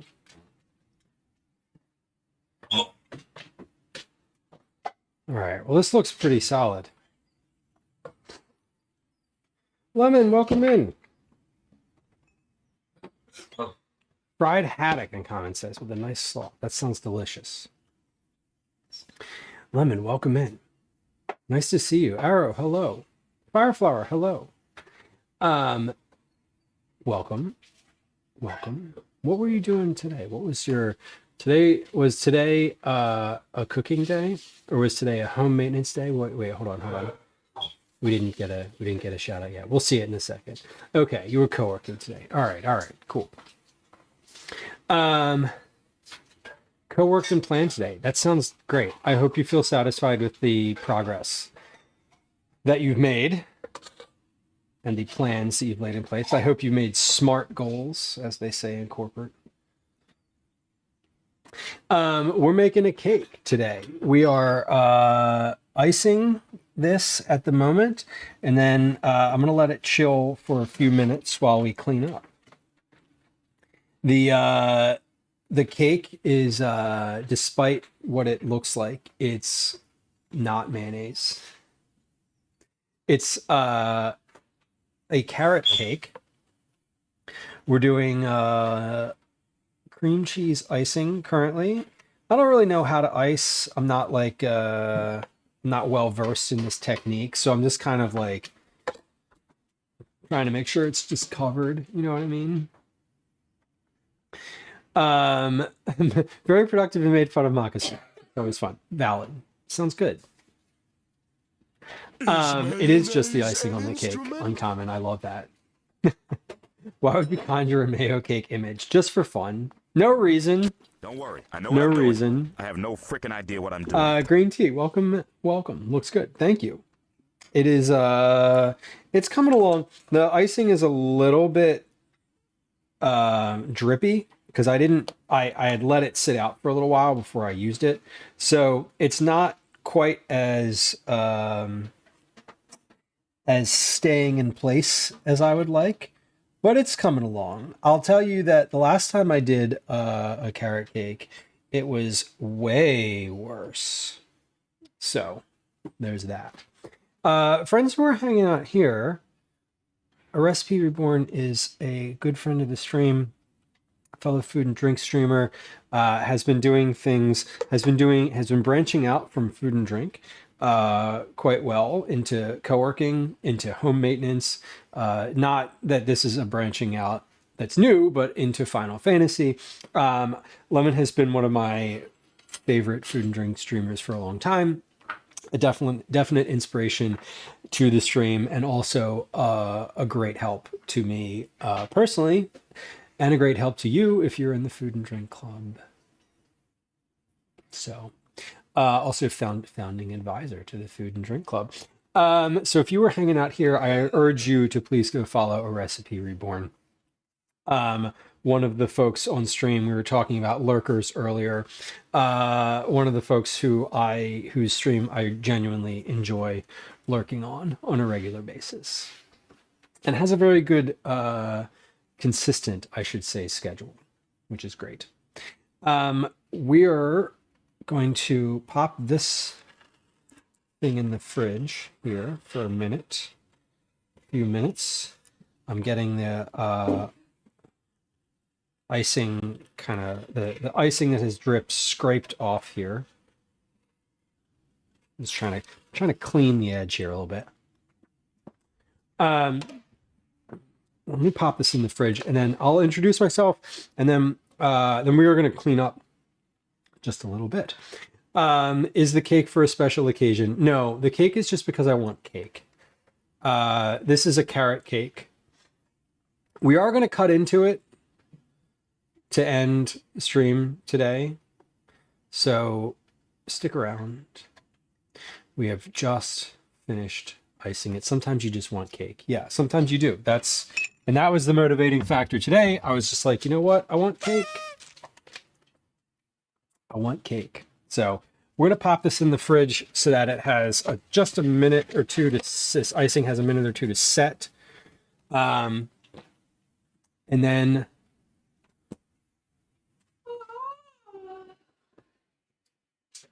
a big yawn over there. Gwen's head still hurts. We've all been a little under the weather, so I think we just need cake. Angry Rook, welcome in. Hello. Angry Rook, congrats on your Cookie Club entry. That's a legit Cookie Club entry. That's not the 203rd check-in situation. Excuse me. Voice sounds a little raspy. Yeah, it is. I haven't streamed. I streamed yesterday, but this is only the second stream I streamed yesterday, but that was the first stream in like 2.5 weeks. So to be honest, I'm also a little like out of practice from like just talking in general. Which is why we streamed yesterday, so that I could just remember how to talk to the internet. Yes. Green tea. I got ice cream for a similar reason. Being on a deadline, you don't ever really need a reason to enjoy dessert.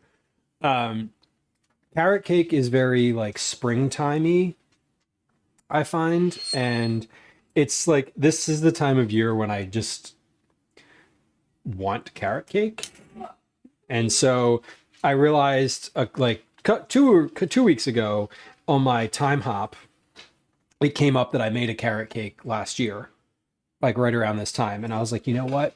Yeah, this is what I'm craving. So that's what we were doing today.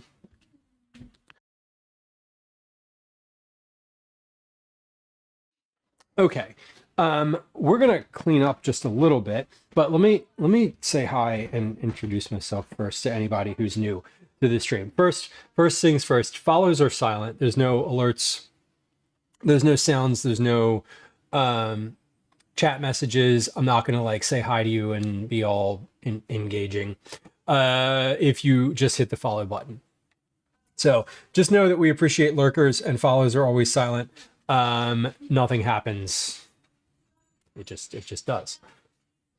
2. It's nice to meet you. My name's Lou. I'm a home cook, recipe developer. I'm a parent. I live in Philadelphia. My pronouns are he, they, and I am glad that y'all are here. Our stream is almost always about food and drink. I'm almost always making something. Rather, it's about cooking and conversation. Maybe I'll just say it that way.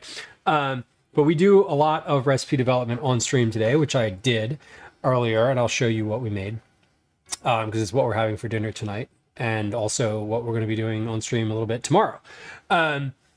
We do a lot of the recipe development. I test my own recipes. We make a lot of sort of family meals, vegetable forward family meals. I also do a good bit of baking. We make cookies. We do meal prep. We do prep for trips. I like to go camping. I take my son camping regularly, so I'm always prepping food for that. We have a very conversational environment on the stream. So, you know, if you like to chat, great. If you like to hang out, that's also lovely. We appreciate lurkers too. If nobody is chatting, I promise you that I will fill the gaping void of silence with the sound of my own voice until y'all have something to say. So, that is my commitment to you. Anyway, we do love lurkers. As I said, follows are always silent. And as well, if you are a YouTube type person, there's a link to YouTube in chat. Please go subscribe there as well. Live on YouTube and on Twitch. So welcome in. Like I said, today we have made carrot cake, and we're going to cut into that We're gonna cut into that in a little bit. I started the timer. It's been in the fridge for 4 minutes, so we need to wait a little bit longer, just like a little tiny bit longer. But I'm gonna clean up in the interim while I'm kind of waiting for that to happen. We're gonna clean up. We're gonna set up for dinner. We may get the chance to look at a very tiny kitten. Would y'all like to see a very tiny kitten? Like a 3-week-old kitten? I say yes. I mean, maybe. Yes. How tiny are we talking? Well, tiny. Real tiny. Tiny enough that his nickname is Tiny. I'm just kidding. His nickname is not Tiny. He's eating right now. So, Fluff, enjoy the rest of your evening. I hope swim lessons are great. Swim lessons are always nice because if they're indoors, which I assume they are, the pool area is always like nice and warm and heated. And humid too, which is great. Green tea, it is a gas range. Yeah, it's when we moved to this house, the kitchen was definitely the selling point for me. Here comes a kitten. You want to see a kitten? Here he comes. Other way. Yeah, there you go. This is Clifford. This is Clifford. Clifford is just a few weeks old. Here, he's coming around this side. Yeah. Do you want to hold him up or do you want him on the counter? So this is Clifford. Clifford is currently a foster. He is maybe 3 weeks old. Not yet. Not yet 3 weeks old.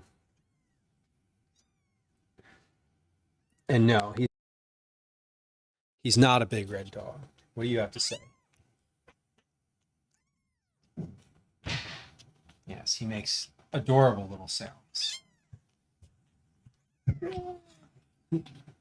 mean, if you tossed him in there, that would not be an issue at this point. Yeah. Yeah, he is available for adoption in a couple months. Once he's a little bit more grown, he's still being bottle fed. So he is a foster. He's one of one. He came as a solo. He is definitely a noisy jelly bean.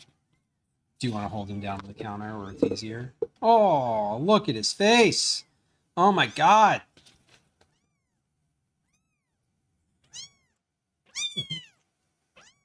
Lauren, he is. There he is.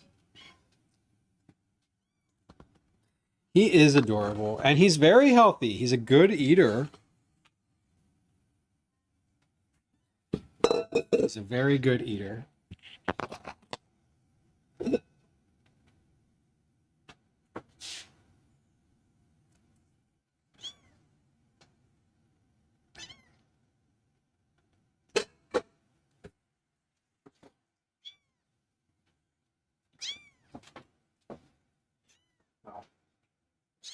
This isn't really enough for dinner tonight, so I think we'll have to wait and get something from the freezer instead. Yeah.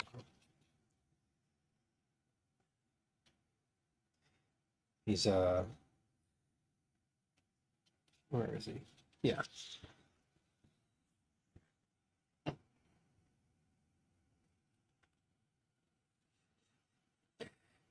I don't know why he has the name Clifford. It's just what the shelter gave him.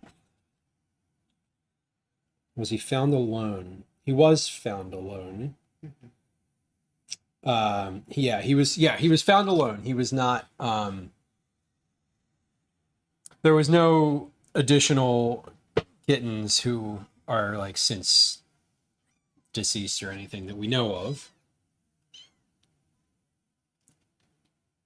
I'm just holding the microphone towards him because he's making little noises. Yeah, Gwen says he's the best eating kitten. He's the most consistent kitten for eating. He eats the best. He's the best eater. He's the best eater of all of the kittens that she has fostered.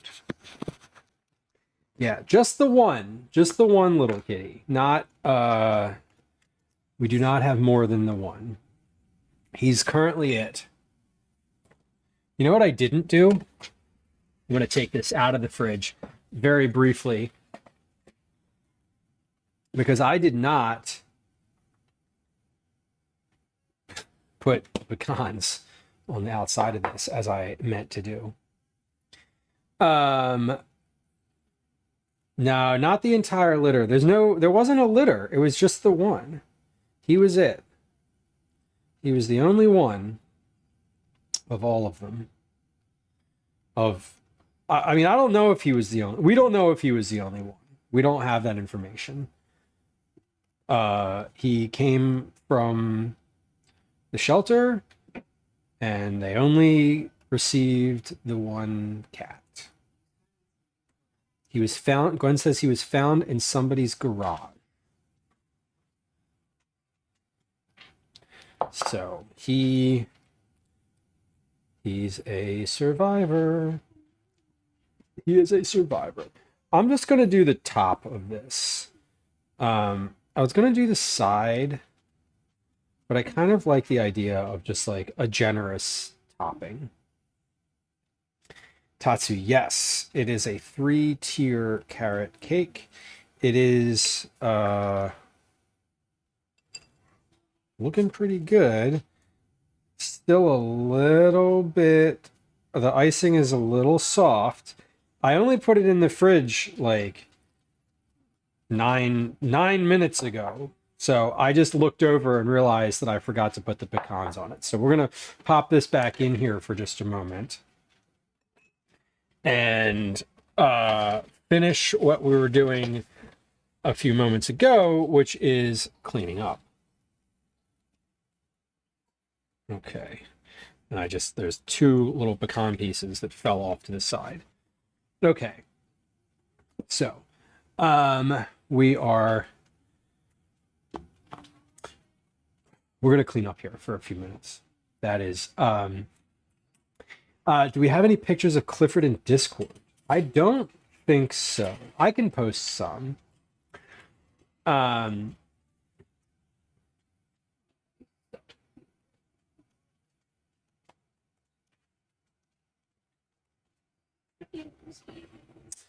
I will post some just after stream. I have a few on my phone. I do have a few on my phone. So, okay. Tatsu says, "Who's Clifford?" The little kitten. That's the kitten's name. Is Clifford. He is. We didn't name him. He was named by the shelter. They all come with names. This is Clifford. This is Gwen, but the cat is Clifford. Here, hold on. I'm going to zoom in. Ready? All right, there's a kitten, a very tiny kitten on the screen. If you would like to see a very tiny, very satisfied and full kitten full of formula. Jamie, I see you, and I appreciate you. That sucks that Zach's stream crapped out. What was that? What were they recording? Like just the YouTube video recording? Does Zach do? No, I guess that's probably too specific a question. I was gonna ask if Zach does like separate recordings or if they just do like this is the time. It's going back now. Okay. Okay. He's a good boy. The YouTube recording. I guess, Jamie, the question that I really wanted to ask was, does Zach do something separate for the, like, I'm recording now, like, click record button, versus like, oh, this next segment is just going to be edited from the stream itself. Like, I don't know. That's a specifically technical question that I don't. Okay. Oh, okay. So there is a record button. All right. Yeah. So then that makes sense. I was going to say sometimes OBS is just like, sometimes OBS gets really annoying when you're with stuff like that. That sucks.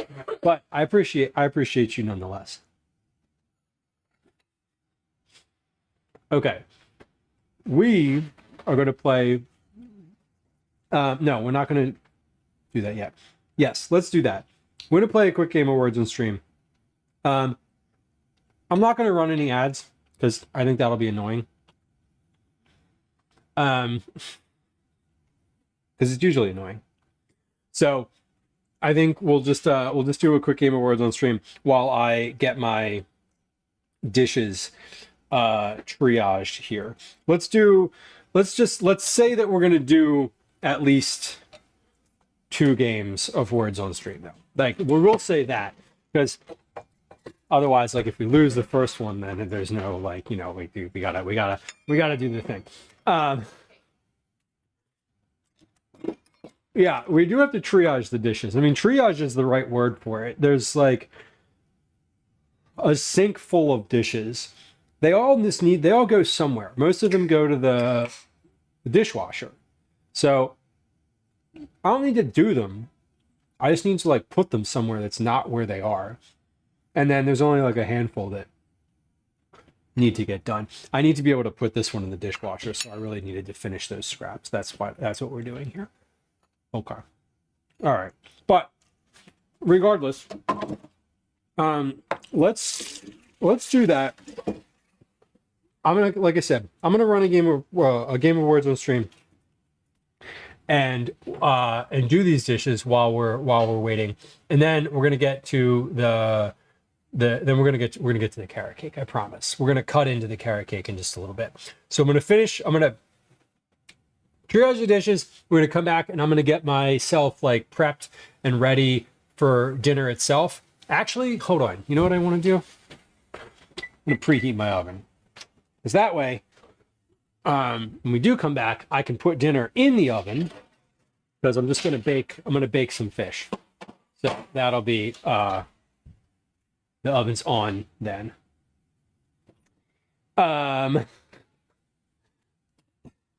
Jamie, that sentence would be really awkward when stated in real in person somewhere.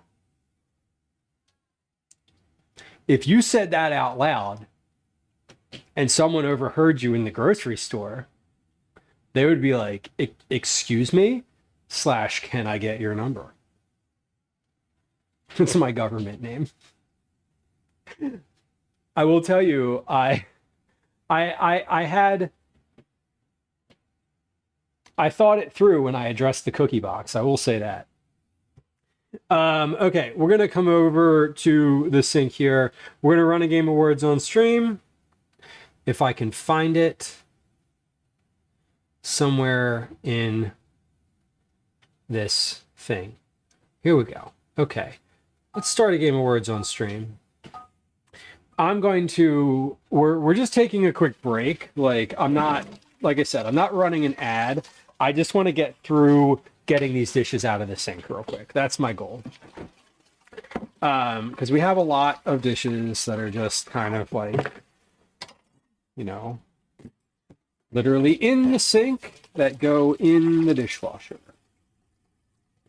If you are trying to get your first time chat out of the way, by the way, Words on Stream is a great time to do it. If your first time chat is just a literal word for Words on Stream, I'm not gonna call you out on it and be like, "Hey, what's up, new person?" But if you're chatting with me, I can see you. I can see chat currently. I'm looking at chat. So yeah, Velos, I'm kind of surprised too. But I think this is one of those shh, don't I don't know.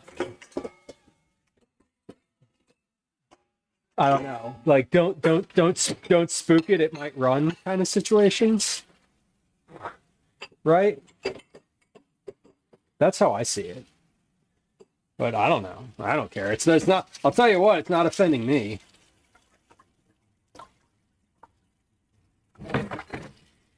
If it's offending you, I'm sorry. I mean, sorry. Sorry is actually not a thing that I'm feeling. I'll keep that to myself. Will I? Yes, I guess I will.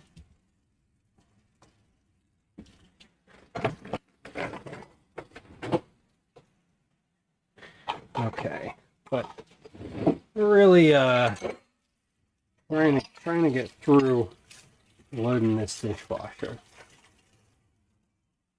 Yeah, I agree, Felix. I'm with you, but I'm with you in the agreement. I personally don't care.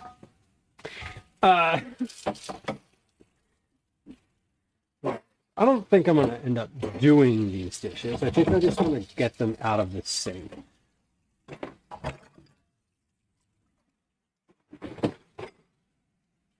Rinse and out of the sink. That's the goal. Because the dishwasher's looking mighty full at the moment. So we're gonna finish filling it up, and that'll be that. And then I'll do the rest of the dishes. I'll actually do the dishes after dinner, because there'll be a couple more dishes from dinner. There's always, God, there's always more dishes.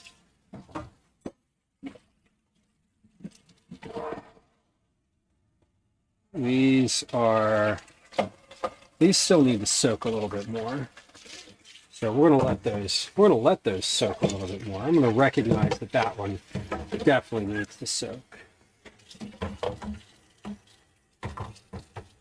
Cat piss evergreen. I remember that, Shadow. They were in this stream for a little bit. I think I just called them cat piss. Sometimes you see something and you're like, what am I gonna do with that one? I think those are fun though.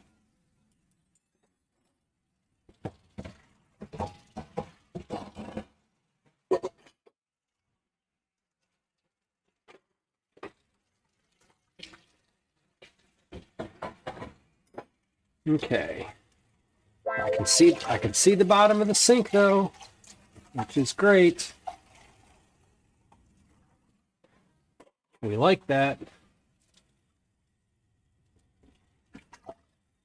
We like that. Was that a board? No, it's not a board. I'm gonna play one. Let's do. Think we can do one more. One more, I'll be able to wash a couple dishes, and that'll be lovely.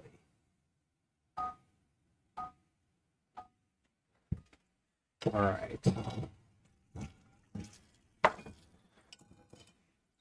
We're gonna hit this one. We're gonna hit this pan with the barkeepers, and then I'm gonna toss this one in the oven for just a moment to dry. This is what we did the lentils in. Okay. Beautiful. I think I could wash these cake pans right now.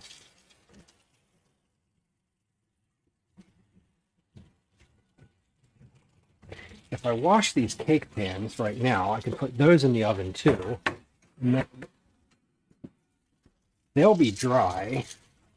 The dishes themselves, I don't think we're going to get through.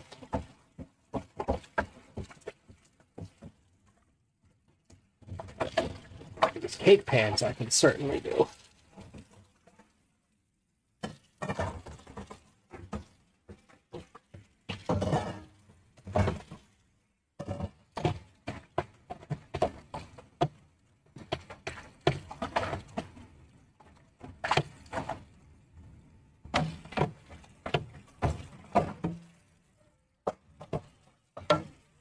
I was thinking of putting these cake pans in the oven, or not the oven, the dishwasher, but I don't think there's enough room.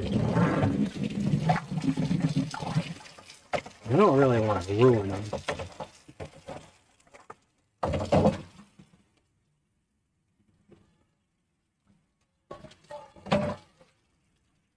Okay.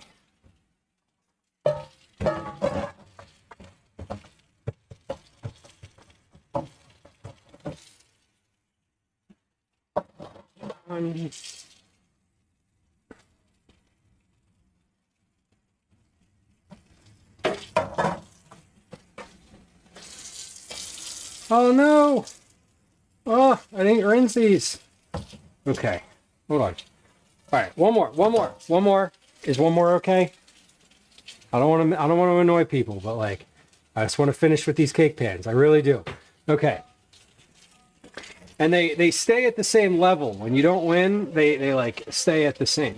Broccoli, welcome in. Hello. See your check-in. Good to see you. Okay. This is good. I'm popping these cake pans in the oven to dry them because the oven's preheating. So what that does is it will evaporate all the water from underneath of this like rolled rim, And they're aluminum, so I'm not really worried about them rusting, but like it keeps them from having, you know, water just sitting in there while they're in the cabinet.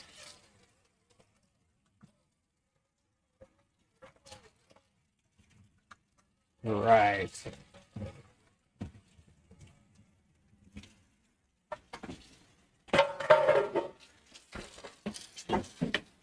We did it.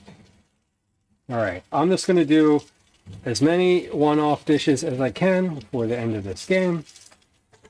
And that will be that.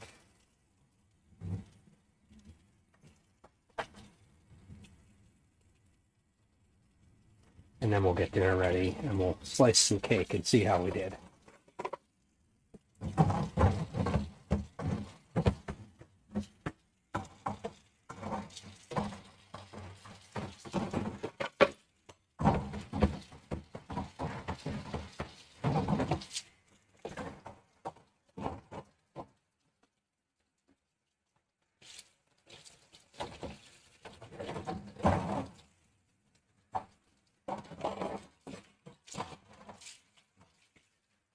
Beautiful.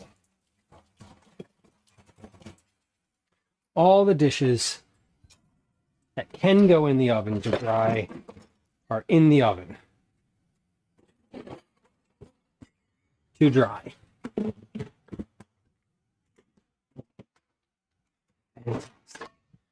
All right. It even says fantastic.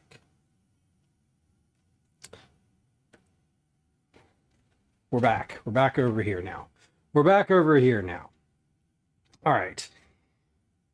Let's get dinner together. I'm going to get some frozen fish and just put that in a pan. And we're going to pop that in the oven. That should be pretty easy. We're going to eat that with a portion. Let's see. What fish do we have here? We have 1, 2, 3, 4 pieces of frozen flounder. Perfect. This is a use it up meal. We love it.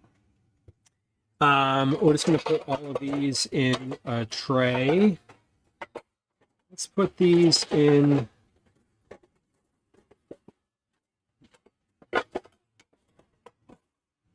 Perfect.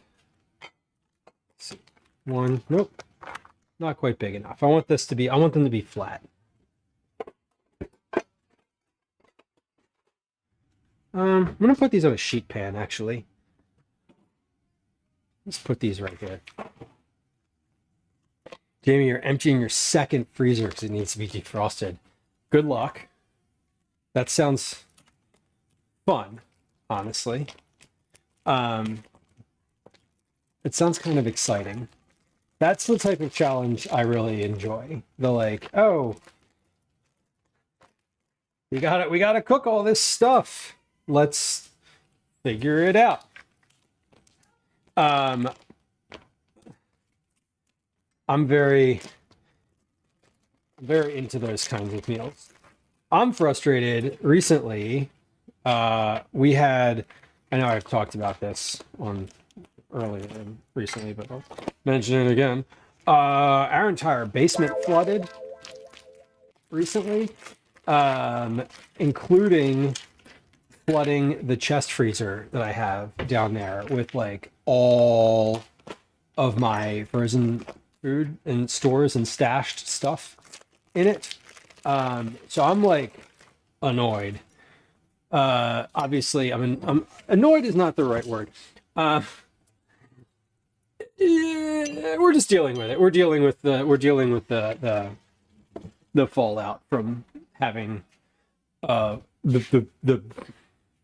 basement flood with 2 feet of water. So we're dealing with that. The whole thing is frustrating, but it was really frustrating to know that like, oh, that freezer that has all of those all that stuff in it is like not like, sorry, that's just not happening anymore. You don't get to have your like frozen foods that you had in there. All of the things, I mean, like broth, mainly a lot of stock, a lot of like vegetable stock. There's a lot of vegetable stock in there, but there's also like, soups and giant bags of frozen foods. Chicken tenders, for example. Could have had those tonight, but don't have any more of those. So that kind of sucks. Kind of sucks, he says, as if it was not a catastrophic destruction of everything in my entire basement, which it was. Including all of like Gwen's gaming stuff, all of her, the couch, the TV, her PlayStation, her Xbox, like all of her kitten fostering stuff, like all totally destroyed. Which is shitty. Mainly the shitty aspect is like having to deal with an insurance thing, Like, yeah, insurance will pay for it because it was a failure of our electrical. It was a failure of a piece of equipment in the house that had been maintained. Like it wasn't like the city's fault. It was basically a whole a piece of the water infrastructure in our house crapped out. But like, yeah, insurance is going to cover some of that stuff. Not as much as we want it to. But yeah, exactly, Jamie. It's like a pain in the ass because it's like, well, right now our entire basement is unusable. Completely 100% unusable. So, like, that sucks. / is really annoying. But also, nobody died. No foster kittens were harmed in the process. And the basement is where the kittens stay. Not Clifford. The basement is where the kittens stay. So, like, had we had foster kittens, that would have been bad. That would have been tragic, I believe is the word I'm searching for. So, all right, I'm going to take, here's what we're going to do with this. That parsley that I said earlier was like, crappy. I don't really want that parsley, right? The like flat parsley. I'm going to put a little bit of it under each of these pieces of fish. And then 1, 2, 3, 4. And then I'm going to slice up like a little piece of lemon. And we're going to put it underneath of each piece of fish and roast it that way. So at least this will be like not completely plain flounder. Yeah, it was an adventure. It's one of those things that happens and we're dealing with it and it's super frustrating, but again, like no one was hurt and it's just stuff. Ultimately, it really is literally just stuff. So 2, 3, 4, 5, 6, 7,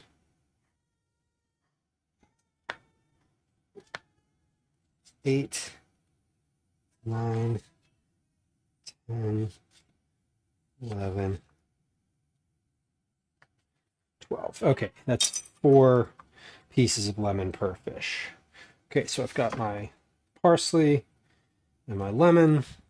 Let me get some gloves and just get this like all together, right? Jamie says, buy a house. They said, it'll be fun. They said, yeah. Yeah, and you know, to a point, that is accurate.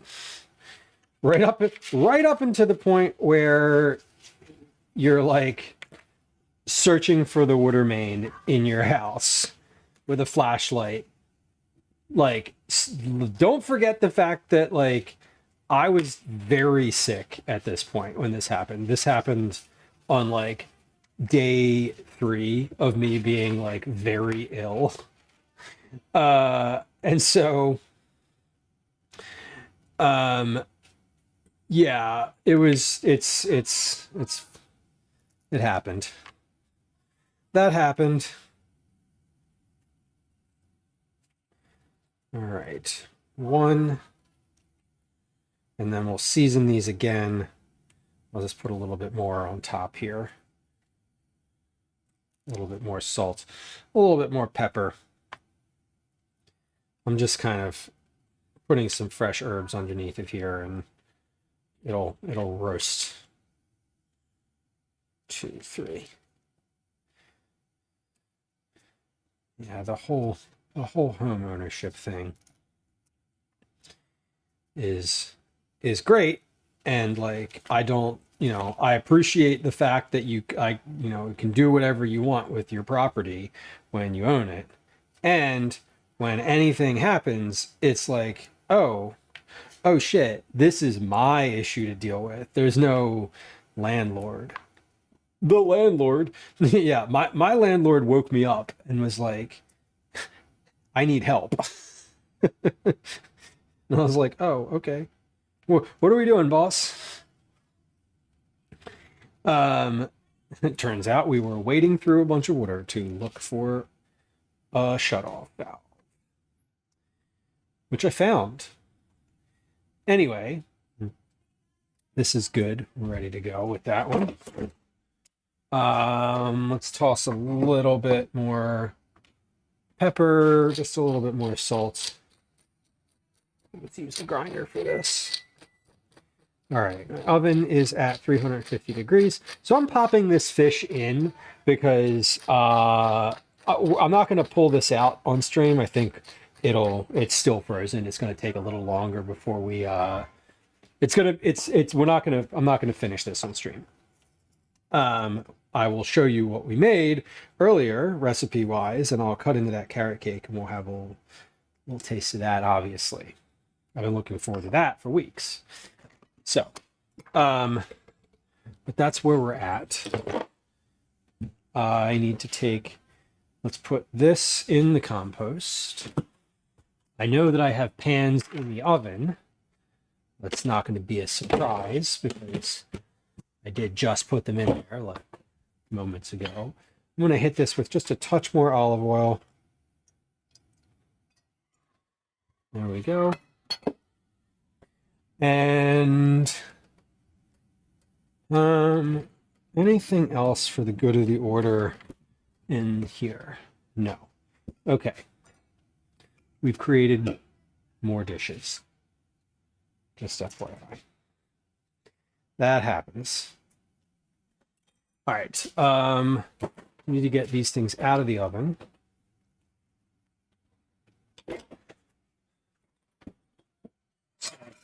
Do y'all do this? This is one of my like favorite kitchen hacks. Not really a hack, but like if your oven is on, or really rather if you were like cooking with your oven and it's still on and you're like doing the dishes, sometimes you don't even need to really turn it back on. But putting your pans in there after the oven is hot or is still on is really nice because they completely dry out and you don't have to put them on the dish rack. Okay. Fish is in the oven. I'm going to set a timer because otherwise I'm going to forget that that's in there. For sure. Let's see. How long do we think that fish is going to take? Let's set a timer for 20 minutes. That means that dinner could be at 7:30. Right. Jamie, your brand new dishwasher ruined your 1-year-old new flooring. Serious nightmare scenario. That's brutal. Oh my God. Yeah, Phoenix, the flounder in packets is great. I had a new recipe that just went up, actually, command recipes, for a freezer dump meal. That one that I was working on with the potatoes and fish and like mixed vegetables is live now.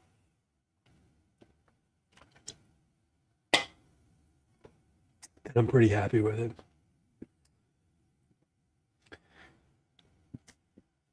What's your new pesto? New pesto. We love a new pesto. Jamie, we ended up hiring, I say we as if I did any of this. I did not. Let me be super clear. Gwen, we put in an insurance claim and the insurance came back and was like, we need all of this information, blah, blah, blah. And Gwen hired a public adjuster. So someone whose like job it is to deal with like insurance and claims and that type of thing. And so that's good. And what they said to us though was the insurance company is going to wait every time. So they have like a mandatory response period of like 20 days. And they're like, the public adjuster was like, expect that every time you email them, you will wait 19 days to hear something. And I was like, you pieces of shit.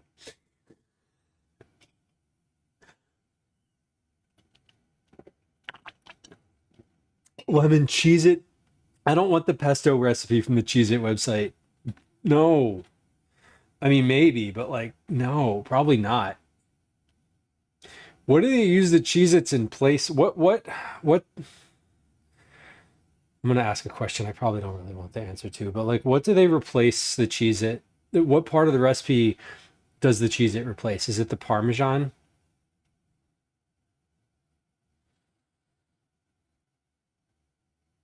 The nuts? It's either the Parmesan or like the pine nuts. Or do they just add Cheez-Its to the thing out of spite for fucking humanity? It's got to be the latter. It's got to be the last one of those. It has to be. Revenge for the mayo. Fair. Fair. You know what? I'll take it. That's okay. Gotcha. Hello. What kind of fish? Flounder. Just a regular old flounder.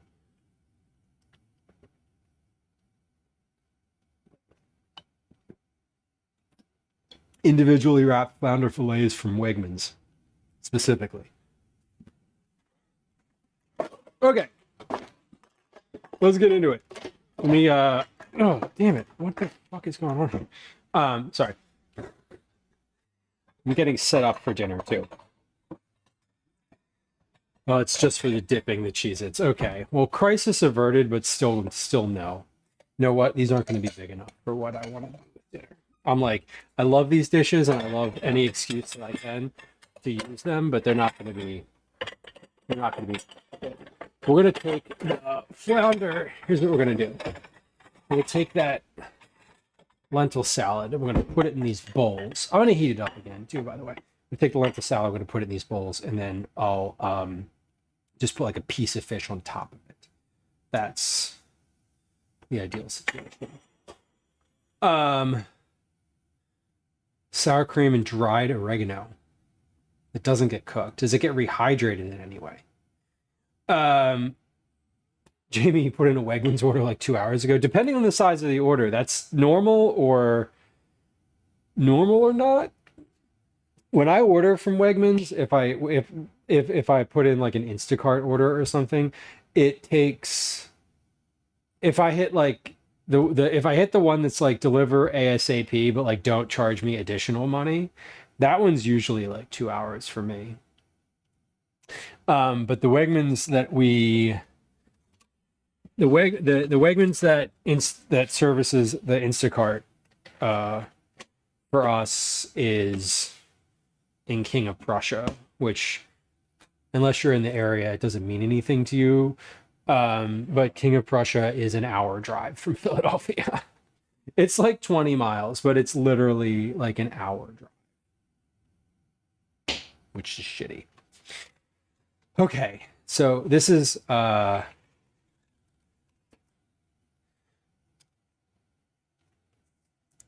carrot cake.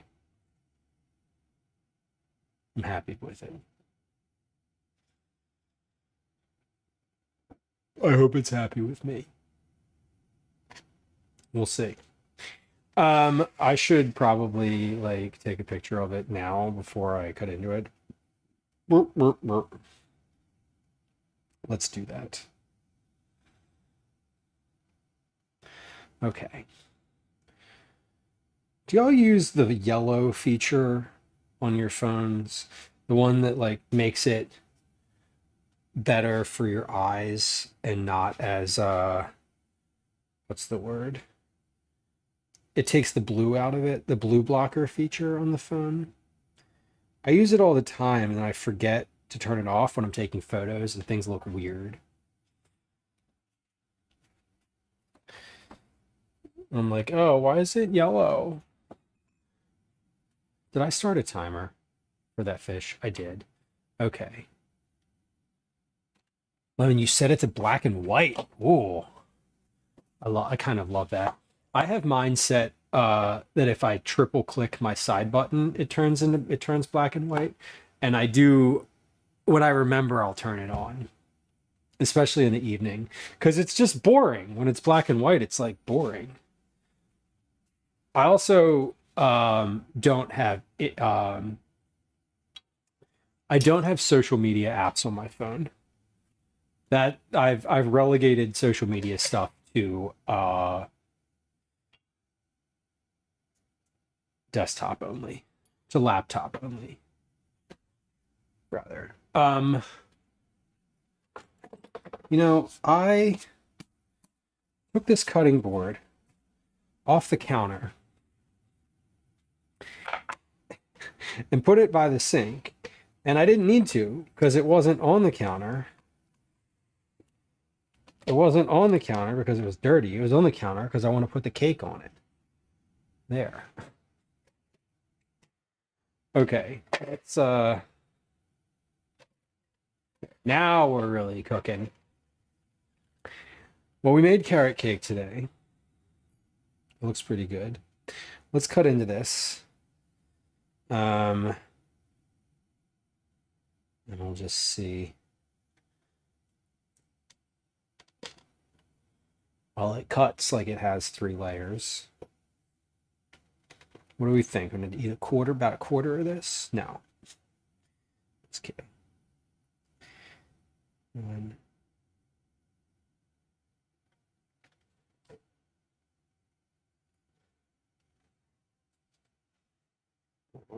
I am gonna slice a quarter.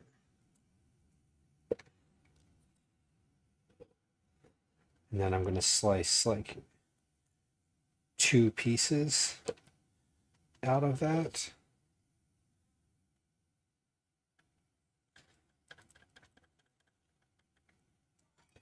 Pecans are annoying because you can't really like cut them. They're just like kind of there. What did I do with that offsets back to? Oh, there it is. Okay. Hold on. Jamie, enjoy your Wegmans order. I will enjoy this cake. And we will see you tomorrow. I will be live tomorrow, right around the same time I went live today, which is sometime between noon and 1 p.m.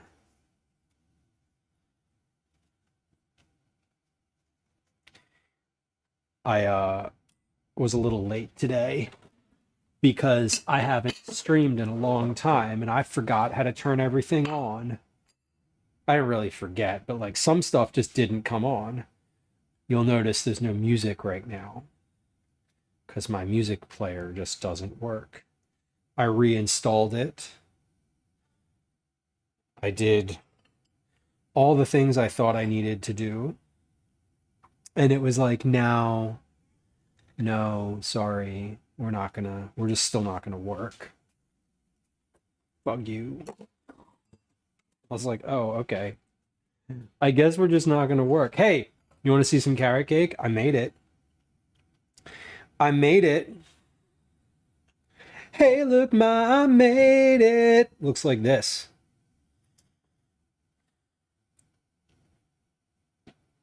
It's got some good layering on it.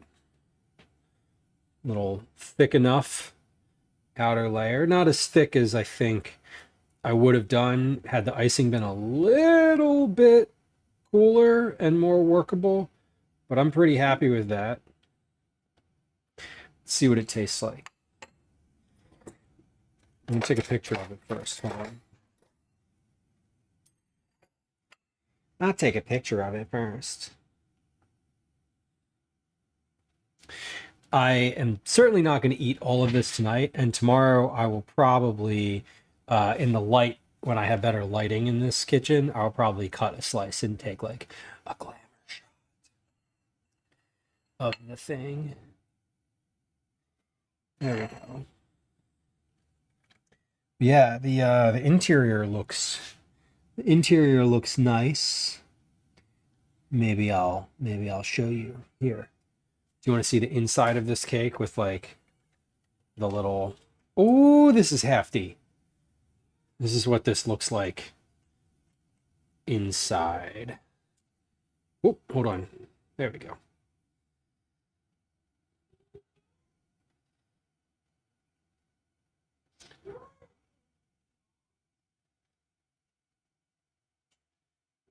Pretty happy. Pretty happy. Why did we make carrot cake today? Because I wanted it.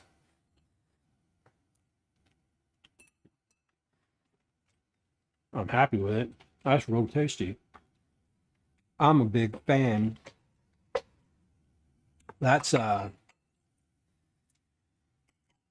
real good. The icing's real good too.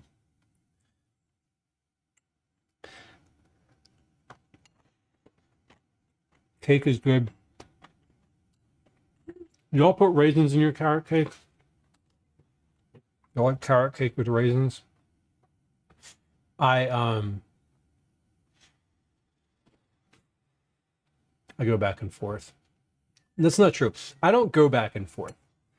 When I look at recipes for carrot cake, a lot of them don't include raisins. And a lot of the ones when you get them out, they don't have raisins. Lots of no raisins. Okay. Thought it was 3 cakes. No, it's 3. It was 3. To be fair, it was 3 cakes. I did them in separate pans. I didn't like do one cake and cut it. So technically speaking, it's 3 different cakes, but I did do like one recipe and split it into 3. Does that make sense? That probably makes sense. I hope it makes sense. I don't know. Made sense to me.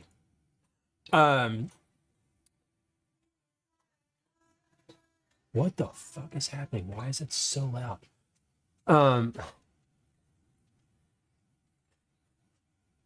Yeah, so I mean I did like one cake recipe and just poured it into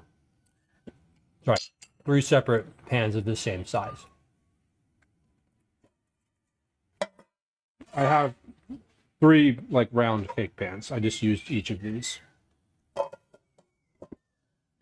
and baked like, you know, a small cake in each of them, as opposed to one and then cutting it into 3 pieces, or 3 cakes and then stacking them. 3 cakes and then stacking them would be a lot. Would be a heck of a lot. Okay. Let's see. What What are we even doing today? We're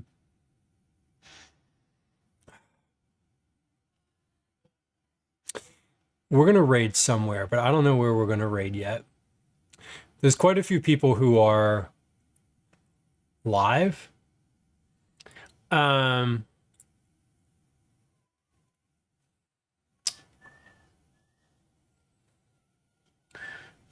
the food and drink category. So I think we're going to keep it in the food and drink category today. There's quite a few people who I don't know in the food and drink category, or rather, I don't not know them.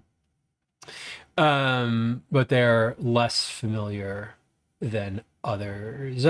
I think we are going to go. Let's see. Hold on.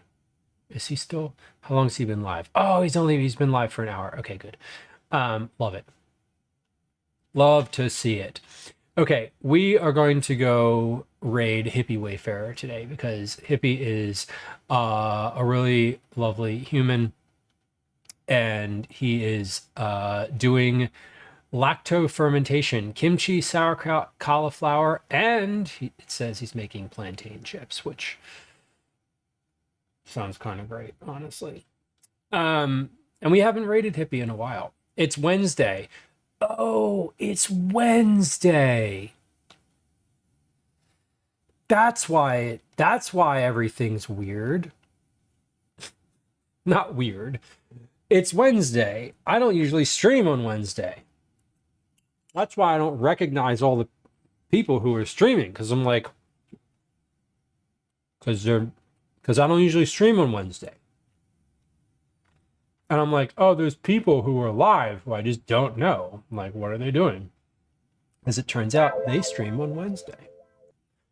I do not. And that's okay. Okay. Let's go see Hippie. Hold on. We're gonna. Shit, I lost it. Where is it? There it is. Okay. This give me a second though. What we're gonna do now? We are gonna raid out.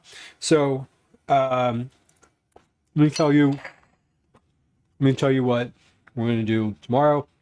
Before we do that, tomorrow we're gonna do a snack stream.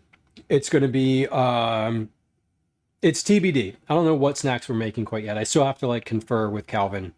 But we're probably gonna be making something like lemon bars, fruit strips, puppy chow maybe, cut up fruit, caramel corn, Rice Krispie treats.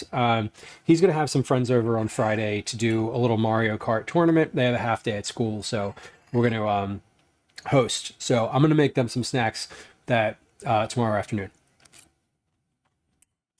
We're also going to retest this recipe. This recipe we made today. This is lentil and tomato salad. I'm going to retest it because I need to retest it again regardless, but we're going to make some changes and do some more, like we're going to lock in the directions a little bit more and like make sure it's tight and able to be replicated by other people. So that's kind of the goal. All right, so that's Western. Yeah, somewhere between noon and 1 p.m. Yes. Okay. Goodbye sounds are on. We're starting our raid. We're going to go see Hippie Wayfarer. Hippie Wayfarer is a friend of the stream. He is, as I mentioned a moment ago, currently doing fermentation today. He has some cabbage out right now. He has some cauliflower out right now. But it says that he's doing lacto fermentation, kimchi, sauerkraut, cauliflower, and plantain chips.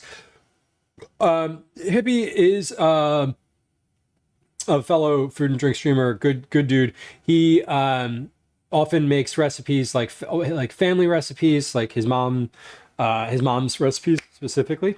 So anyway, time is up for my fish in the oven. Androstra, welcome in. I am glad that you like the cake. Thank you. I appreciate it. Luke Skywalker, thank you. I appreciate you. Hey, as I was popping around on Twitch, I saw your note. You're welcome and thank you. I do appreciate you too. We'll be live again tomorrow. We have the sound commands on. Here's some raid messages in chat in case anyone wants to share those with Hippie. Here's a couple. Yes, here's a couple social media, please. Snoostrew, hello, welcome in. Good to see you. Good to see you too. We have some social media links in chat. Those will take you where you want to go when we're not on stream. But I appreciate you. We'll be live again tomorrow around noon. Somewhere between noon and 1. All right, bye.